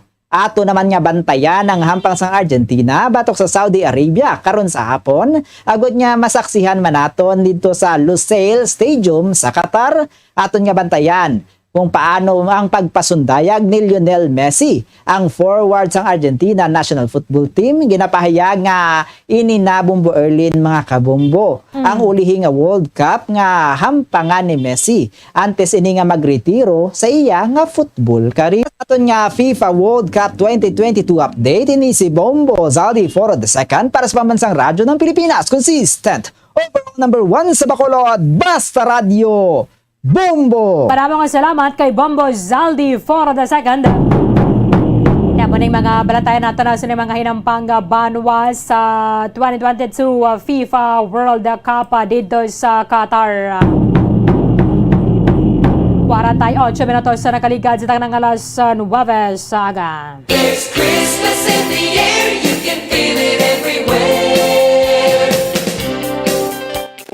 30 atras sa diya sa Rabinin, lantas ang adlaw sang Paskwa. Kulabos sa aton nga tiyempo dari sa pagpangalagad sang palatuntunan Bombo Haray Big Time. Iban nga mga impormasyon ka mga balita, bantayan na ninyo sa Bombo Haray sa Udon.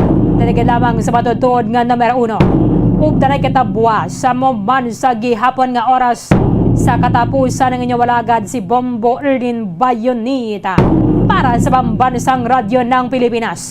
Consistent overall number 1 sa Bacolod, Basta Radio Bombo! Dugang nga impormasyon angot sa balot. Santo pa sa publication, ang balot ang nagaunod man sa niacin, riboflavin, kag thiamine, nga nagabulig sa metabolismo sang enerhiya sa lawas. Naibaloan nga bangod sa nutritious qualities nga makita sa balot, kita nga mga Pilipino ang ginakonsiderar ini nga superfood nga maayo para sa brains. Ang isa ka itlog nga balot ang nagaunod sang 188 calories, 13.7 grams ang protein, 14.2 grams ang fat, 116 mg ang calcium kag 2.1 mg ang iron. Ang balot, ang makabuligman sa mag-asawa bilang aphrodisiac, nga kaangay sang Viagra. Bango dini ang may mataas nga protein content, kag sarang makapaboost sang energy, kasubong man sang desire. Kung luyag mo sang maayo nga delicacy nga madugang sa imo diet, ang balot, ang isa sa maayo nga choice. Isa sa mga heritage churches diri sa probinsya sang Negros Occidental, yara makitaan sa Lisari Street, Barangay Zone 6, Talisay City, amo ang San Nicolas de Tolentino Church. Ang ini nga simbahan tuman katahom bangod sa pagsampot pagid lamang sa fasad sini, yara ang pinasahi nga portico o kon porch, kag sa pagtangla sa tubang sang simbahan makitaan ang clean lines, ang twin towers nga may may nga domes sa ibabaw sini. Sa pagsulod sa simbahan, mapawaw ka sa disenyo. Tastefully designed and preserved, the church's interiors have avoided the catastrophic fate of misguided renovations. Sa pagpadulong amat-amat pakadto sa altar, magatampad naman sa imo ang mahogany colored altar nga gindekorahan sang gilt curvings nga amo ang ginabutangan sa tunga sang santo patron sang simbahan nga amo si San Nicolas de Tolentino, isa ka Italian saint kag mystic. Sa wala kag tuo, yara ang imahe ni San Ezekiel Moreno kag San Rafael, kag sa ibabaw yara si Hesu Kristo. Samtang makitaan ang kapinasahi sang pattern sang salog sang San Nicolas de Tolentino sa Talisay, bangod sa design nga checkerboard nga itom kag puti nga kunlantawon may pleasing contrast sa dingding sang simbahan. Makitan man ang rows of iron chandeliers nga madamo nga nagalinyada sa atop sang simbahan nga nagahatag sang kasanag sa palibot, ilabi na gid sa tupong sini nga aisles sa salog, separated by a row of Corinthian pilasters and stylized flat arches. Ang pundasyon sang karon nga San Nicolas de Tolentino Church una nga gindihon sadto sang isa ka pari sang Order of Augustinian Recollects nga si Father Fernando Cuenca nga nagabot diri sa Negros sadtong 1848. Samtang ang karon nga structure gintuko dinhi sa sulod sang 3 ka tuig humalin sang 1933 tubtob 1936. The Church of San Nicolas de Tolentino reminds us not only of the work of Father Cuenca but stands as a testament to the unity and faith of the people of Talisay.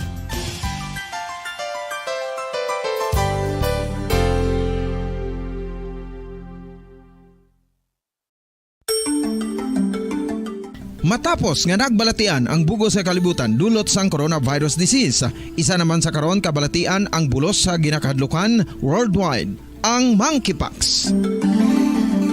Ano ang ginatawag na monkeypox? Well, suno sa World Health Organization o kon WHO, ang monkeypox ang isa ini ka infectious disease nga dulot sang monkeypox virus. Kung maghambal naman kita monkeypox virus, isa ini ka orthopox virus nga mo ang ginatunaan sa mga sintomas nga daw kaangay sa smallpox, apang less severe. Ang monkeypox ginakabig nga less contagious kag mangintunaan sang less severe nga mga balatian kung ikumpara sa smallpox. Simuloan nga ang smallpox na eradicate na ini sa tung 1980, apang ang monkeypox nagapadayon nga nagaduging sa mga kapungsuran sang Central kag West Africa. Sa karon, mayara duha ka distinct clade ukon subtype, ang West African clade kag ang Congo Basin clade nga amuman ang ginatawag Central African clade. Ang monkeypox ang ginakabig nga zoonosis, ukon isa ka sa isang balatian nga naghalin sa mga sapat padulong sa humans. Mga sapat kaangay sang squirrels, ilaga, amo kag iban pa. Human to human transmission is limited.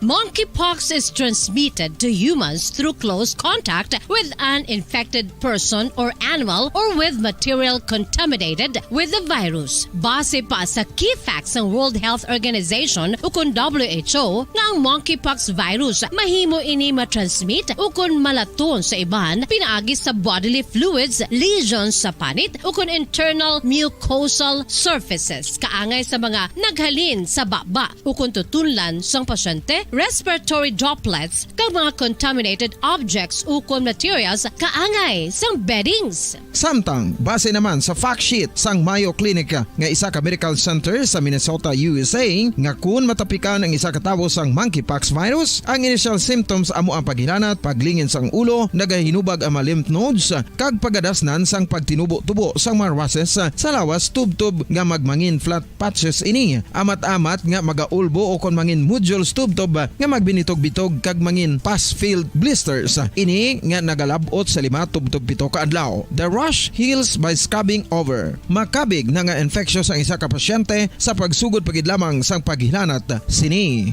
Samtang pamangkot, may bulong na bala ang monkeypox? Well, dugang pa sa fact sheets ng WHO ng vaccines nga ginusar sadto sa pag-eradicate sang smallpox sa bugos sa kalibutan amo man karon kag ginatublok sa mga tao batok sa monkeypox kag ang antiviral agent nga gin-develop para sa smallpox treatment nangin lisensyado naman para sa treatment sang monkeypox. Newer vaccines have been developed of which one has been approved for prevention of monkeypox.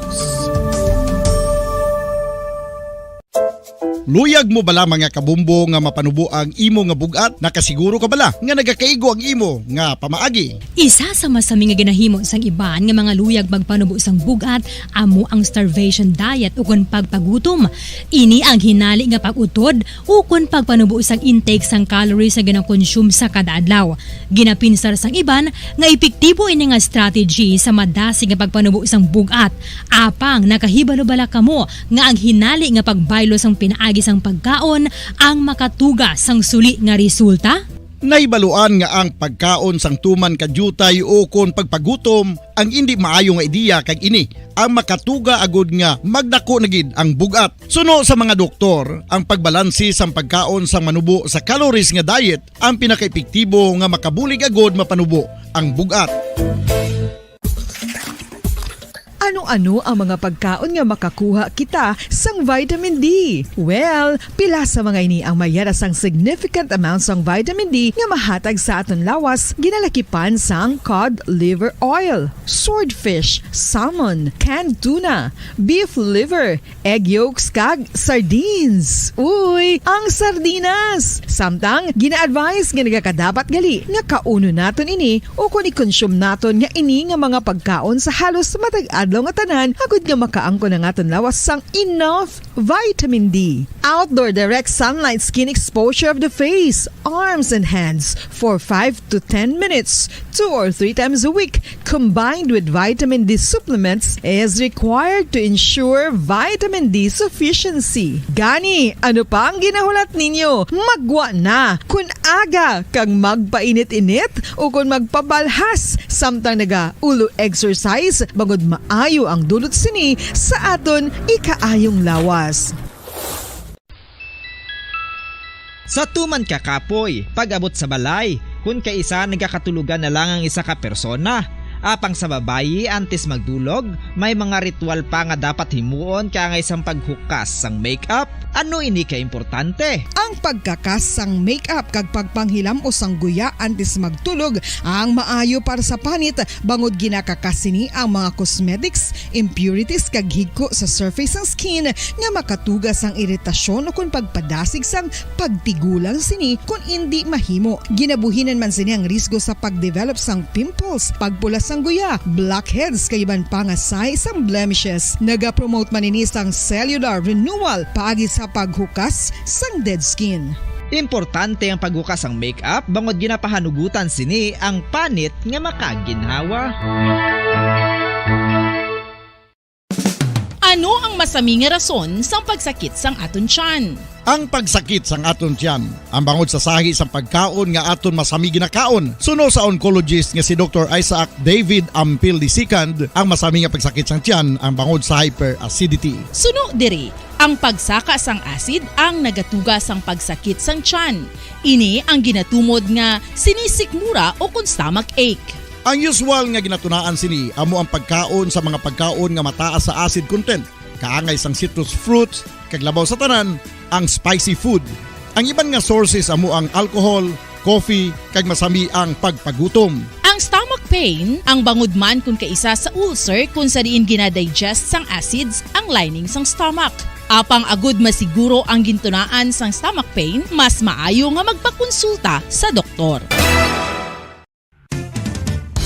Ang coconut milk o kon gata ang ma-extract gikan sa unod sang lahing sang lubi. Ini ang madugay na nga ginagamit bilang ingredient sa mga dessert, soups kag sauces. Kung ikaw ang nagabatsyag sang bone o kon joint pain, maayo para sa imo ang diet nga manggaranon sa gata. Ang gata ang sarang makabulig sa pagpanubo sang bugat.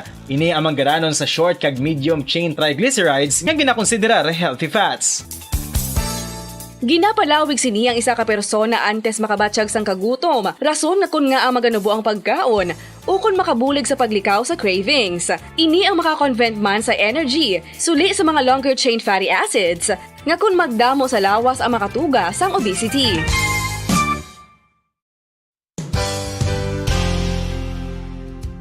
Nakahibalo bala kamo nga ang makitaan nga dako nga konkreto nga simbahan sa sudad sang Sinay, probinsya sang Negros Occidental nga San Diego Pro Cathedral ang nahuman pagid lamang sadto sa Kawayan, Nipa, Kugon kag Amakan. Mga 246 na katuig ang nakaligan. Tuig 1736 sang gintukod ang parish sang Banwa pa lamang sadto nga silay kag nagpatukod ini sang pinakauna man nga simbahan nga nahuman lamang sa light materials. Sa pagbulig sang administrasyon sa Pungko Santo nga Gobernador Silio nga si Alejo Severino kag sang pinakauna nga pari sa lugar nga si Padre Alijo Ignacio de Molinas nga taga Pungsod, Espanya. Ginhingadlan ang simbahan nga San Diego Parish Church sunod sa ngalan santo sa patron sini nga si San Diego de Alcala nga isa ka Franciscan saint.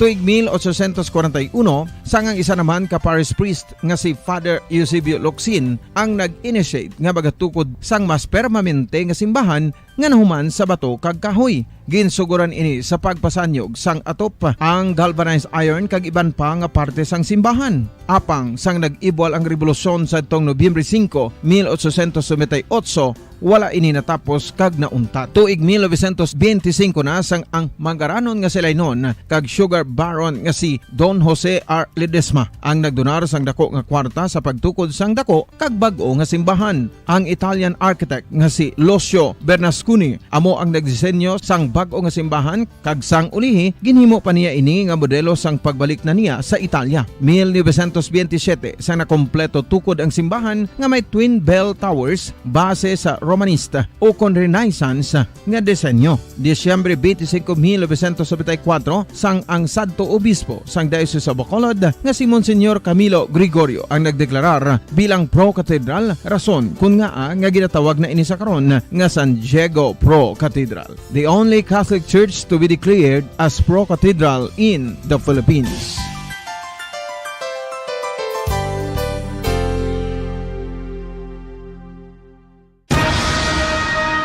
Ang pagpanipilyo ang isa sa mga pinaka-importante nga tikang. Agod mamintinar ang matinlo nga hygiene sa isa ka persona. Apang makapilabala ka beses ini ginahimo sa isa ka adlaw. Suno sa American Dental Association, ginarekomendar ang pagpanipilyo sang makaduha ka beses sa isa ka adlaw. Sunod diri, maayo ang pagpanipilyo sa aga kag sa gabi gamit ang isa ka soft brittle brush. Para sa optimum dental health, ginapahayag sang ADA ang pagpanipilyo sang 2 ka minutos kag siguraduhon nga matinluan gid ang kada ngipon. Importante man nga tinluan ang tunga sang ngipon, isa ka bes kada adlaw. Importante man nga tinluan ang gum line, bangod posible ini nga tiniran sang bakterya. Friendly advice from Bombo Radio Bacolod. Ang Ang vitamin D mayara sang madamo nga papel sa aton lawas. Essential ini sa pag-angkon sa good health. Ang mayor nga papel sang vitamin D among pagsugo sa mga cell sa aton gut o kuntyan agud mag-absorb sang calcium kag phosphorus. Ang duha ka mga minerals nga importante sa pagpabilin nga makusog kag healthy ang aton nga tulan sa kalawasan. Buot silingon, ang vitamin D nagabuli gini sa pag-absorb kag pagpabilin sang calcium kag phosphorus sa aton lawas. Our heart, muscles and nerves also need calcium to function properly. Sabay naman sang phosphorus, ang main function sini among pagporma kag pagpatubo sang bones and teeth. Kung kulang naman kita sa vitamin D, mangintunaan ini sang pagdevelop sang pila ka seryoso nga mga balatian, kaangay sang osteoporosis, cancer, depresyon, muscle weakness, kag manginhalinan sang kamatayon kung lala na ang balatian. Makapila ka beses kung magpangapi sa adlaw, maghinay-hinay lang sa pag-inom sang kape bagod may ara ini sang ini maayo nga epekto sa lawas. Apang paano bala mibruan kung masobrahan na kita sa kape. Nahibaluan nga ang 400 mg sang caffeine o kung kapin-apat katasa sang brewed coffee sa isa ka adlaw ang makabig pa nga safe para sa pila ka mga healthy adults. Apang, dapat naman ini nga hagan-haganon kung makabatyag na sa mga sintomas nga nagapahibalo nga nasubrahan ka na sa kape. Ini ang ginalakipan sang pagsakit sang ulo, hindi makatulog, anxiety, kag masami nga ginanerbiyos, kalakip na ang paglingin sang ulo, pagka-irritable, masami nga pagpangihi, pagpalangurog sang unod, kag pagdasig sang kuba-kuba sang dughan. Gani mga kabombo, hagan-hagan lang sa kape. Dugang nga impormasyon angot sa balot. Santo pa sa publication, ang balot ang nagaunod man sa niacin, riboflavin, kag thiamine, nga nagabulig sa metabolismo sang enerhiya sa lawas. Naibaluan nga bangod sa nutritious qualities nga makita sa balot, kita nga mga Pilipino ang ginakonsiderar ini nga superfood nga maayo para sa brains. Ang isa ka itlog nga balot ang nagaunod sang 188 calories, 13.7 grams ang protein, 14.2 grams ang fat, 116 mg ang calcium kag 2.1 mg ang iron. Ang balot, ang makabuligman sa mag-asawa bilang aphrodisiac, nga kaangay sang Viagra. Bangod ini ang may mataas nga protein content, kag sarang makapaboost sang energy, kasubong man sang desire. Kung luyag mo sang maayo nga delicacy nga madugang sa imo diet, ang balot ang isa sa maayo nga choice. Isa sa mga heritage churches diri sa probinsya sang Negros Occidental, yara makitaan sa Rizal Street, Barangay Zone 6, Talisay City, amo ang San Nicolas de Tolentino Church. Ang ini nga simbahan tuman katahom bangod sa pagsampot pagid lamang sa fasad sini, yara ang pinasahi nga portiko o kon porch, kag sa pagtangla sa tubang sang simbahan makitaan ang clean lines, ang twin towers nga may may nga domes sa ibabaw sini. Sa pagsulod sa simbahan, mapawaw ka sa disenyo. Tastefully designed and preserved, the church's interiors have avoided the catastrophic fate of misguided renovations. Sa pagpadulong amat-amat pakadto sa altar, magatampad naman sa imo ang mahogany colored altar nga gindekorahan sang gilt curvings nga amo ang ginabutangan sa tunga sang santo patron sang simbahan nga amo si San Nicolas de Tolentino, isa ka Italian saint kag mystic. Sa wala kag tuo, yara ang imahe ni San Ezekiel Moreno kag San Rafael, kag sa ibabaw yara si Hesu Kristo. Samtang makitaan ang kapinasahi sang pattern sang salog sang San Nicolas de Tolentino sa Talisay, bangod sa design nga checkerboard nga itom kag puti nga kunlantawon may pleasing contrast sa dingding sang simbahan. Makitaan man ang rows of iron chandeliers nga madamo nga nagalinyada sa atop sang simbahan nga nagahatag sang kasanag sa palibot, ilabi na gid sa tupong sini nga aisles sa salog, separated by a row of Corinthian pilasters and stylized flat arches. Ang pundasyon sang karon nga San Nicolas de Tolentino Church una nga gindihon sadto sang isa ka pari sang Order of Augustinian Recollects nga si Father Fernando Cuenca nga nagabot diri sa Negros sadtong 1848 2028. Samtang ang karon nga structure gintuko dinhi sa sulod sang 3 ka tuig humalin sang 1933 tubtob 1936. The Church of San Nicolas de Tolentino reminds us not only of the work of Father Cuenca but stands as a testament to the unity and faith of the people of Talisay.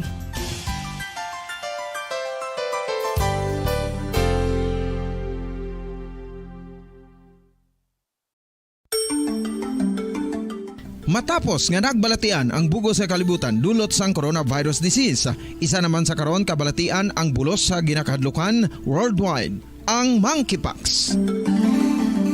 Ano ang ginatawag na monkeypox?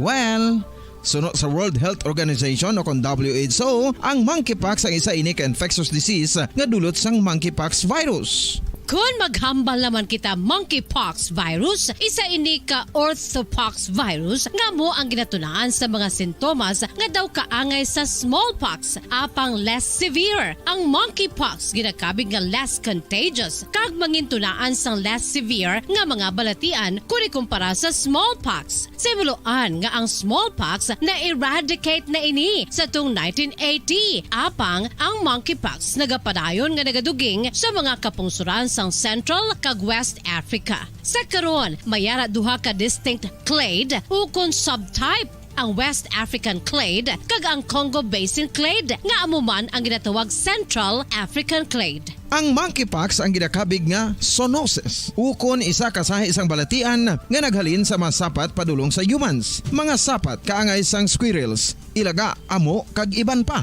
Human to human transmission is limited.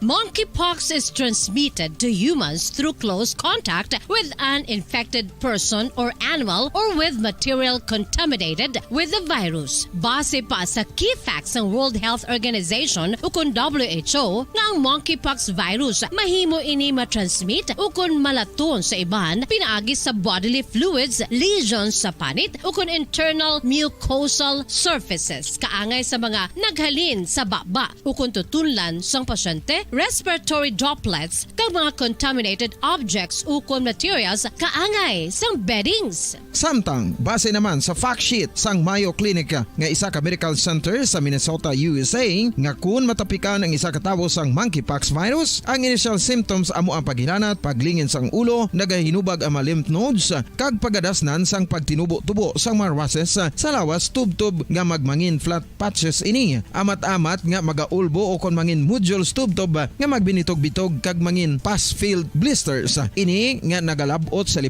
tubtob 7 ka adlaw. The rash heals by scabbing over. Makabig na nga infectious ang isa ka pasyente sa pagsugod pagid lamang sang paghilanat sini. Samtang pamangkot, may bulong na bala ang monkeypox? Well, dugang pa sa fact sheet ng WHO nga ang vaccines nga ginusar sadto sa pag-eradicate sang smallpox sa bugos sa kalibutan amo man karon ang ginatublok sa mga tao batok sa monkeypox kag ang antiviral agent nga gin-develop para sa smallpox treatment nangin lisensyado naman para sa treatment sang monkeypox. Newer vaccines have been developed of which one has been approved for prevention of monkeypox.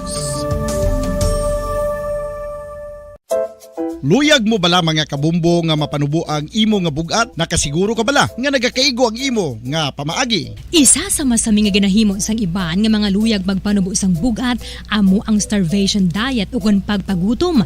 Ini ang hinali nga pag-utod ukon pagpanubo sang intake sang calories sa ginakonsume sa kada adlaw. Ginapinsar sang iban nga epektibo ini nga strategy sa madasi nga pagpanubo sang bugat.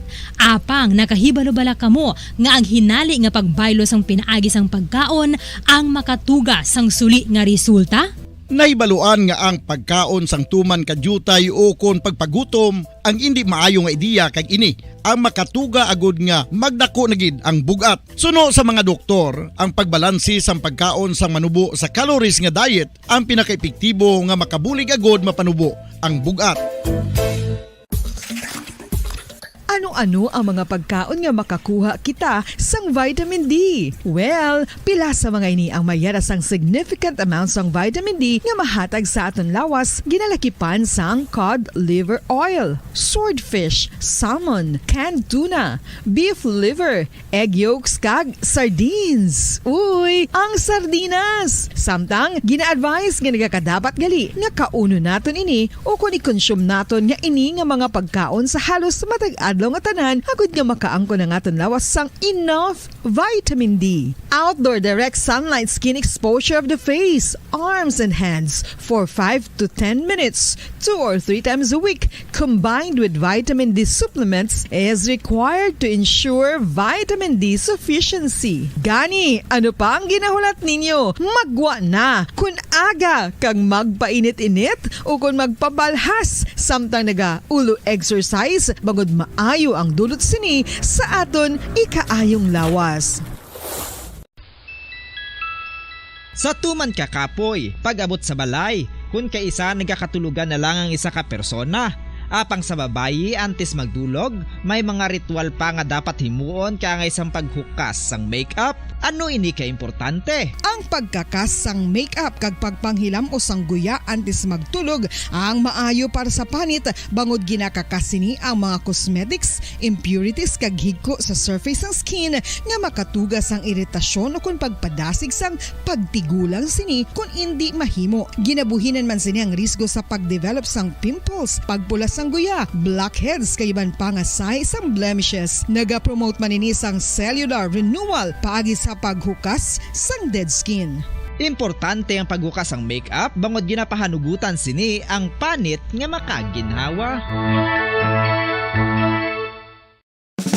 Ano ang masami nga rason sang pagsakit sang aton tiyan? Ang pagsakit sang aton tiyan, ang bangod sa sahi sang pagkaon nga aton masami ginakaon. Suno sa oncologist nga si Dr. Isaac David Ampil II, ang masami nga pagsakit sang tiyan ang bangod sa hyperacidity. Suno diri, ang pagsaka sang acid ang nagatuga sang pagsakit sang tiyan. Ini ang ginatumod nga sinisikmura o kung stomach ache. Ang usual nga ginatunaan sini amo ang pagkaon sa mga pagkaon nga mataas sa acid content, kaangay sang citrus fruits, kag labaw sa tanan ang spicy food. Ang iban nga sources amo ang alcohol, coffee, kag masami ang pagpagutom. Ang stomach pain ang bangod man kung kaisa sa ulcer kung sa diin ginadigest sang acids ang lining sang stomach. Apang agud masiguro ang gintunaan sang stomach pain, mas maayo nga magpakonsulta sa doktor. Ang coconut milk o kon gata ang ma-extract gikan sa unod sang lahing sang lubi. Ini ang madugay na nga ginagamit bilang ingredient sa mga dessert, soups kag sauces. Kung ikaw ang nagabatsyag sang bone o kon joint pain, maayo para sa imo ang diet nga manggaranon sa gata. Ang gata ang sara makabulig sa pagpanubo sang bugat. Ini ang manggaranon sa short kag medium chain triglycerides nga ginakonsiderar healthy fats. Ginapalawig sini ang isa ka persona antes makabatsyag sang kagutom. Rason na kun nga ang maganubo ang pagkaon o kun makabulig sa paglikaw sa cravings. Ini ang makakonvent man sa energy, suli sa mga longer chain fatty acids, nga kun magdamo sa lawas ang makatuga sang obesity.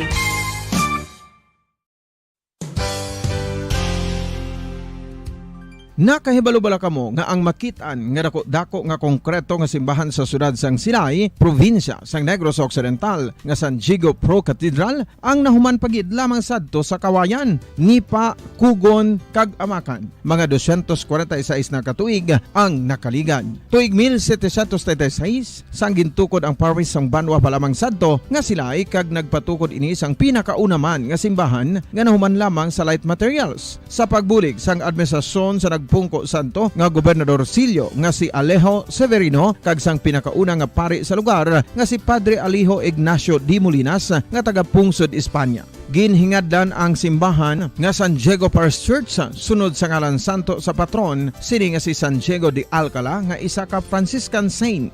Tuig 1841 sangang isa naman ka parish priest nga si Father Eusebio Locsin ang nag-initiate nga bagatukod sang mas permanente nga simbahan nga nahuman sa bato kag kahoy. Ginsuguran ini sa pagpasanyog sang atop ang galvanized iron kag iban pa nga parte sang simbahan. Apang sang nag-ibwal ang revolusyon sa tong Nobyembre 5, 1898, wala ini natapos kag nauntat. Tuig 1925 na sang ang mangaranon nga sila noon kag sugar baron nga si Don Jose R. Ledesma ang nagdonar sang dako nga kwarta sa pagtukod sang dako kag bag-o nga simbahan. Ang Italian architect nga si Los Bombo Radio Bacolod. Number 1! Basta Radio Bombo! Unsa tunga sang kadulom, may kasanag nga magtuhaw agon mangin gabay sang imo pagpanglakaton. Ini bala pagbuot sang kahitaasan, ukon natabuan lang. May maligno gidayhan? Kung ang isa ka patay hinali nga mabuhi, makasiling ka pala nga ini isa ka milagro. Ukon kahimuan sang siyensya. May impyerno gidayhan? Ini nga pala mangkutanon, pagasabton sa sini nga palatuntunan.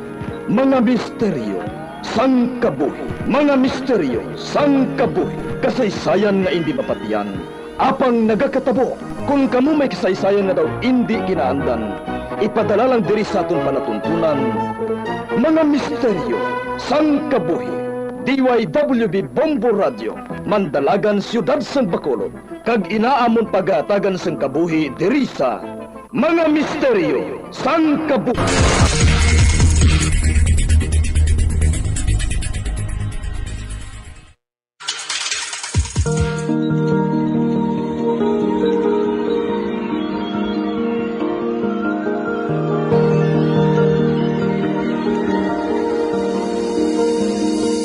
Kagkaroon sa kasagpon sa taon matahong na sugilanon sa taon palatuntunan, mga misteryo sang kabuhi.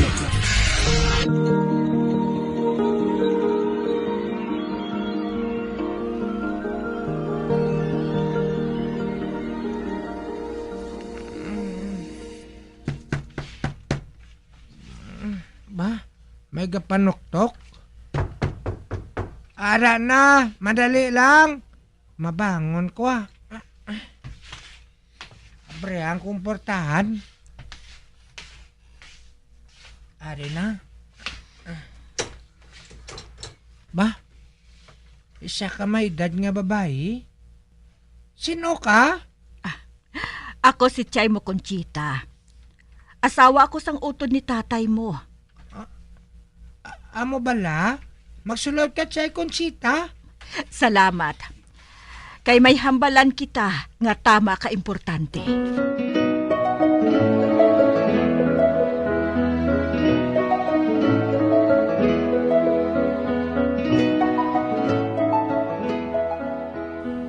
Kahibalo ka. Ginbilin ka gid sa mga ginikanan mo sa akon, sadtong buhi pa sila. Wala ko man ikaw makita sang ginlubong sila nga duha.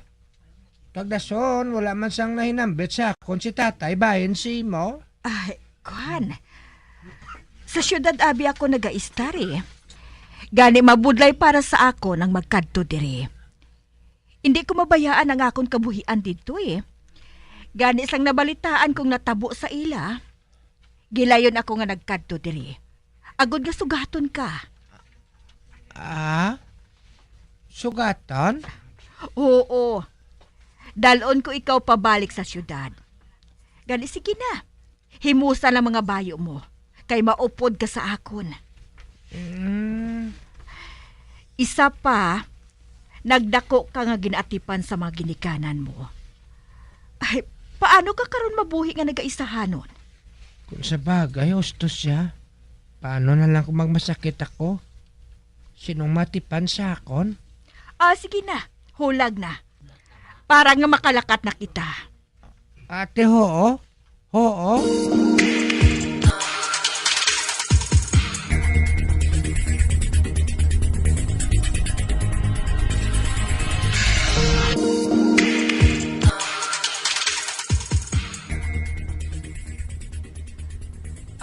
Aring bayad, oh. Salamat. Dali na. Manaog na kita.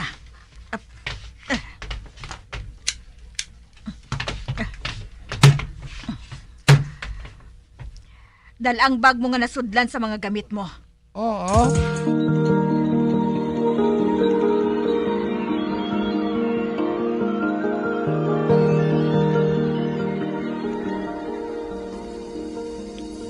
kadako sa balay ni Chay Conchita ba? Babaw dalom? Kagdason may ara pagid sa idalom? Basement ng panawag nila? Hindi pareho sa balay namon sa uma? Mga gamay lang? Kag nahumal na sa kawayan kag nipa ang atop? Gustuhan lang ang kadako namon para sa amon ni nanay kag ni tatay? Ano yan ang manging kabuhi ko diri sa loyo ni Chay Conchita man? Kabay tani nga mayo lang ba? Kabay pa nga hindi ako mabudlayan? Husto? Paano gali ang akong pag-eskwela man? Boss, mamangkot ako kay Chay Conchita.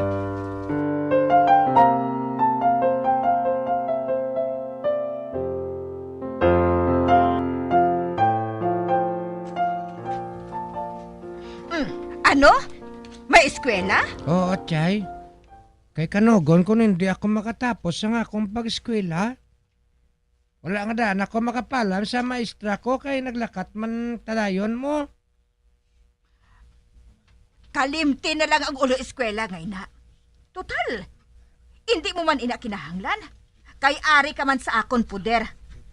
Akong mapakaon kag mapabiste sa imo. Ang buhaton mo lang, amo ang alagaran ng akon mga border sa balay nga ini. Kung anong isugo nila, tumanon mo. Mangin boy gali ako dire? Ano nga boy? Hindi ba lang nga hinablos ka sang bana ko? Pwes, katapo ka sang pamilya. Kag ang pamilya, nagabuligay. Hindi bala? Gani, hindi paglain na sa paghangop ang ginhambal ko. Natural lang nga magbulig ka diri sa balay. Kay ang magpamilya, nagabuligay gidman. Hindi bala? Oo, Chay. Sige na. Lakat na sa kusina. Magbulig ka sa mga hilikuton dito.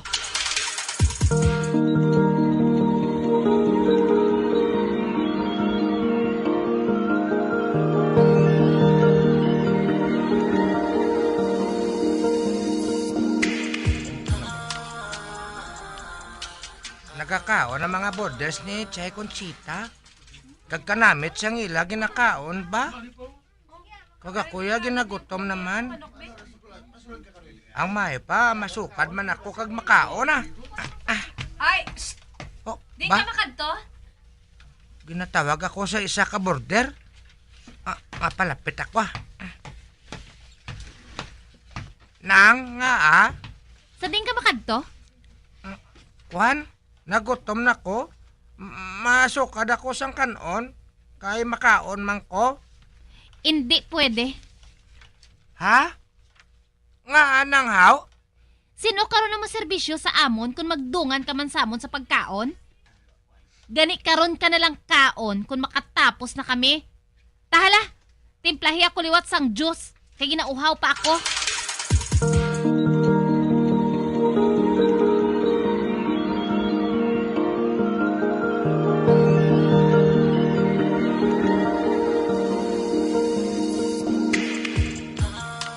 Kaonggit man ako. Apang pulos na lang bilin sang ila mga plato ang nakaong ko. Ginubusan gid nila ako ba? Kag ang kanon, halos ginsipot ko na lang sa kaldero. Maya pang ido nga hinuptanan ni Chay Conchita. May pagkaon nga para sa iya. Samtang ako wala. Kung ano lang mabilin sa mga borders diri, mo lang ang kaunon ko. Nay? Tay? Kung tani, nagupod na lang ko sa inyo sa magpanagat kamo sang magbagyo ba? Para upod na lang kita kung sa diin man kamo nahamtang subong. Nasubuan ko magpanumdom sa kaimtangan ko subong. Kapoy nga akong lawas sa bilog nga daw nga trabaho. Apang wala man lang sang konsuelo. Halos daw hindi nila ako pagpakaunon. Kasi Chay Conchita, masami man siya galakat. Wala man lang siya pagulikid sa akon. Wala niya ginahibalo ang kaimtangan ko dire. Agay, are naman. Kasakit naman ng akon tiyan. Tungod sa kagutom. Ang mayo pa, mainom ko sang tubig Apang antisina, matimuan na ako sang asin. Kag among pagpadalon doon sang tubig.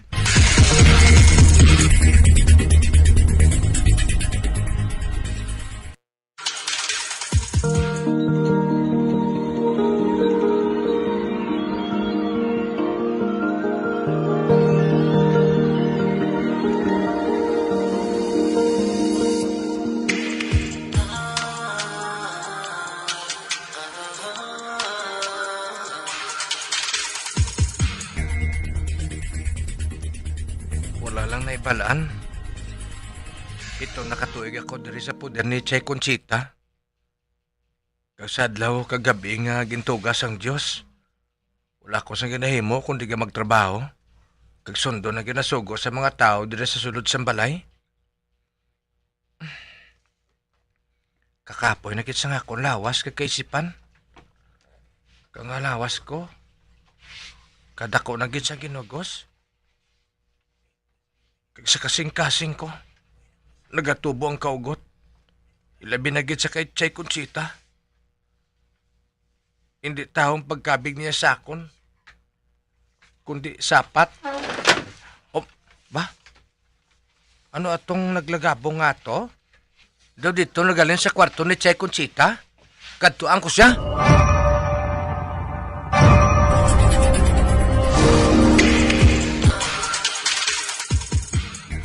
Wala, si Chay Conchita. Gigda sa salugo.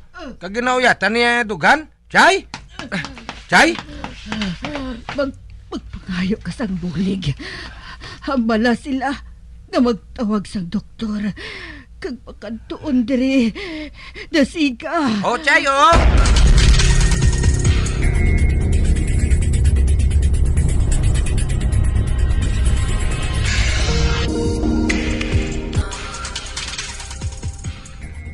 Na mild stroke ka, Conchita. Gani kinahanglan nga imnon mong mga bulong nga ginresita ko sa imo. Labaw sa tanan, kinahanglan mo ang pahuway. Magpasalamat ka nga hindi giman fatal ang pag-atake sa imo. Kung natabo, dako nga kahalitan gid ang naago mo. Salamat gid, Dok. Pabahi lang. Tumanon ko ang tanan mo nga ginapanugyan.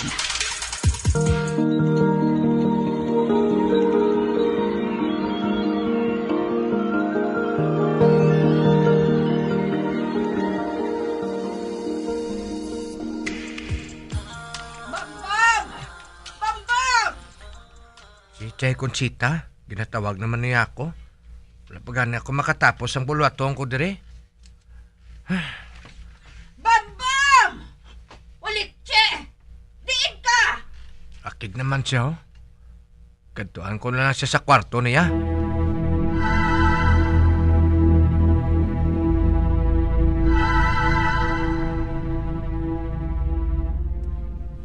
Timplahi ako sang gatas.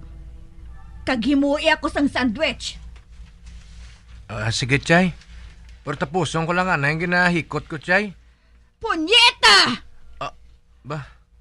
Unaha ang ginasugo ko! Unaha! Agoy! Agoy. Ginampak niya ako sa ginauyatan niya sa ulo. Agay. Oh! Ano ang ginatulok mo? Ha? Mabato ka sa akon? Mabato ka? Mahikot na lang ko sa pagkaon mo, Chay, hinali lang ang nagsaka ang dugo ko ba? Nagasobra ka na, Chay Conchita. Nagasobra ka na.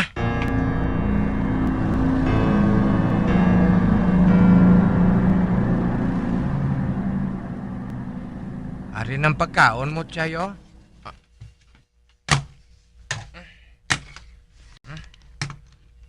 Ara na, Chay. Hindi ka anay maghalin. May isugo ka pa, oh? Gago! Ma? Natural. Hulaton mo nga makatapos ako sang kaon. Kay himuson mo ang kinanaan ko. Gani hindi ka dira maghalin, ha? Magtindog ka lang dira. Managakaon pa ako. Nagakaon siya. Wala man lang siya nagpangagda sa akon, bisan pa kuno-kuno lang ba? Kanamit. Kanamit ang timplas ng palaman mo sa tinapay. Nagustuhan ko. Makahibalo kagit sang timpla ko.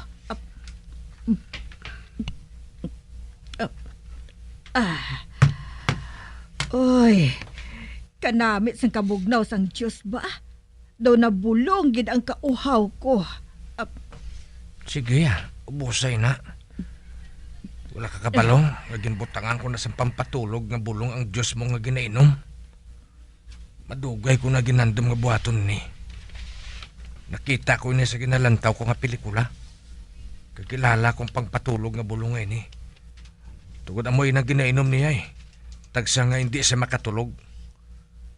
Kaya kung matulugan na siya, makapagusto na ako sang kaon.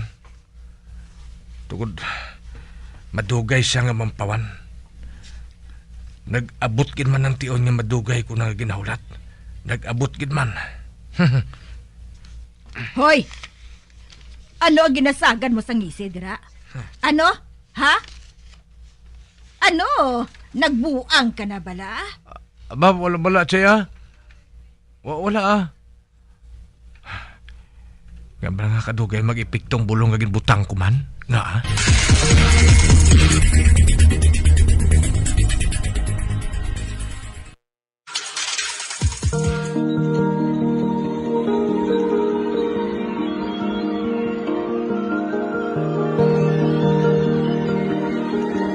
Magabiyanso na ganyo sa pagpamati ang katapusan nga bahing sa aton sugilanon sa aton palatuntungan. Mga misteryo sang kamu. Number 1 Basta Radio. Come on!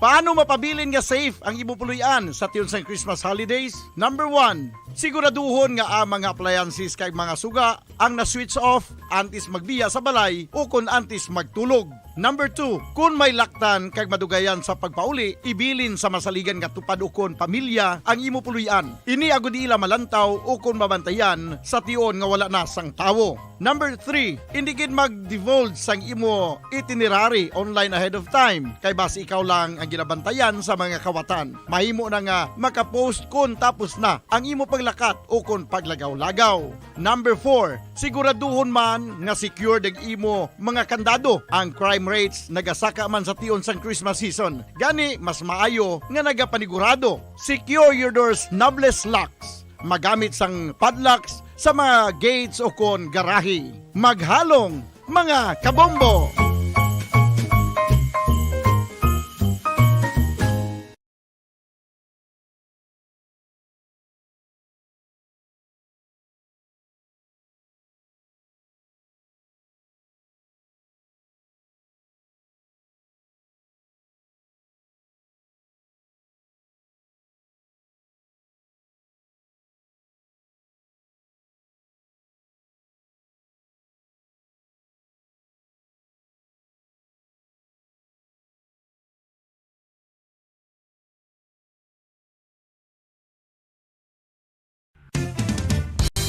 Ang coconut milk o kon gata ang ma-extract gikan sa unod sang lahing sang lubi. Ini ang madugay na nga ginagamit bilang ingredient sa mga dessert, soups kag sauces. Kung ikaw ang nagabatsyag sang bone o kon joint pain, maayo para sa imo ang diet nga manggaranon sa gata. Ang gata ang sara makabulig sa pagpanubok sang bugat. Ini ang manggaranon sa short kag medium chain triglycerides nga ginakonsiderar healthy fats.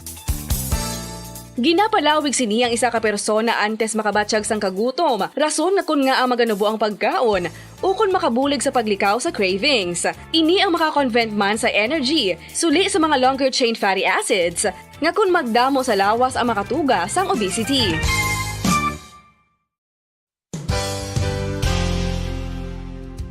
Nakahibalo bala kamo nga ang makitaan nga dako nga konkreto nga simbahan sa sudad sang Silay, probinsya sang Negros Occidental nga San Diego Pro Cathedral ang nahuman pagid lamang sadto sa kawayan ni pa Kugon kag Amakan. Mga 246 na katuig ang nakaligan. Tuig 1736 sang gintukod ang parish sang Banwa pa lamang sadto nga Silay kag nagpatukod ini sang pinakauna man nga simbahan nga nahuman lamang sa light materials. Sa pagbulig sang administrasyon sa nagpungko santo nga Gobernador Silio nga si Alejo Severino kag sang pinakauna nga pari sa lugar nga si Padre Alijo Ignacio Di Molinas nga taga Pungsod, Espanya. Ginhingadlan ang simbahan nga San Diego Parish Church sunod sa ngalan santo sa patron sini nga si San Diego de Alcala nga isa ka Franciscan saint.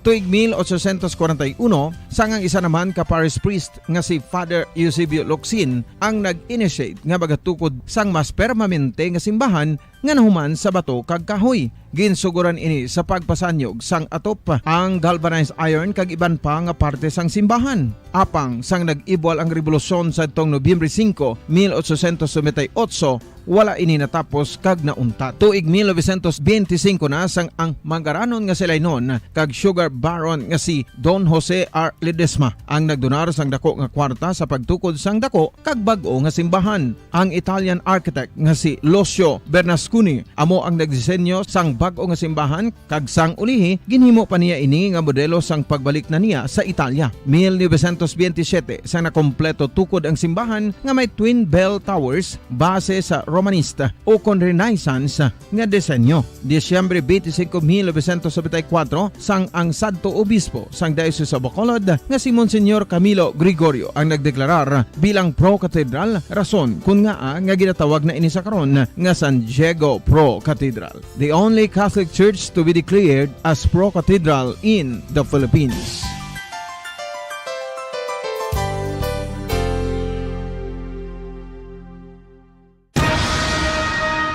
Ang pagpanipilyo ang isa sa mga pinaka-importante nga tikang. Agod mamintinar ang matinlo nga hygiene sa isa ka persona. Apang makapila bala ka beses ini ginahimo sa isa ka adlaw. Suno sa American Dental Association, ginarekomendar ang pagpanipilyo sang makaduha ka beses sa isa ka adlaw. Sunod diri, maayo ang pagpanipilyo sa aga kag sa gabi gamit ang isa ka soft brittle brush. Para sa optimum dental health, ginapahayag sang ADA ang pagpanipilyo sang 2 ka minutos kag siguraduhon nga matinluan gid ang kada ngipon. Importante man nga tinluan ang tunga sang ngipon, isa ka bes kada adlaw. Importante man nga tinluan ang gum line, bangod posible ini nga tiniran sang bakterya. Friendly advice from Bombo Radio Bacolod. Ang vitamin D, mayroon madamo nga papel sa aton lawas. Essential ini sa pag-angkon sang good health. Ang mayor nga papel sang vitamin D among pagsugo sa mga cell sa aton gut o kuntyan agud mag-absorb sang calcium kag phosphorus. Ang duha ka mga minerals nga importante sa pagpabilin nga makusog kag healthy ang aton nga tulan sa kalawasan. Buot silingon, ang vitamin D nagabuli gini sa pag-absorb kag pagpabilin sang calcium kag phosphorus sa aton lawas. Our heart, muscles, and nerves also need calcium to function properly. Sabahin naman sang phosphorus, ang main function sini among pagporma kag pagpatubo sang bones and teeth. Kung kulang naman kita sa vitamin D, mangintunaan ini sang pagdevelop sang pila ka seryoso nga mga balatian kaangay sang osteoporosis, cancer, depresyon, muscle weakness, kag manginhalinan sang kamatayon kung lala na ang balatian. Makapila ka beses kung magpangapi sa isa ka adlaw, maghinay-hinay lang sa pag-inom sang kape bagod may ara ini sang ini maayo nga epekto sa lawas. Apang paano bala mibruan kung masobrahan na kita sa kape. Nahibaluan nga ang 400 mg sang caffeine o kung kapin-4 katasa sang brewed coffee sa isa ka adlaw ang makabig pa nga safe para sa pila ka mga healthy adults. Apang, dapat naman ini nga hagan-haganon kung makabatyag na sa mga sintomas nga nagapahibalo nga nasubrahan ka na sa kape. Ini ang ginalakipan sang pagsakit sang ulo, hindi makatulog, anxiety, kag masami nga ginanerbiyos, kalakip na ang paglingin sang ulo, pagka-irritable, masami nga pagpangihi, pagpalangurog sang unod, kag pagdasig sang kuba-kuba sang dughan. Gani mga kabombo, hagan-hagan lang sa kape. fertilized duck egg ang ginakonsiderar nga delicacy hindi lang sa Pilipinas kundi amuman sa iban nga Southeast Asian countries kaangay sa Vietnam kag Cambodia kung sa diin ang pangalan sini ang nagikan sa Tagalog phrase nga balot sa puti o kon wrapped in white. Madamo sa aton ang mahuyugon og bakal sini sa mga dalanon apang ano bala ang makuha nga benepisyo gikan sa balot. Santo sa SF Gate, ang itlog nga balot ang apisar barato. Ini ang maayo nga source sa sang protein. Ini ang puno sang vitamin C kag beta-carotene. Nga parehas mabasko nga antioxidants nga makabulig sa pagtinlo sang free radicals gikan sa mga bloodstream. Kasubong man nagapabaskog sang immune system. Ang magpainit-init sa silaksang adlaw sa aga ang makadulot sa kayuhan sang aton ikaayong lawas. Suno sa madugay na nga pagtuon sa mga researchers worldwide, kalakip na diri ang American Academic Medical Center nga Mayo Clinic. Ila na pamatudan nga ang sun o kung si Haring Adlaw amugid ang best source sang vitamin D. There's good reason why vitamin D is called the sunshine vitamin. Ang pamangkot, paano ang proseso sang pag-angkon sang aton lawas sang vitamin D? Well, ang process nagasugod sa tion nga exposed ang aton panit sa sunlight dili na kag mahimo ang vitamin D gikan sa cholesterol sa aton lawas. Ang ultraviolet o kon UVB rays nga yara sa silak sang adlaw magaigo ini sa cholesterol sa aton skin cells, providing the energy for vitamin D synthesis to occur. Magluwas sa baboy, baka kag manok, may isa ka karne nga sarang mahimo alternatibo nga iserbe sa lamesa sa mga Pinoy kag ini ang rabbit. Bacolod #1 Bas Paradyo Bombo. Patawar ako. Apag wala ko na ikaw, ginahigog mo. Hindi na pagpadayo na maluwi ka. Tungod ang tag sa katinaga nagapadugang lang sang pila sa akong kasing-kasing. Kinpapati mo ako sa paghigugma nga isa lang gali kapakuno-kuno. Anong sala ko sa imo? Nga ginsilutan mo ako sa amo sini. Apang sa gihapon hindi ako makabatas magbalos sa imo sa kasakit. Agud mabatyagan mong nabatyagan ko. Kundiin man ako makaabot o kundiin ka man. Tanday na nga sang makaisa. May isa ka tinuga nga naghigugma sa imo sang tampat. I thought you will forever be the brightest star for me.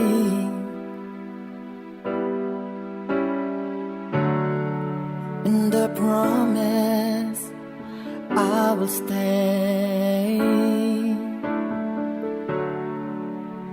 in love with you till the end. Once, there was a love. Sa tag sa kakabuhi sang tawo, kag sa tag sa kabahin sa iya kasing-kasing, may isa kahandumanan nga matahong. Masadya, masakit, kag makahalamot nga dulot sang paghigugma. Kung kamo may handumanan sa paghigugma nga hindi malipatan, ipadala lang diri sa aton palatuntunan. Once, there was a love. Kay ina paghahatagan namon sang kabuhi para sa inyo kalingawan. Once, there was a love.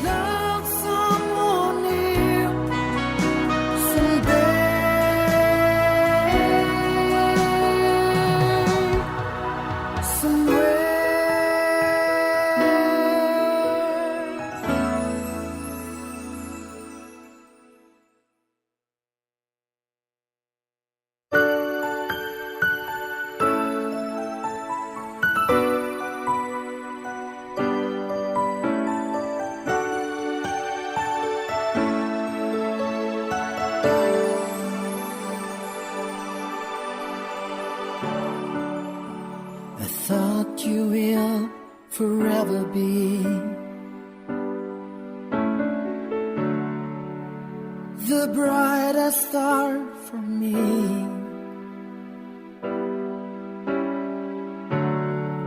And I promise I will stay in love with you till the end. Kagkaron, sa kasugpon sang kasaysay ni Jerlyn, nga iya man ginpasakop kagaton man ginhatagan sang kabuhi diri sa atong panatuntunan. Once there was a love sa kasaysayan. Kaupod sang isa kahandom. Is this goodbye? I hate to say, be back in his arms, forget me. As my life goes on. Jerlyn, panumdumon mo ang ginhimo niya sa imo sadto, ha? Kag sa mga tao nga mahal sa kabuhi mo. Ginsakit niya sadtong buot sang iloy mo. Ginsakit ka man niya. Sang ginpalayo niya sa imo si Kent. Kaaway mo siya. Hindi ka dapat ka magsalig sa iya. Himuon niya liwat nga miserable ang kabuhi mo. Sa hindi lang mahibalan nga tion. Hindi siya paghatagis ang kahigayunan nga sakiton kaliwat. Hindi na.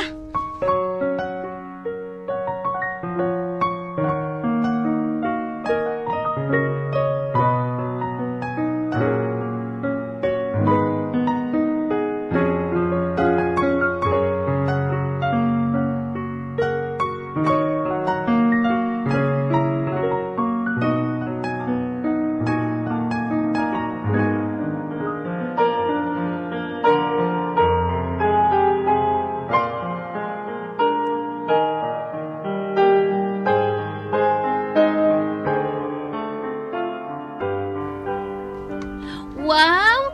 Gwapo na si Tabatchoy ba? Sakay kuya sa auto ni Dayton. Daw naanad ka na ha? Base kung magsinabad ka dito sa ila ni Tito Dalton. Hindi good boy lang ko to ya. Ate sige para nga makabalik ka dito liwat. Kay kung magpasaway ka dito, hindi ka na makabalik ha? Ala! Uy! Amo na siguro inang masugat sa inyo ni mami mo. Anay ka bala? Jerlyn! Mami! Jer! Mami! Dali na!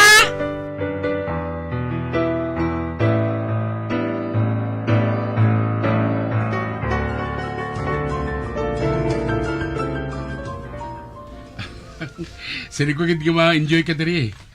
Dayton, gusto ko mampang ta cowboy. Ano? Oo, cowboy ta duha. Ugaling ko na kita diri sang kabayo eh. Ay, oo, gali no. Mayo pa siguro, lain na lang ang pangunaton. Karika, dito kita ho.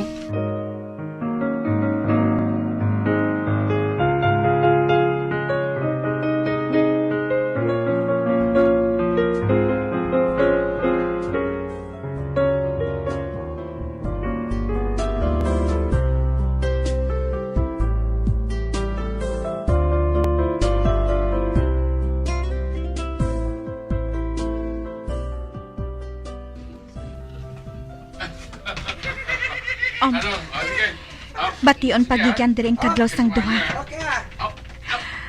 Gusto si Lola Asuncion. Hindi makasablag si Tadi sa akong trabaho diri.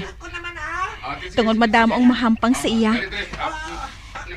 Kag si Dalton, siya gid ang nagausik sang kion para maglingaw kay Tadi. Luto ng paboritong cake na Tadi kag Lola Asuncion. Mas slice ako diri Kag serbihan sila. Ay, Jolene, ako na lang mahanda si Naa. Kay si Ding? Ginapatawag ka ni Doña Asuncion. Ato siya sa terasa. Sige. Mabilin ko ana ikaw, Chay.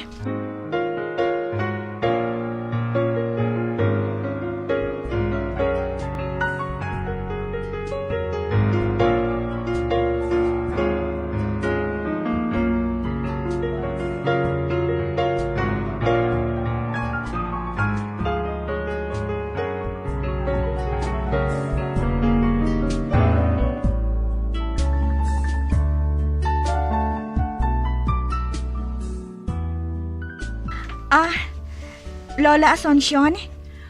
Ginpatawag mo kuno ako? Magpungko ka, Jerlyn. Salamat.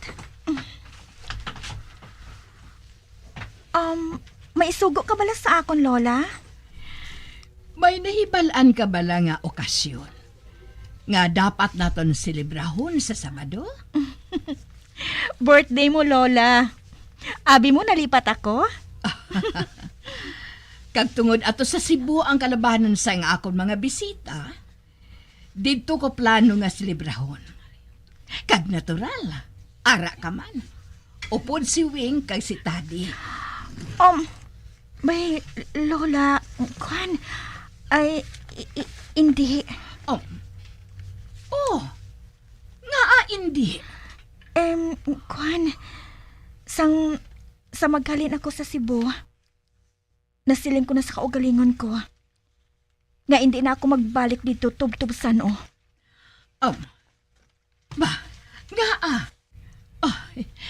Ikaw man ang nagsiling nga malawig na nga panahon ang nakaligad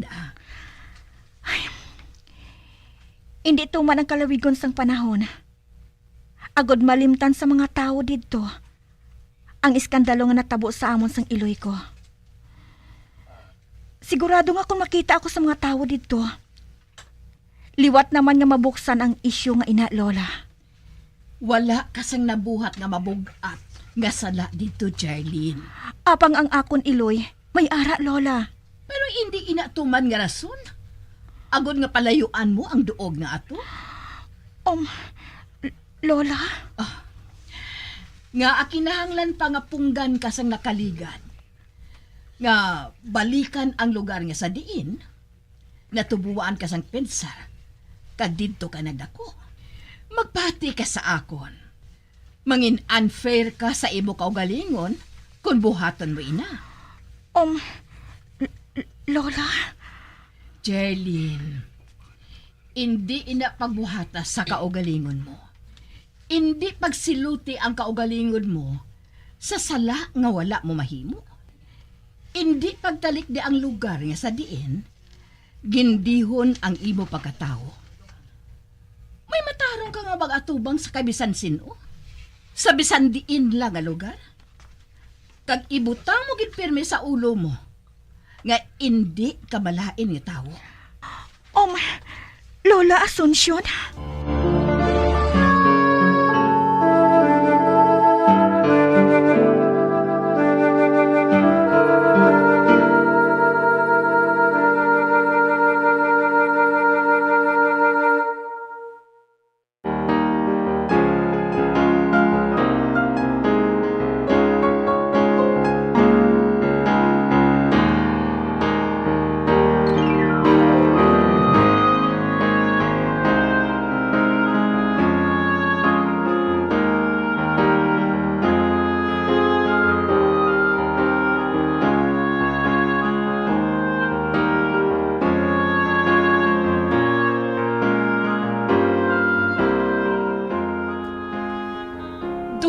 Sang bag-o nga kok sa balay, ang maatipan sang tanan nga pagkaon.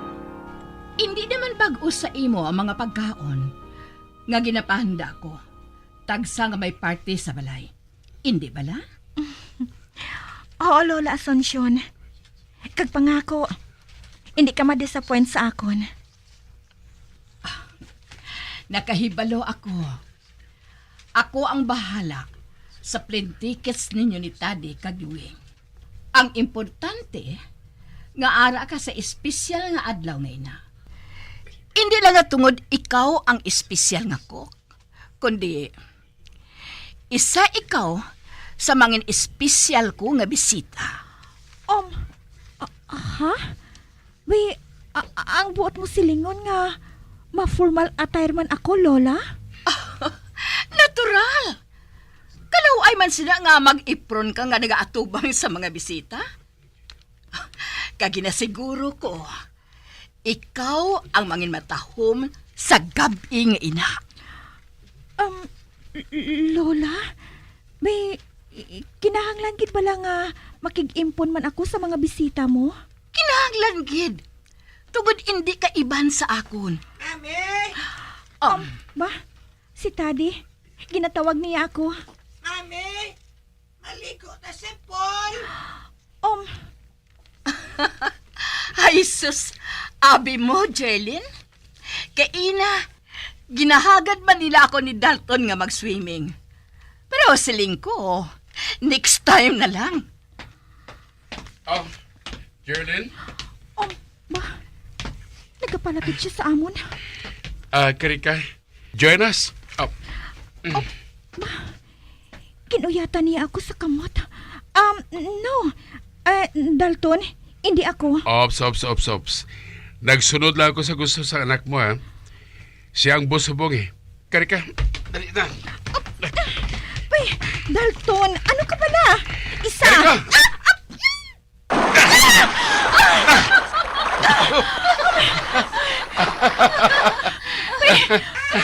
Hindi mo mabuhaton inaliwat, ha? Argoy! Pakulbaan mo ako. Killjoy ka, ha? Hindi ka pa? Ginahimutaran mo kita ko, eh. Ano? Wala ko sang gana yung magtulog sa imo, no? Buting pa ta. Kaya na, samta nagatulog ka sa akon. Sa dito ka sa malayo. Daw kaunon mo gid lang ako nga bilog, pro. Kabalan ka ganyan, no? Si Taddy ang ginatulog ko. Kag hindi kay ikaw. Kag isa pa, hindi Kuya Balyana. Wow. Kag mas nga hindi amo sinang lawas ko, no? Sombot mo silingon, sexy ka.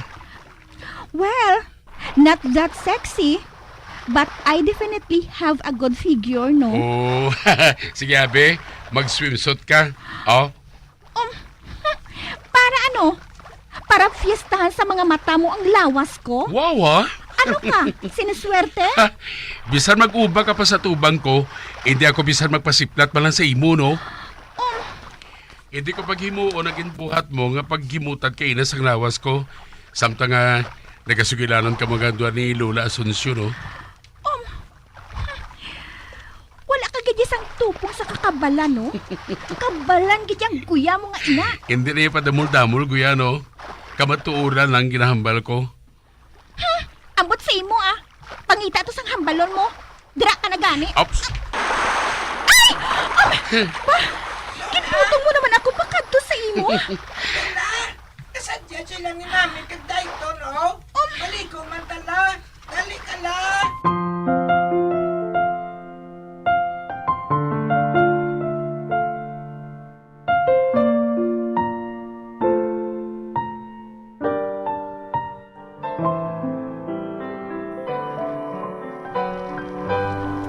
Bausus, ang anak mo na nga ini. Ginapilit gid niya ako nga mag-swimming kami, Jerlyn. Kakulit nga daan siya, Lola. Nagagitop ng bibig mo, Tadi, oh. Ang maayo pa. Ilisan ko na ikaw, Tadi. No. Dili ka lang. Tadi, dali na. Matakas na kita. Base kon ubuhon ka karon, ha? Sangsagad mo pahulom diri sa pool. Oo, Lola. Mami, matakas na ko, ha? Babasin niyo. O ikaw, wala ka pa ba lagi natugnawan? Wala pa gid man. Ining... May ihambal ka ba na sa ako?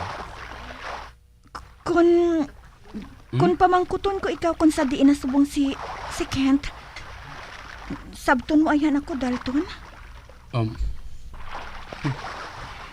Nagkinadlaw lang kita kay ina kaupod kay Lola kag kay Tadi. Hinali ka lang na kangkon sang kaisog sang buot nga ukato ng butangay na. I need to see him soon.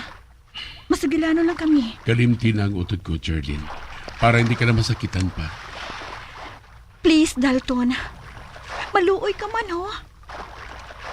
4 ka tuig na nakaligad. Sugod sang makita ay kami. Gusto ko siya nga kamustahon sa personal. Gusto ko mahibalaan kung ano nang natabo sa iya. Kung okay man siya. Sugay rin ako kung diin ang utod mo. Sana saling ko na, kalimti na si Kent. Katig-ag ang ulo mo, ah. Ikaw ang matigas ang ulo. Kasimple sang ginapangabay ko sa imo. Nga hindi mo gid ako mapasugtan. Nga amo kasi nakapintas, Dalton. Nga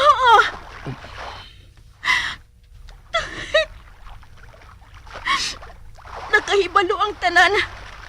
Nga hindi ka sa akon para sa utod mo. Wala akong bagay na pamilit ang kaugalingon ko sa utod mo, ha? Gusto ko lang siya nga makita.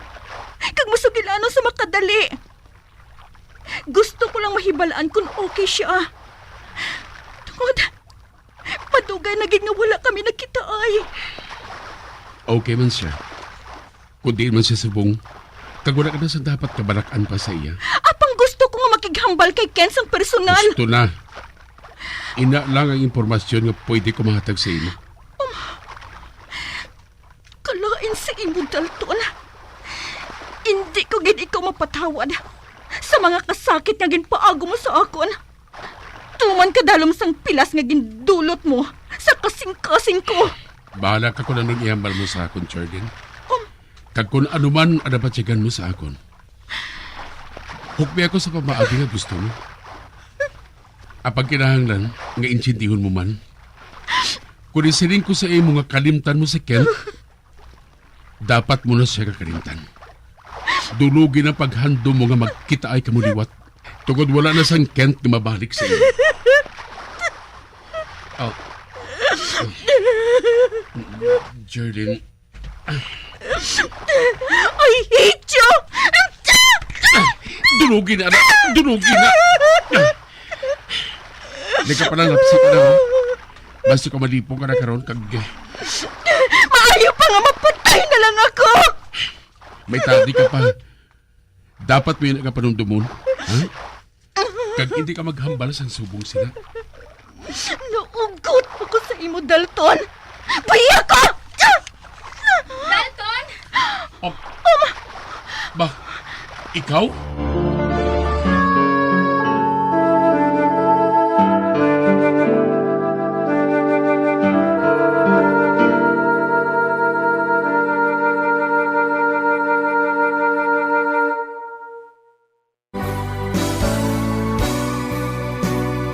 Old flame has to die.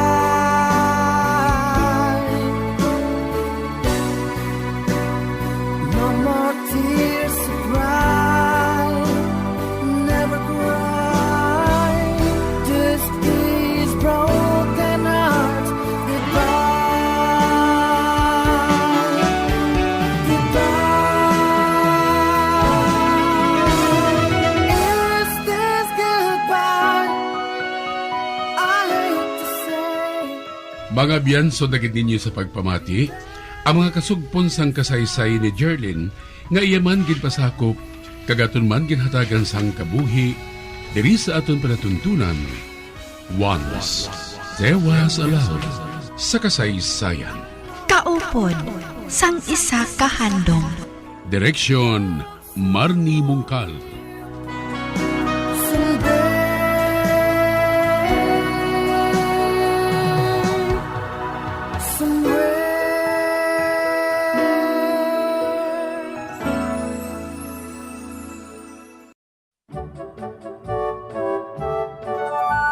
Basta dessert ang paghahambalan, hindi gid madula sa lamesa ang buko salad ukon buko pandan.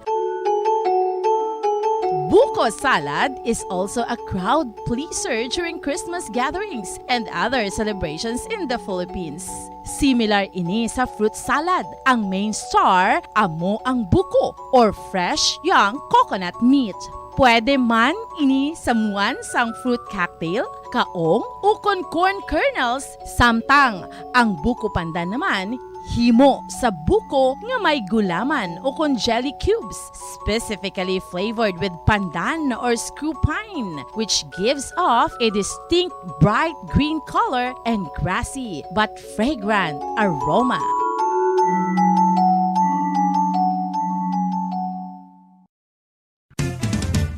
Dugang nga impormasyon angot sa balot. Santo pa sa publication, ang balot na nagaunod man sa niacin, riboflavin, kag thiamine, nga nagabulig sa metabolismo sang enerhiya sa lawas. Naibaluan nga bangod sa nutritious qualities nga makita sa balot, kita nga mga Pilipino ang ginakonsiderar ini nga superfood nga maayo para sa brains. Ang isa ka itlog nga balot ang nagaunod sang 188 calories, 13.7 grams ang protein, 14.2 grams ang fat, 116 mg ang calcium kag 2.1 mg ang iron. Ang balot, ang makabuligman sa mag-asawa bilang aphrodisiac, nga kaangay sang Viagra. Bango dini ang may mataas nga protein content, kag sarang makapaboost sang energy, kasubong man sang desire. Kung luyag mo sang maayo nga delicacy nga madugang sa imo diet, ang balot ang isa sa maayo nga choice. Isa sa mga heritage churches diri sa probinsya sang Negros Occidental, yara makitaan sa Lisari Street, Barangay Zone 6, Talisay City, amo ang San Nicolas de Tolentino Church. Ang ini nga simbahan tuman katahom bangod sa pagsampot pagid lamang sa fasad sini, yara ang pinasahi nga portiko o kon porch, kag sa pagtangla sa tubang sang simbahan makitaan ang clean lines, ang twin towers nga may magagmay nga domes sa ibabaw sini.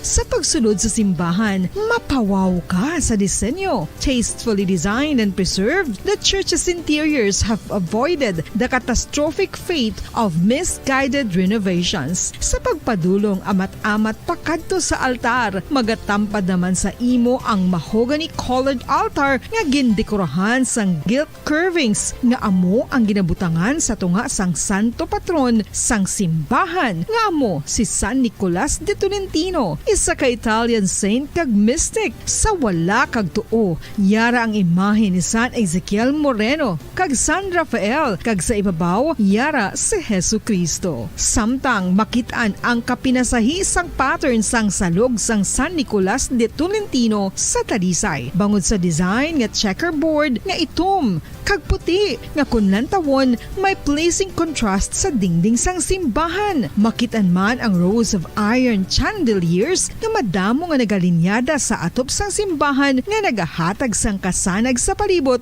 ilabi na gid sa tupong sini nga aisles sa salog, separated by a row of Corinthian pilasters and stylized flat arches. Ang pundasyon sang karon nga San Nicolas de Tolentino Church una nga gindihon sadto sang isa ka pari sang Order of Augustinian Recollects nga si Father Fernando Cuenca nga nagabot diri sa Negros sadtong 1848. Samtang ang karon nga structure gintuko dinhi sa sulod sang 3 ka tuig humalin sang 1933 tubtob 1936. The Church of San Nicolas de Tolentino reminds us not only of the work of Father Cuenca but stands as a testament to the unity and faith of the people of Talisay.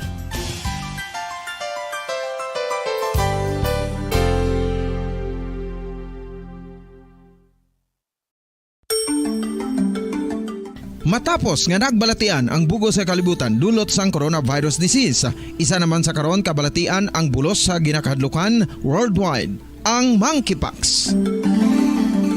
Ano ang ginatawag na monkeypox? Well, sunod sa World Health Organization o kon WHO, ang monkeypox ang isa ini ka infectious disease nga dulot sang monkeypox virus. Kung maghambal naman kita monkeypox virus, isa ini ka orthopox virus nga mo ang ginatunaan sa mga sintomas nga daw kaangay sa smallpox, apang less severe. Ang monkeypox ginakabig nga less contagious, kag mangintunaan sang less severe nga mga balatian kung ikumpara sa smallpox. Simuloan nga ang smallpox na eradicate na ini sa tung 1980, apang ang monkeypox nagapadayon nga nagaduging sa mga kapungsuran sang Central kag West Africa. Sa karon, mayara duha ka distinct clade ukon subtype, ang West African clade kag ang Congo Basin clade nga amuman ang ginatawag Central African clade. Ang monkeypox ang ginakabig nga zoonosis, ukon isa ka sa isang balatian nga naghalin sa mga sapat padulong sa humans. Mga sapat kaangay sang squirrels, ilaga, amo kag iban pa. Human to human transmission is limited.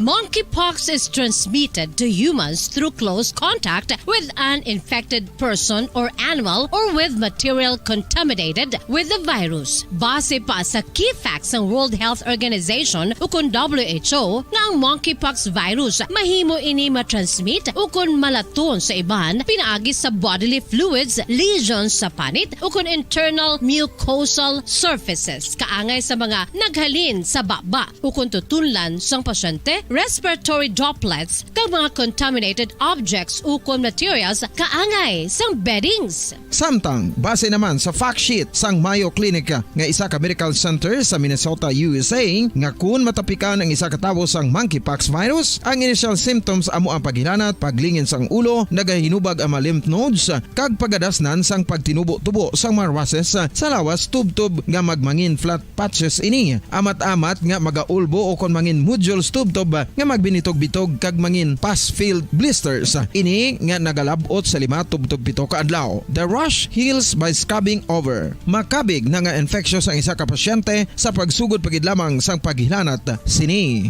Samtang pamangkot, may bulong na bala ang monkeypox? Well, dugang pa sa fact sheet sang WHO nga ang vaccines nga ginusar sadto sa pag-eradicate sang smallpox sa bugos sa kalibutan amo man karon ang ginatublok sa mga tao batok sa monkeypox kag ang antiviral agent nga gin-develop para sa smallpox treatment nangin lisensyado naman para sa treatment sang monkeypox. Newer vaccines have been developed of which one has been approved for prevention of monkeypox.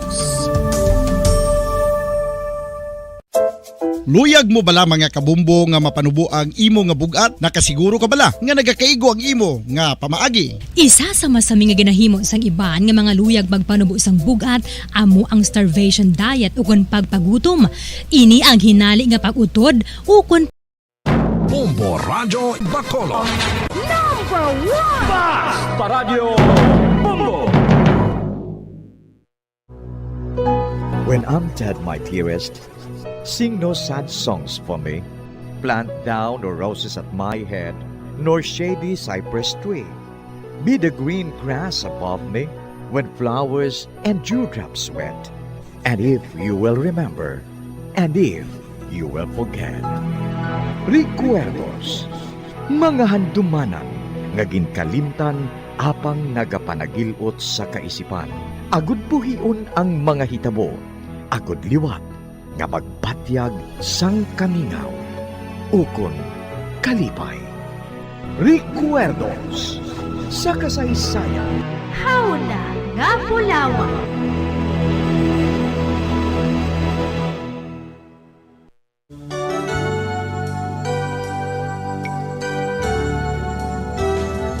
If I could find music in my soul, if I could see beauty in a tune, and could I make something on my own, and breathe once precious life to a soul, while as the birds sing, as the sunlight beams, the magic of my song lives on.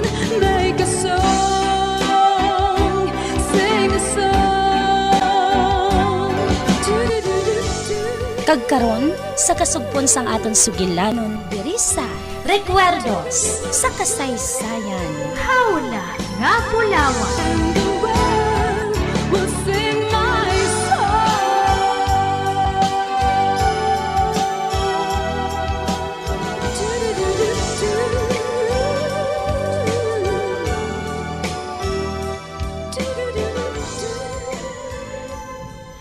Isabel, ginahigugma ko gidikaw.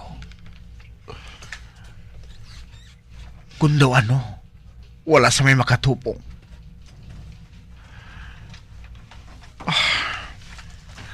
Nadumduman ko naman ang iyang masakit nga panulok sa akon. So nagkanto sila isa kabe sa factory. Kag naglibog ang ulo ko. Kung nga akig siya sa akon. Kag nalumduman ko naman ang siling ni mama sa akon. Nga mag-andam ako. Bangudlain ang amon kalibutan nga duwa. Kag kung matakaan siya, husto lang niya ako kuno ihaboy kag islan sang iban. Patuod ayhan ang ginasiling ni mama sa akon. Isa lang bala ko kapalipasan sang oras. Subong pa, nga nabatsagan ko. Kaya nadula ang tanan ko nga gana sa akong kabuhi. Mahalin na ako. Wala na ako sa paglaom nga makita ko pa si Isabel.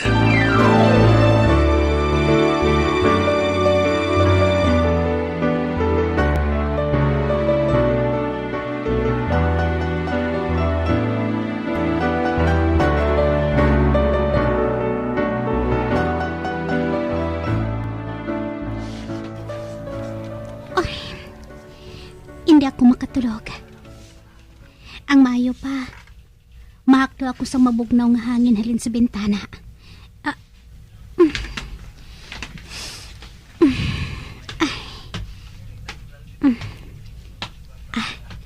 Ari ang bintana. Ba? Si Ramil. Nakita ko siya dayon. Nagalakat siya palayo. Nagdulog siya sa paglakat. Kag nagtulog siya sa may bintana. Apang nakahibalaw ako, nga hindi na niya ako makita. Tungod malayo na siya kaayo. Pero bisan makita pa niya ako, hindi ako magsapak sa iya.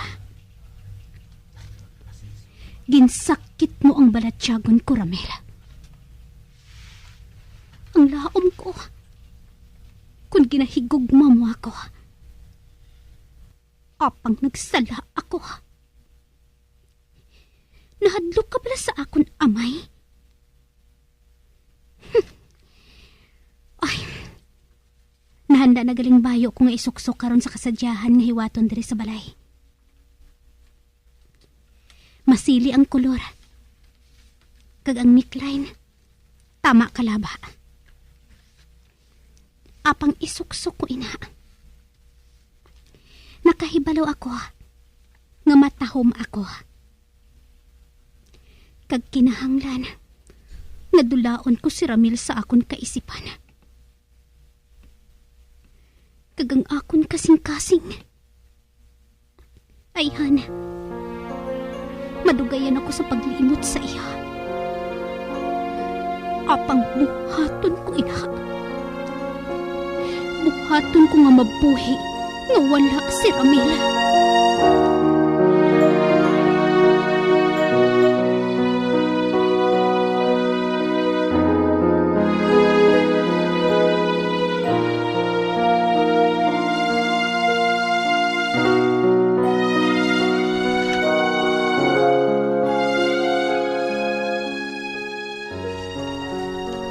Ma, malakat na kami. Di na pala si Silima. Ay, ato sa kusina.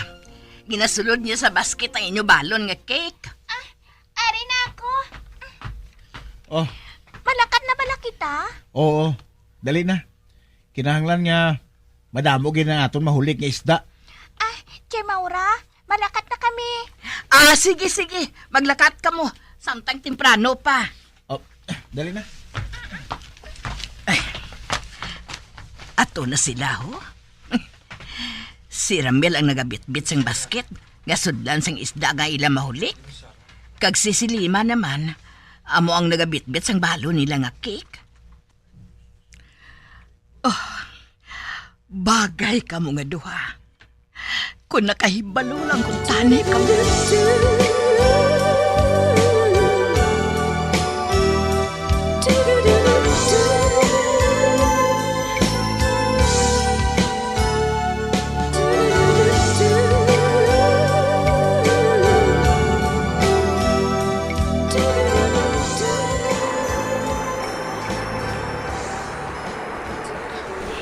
Diri kita mamunit sa suba nga ini. Katawang diri, Ramil. Kag hindi na kinahanglan nga maghalin ako. Nga mahalin ka pa. Mahalin ka man o kung magpabilin kung gusto mo. Kag wala sang bisan sino nga makapugong sa imo. Mamiss mo pala ako kung maghalin ako? Siguro. Abi mo? Kung may utod ako nga babae, gusto ko nga pareho sa imo. Nga Gusto mo nga magpareyo siya sa akon? Bangod maayo ka nga kaupo di. Kaya dason, makaibalo kaya magpamunit. Pero kinahanglan, hindi ka magahod kung nagapamunit kita. Basi malagyong mga isda. Nadlok sila sang tingog sang tao eh. Ano ga itong ginsiling mo kay na? Ramil, mataho man bala ako? Matahom ka. Pareho man sa ibang dira. Hipos na, hipos. Kaya ginanervyos sa imong mga isda. Basi wala kita sa nakaroon mahulik.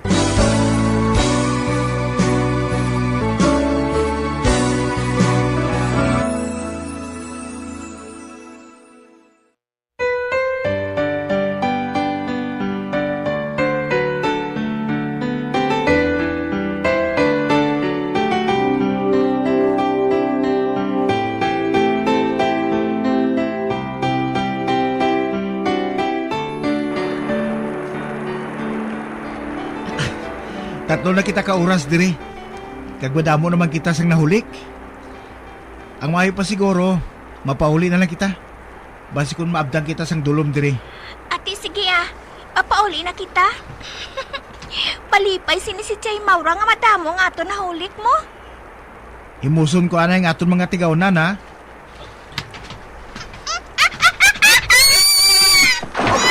Bah! Hindi! Nahulog si Silima sa tubig. Kag nadala niyang alat nga nasudlan sang amon isda nga nahulik. Kagang mga isda naguluwa sa alat samtang ginaanod ini palayo.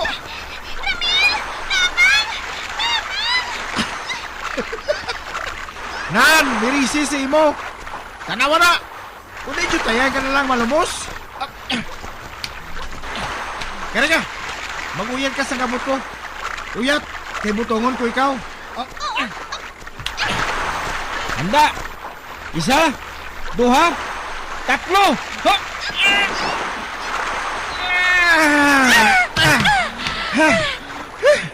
Ara na! Nakatakas ka na. Ano ba na natabo, ha? Ramil, sorry kita. Nakadalinas ako kag nadala kong alat. Wala ko pagunda. Pagpati ka, Ramil. Okay na. Okay na. Gusto na nga pagpangayo sang suri ngayon na. Mapauli na kita. Ano na lang ang isiling ni Chay Maura karon? May balaan talaga na karon. O sige na, dali na. Mapauli na lang kita.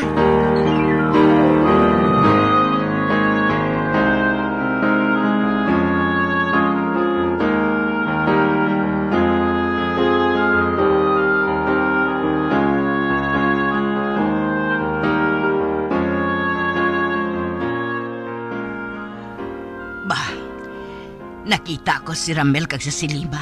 Nagapauli na sila. Ano ang natabo? Nagasuksok sa Silima sang jacket ni Ramel. Kag si Ramel, wala sang dala nga basket. Kag basa sila nga duha. Ay, Silima! Ramel! Ano ang natabo? Kuan ma. Chay, nahulog ako sa tubig. Kag nadala kong alat nga nasudlan sang amo nahulik. Dason, naanod ang alat sa tubig. Kag ang mga isda, nagbalik sa tubig. Ay, amo gali. Ayan sa tion nga ini. Nagasinadya na mga isda sa tubig. Amo gid ma. Sorry gid Chay Maura. Wala kami makadala sang isda bisan isa ka bilog. Ay, wala kaso sige na. Magpaligo na kamo nga duha. Kay base kontra kasuhon pa kamo.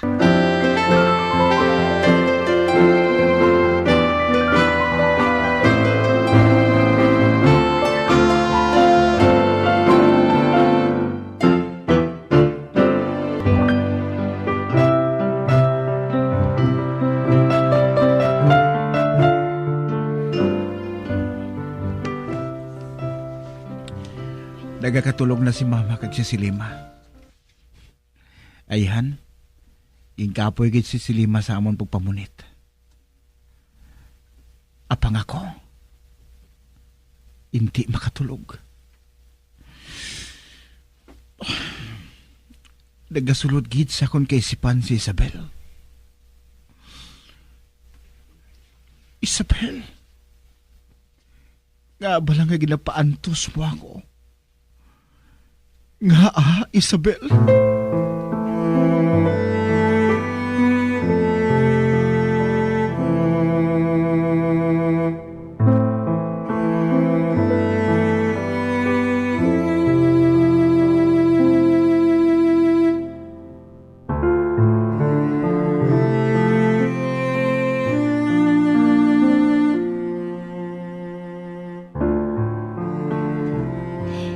May ipamangkot ako sa imo ng Patria.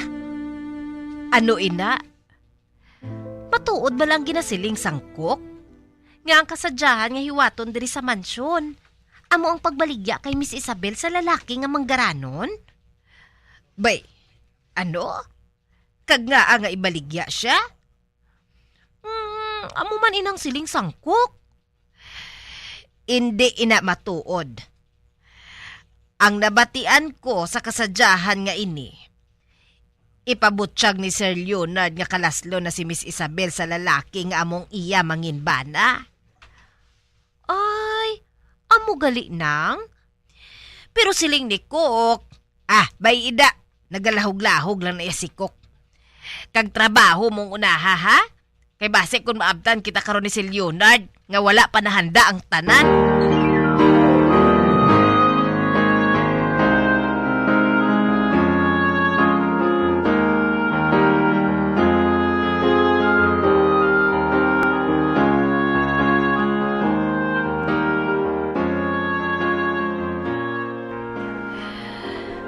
Ay, salamat. Wala sang ginreklamo si Sir Leonard Amador sa mga ginpanghanda namon. Ay, abaw, ang ugsaran ho. Puno sang auto sang mga bisita. Kagpulo sila tanan mga manggaranon.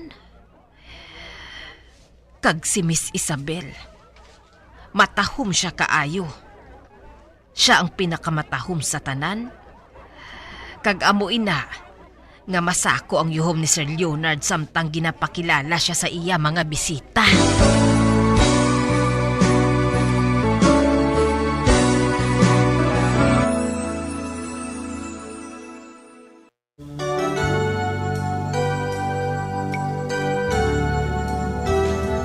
If I could find music in my soul, if I could see beauty in a tune, and could I make something of my own, and breathe once precious life to a soul, while as the birds sing, as the sunlight beams, the magic of my song lives on.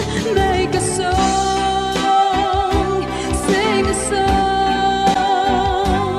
Yan, sundan ninyo sa pagpamati ang kasugpon sang aton sugilanon diri sa Recuerdos sa kasaysayan. Hawla nga Bulawan. Ginsulat kag sa direksyon ni Elizabeth Patinwan Navarro. We'll sing my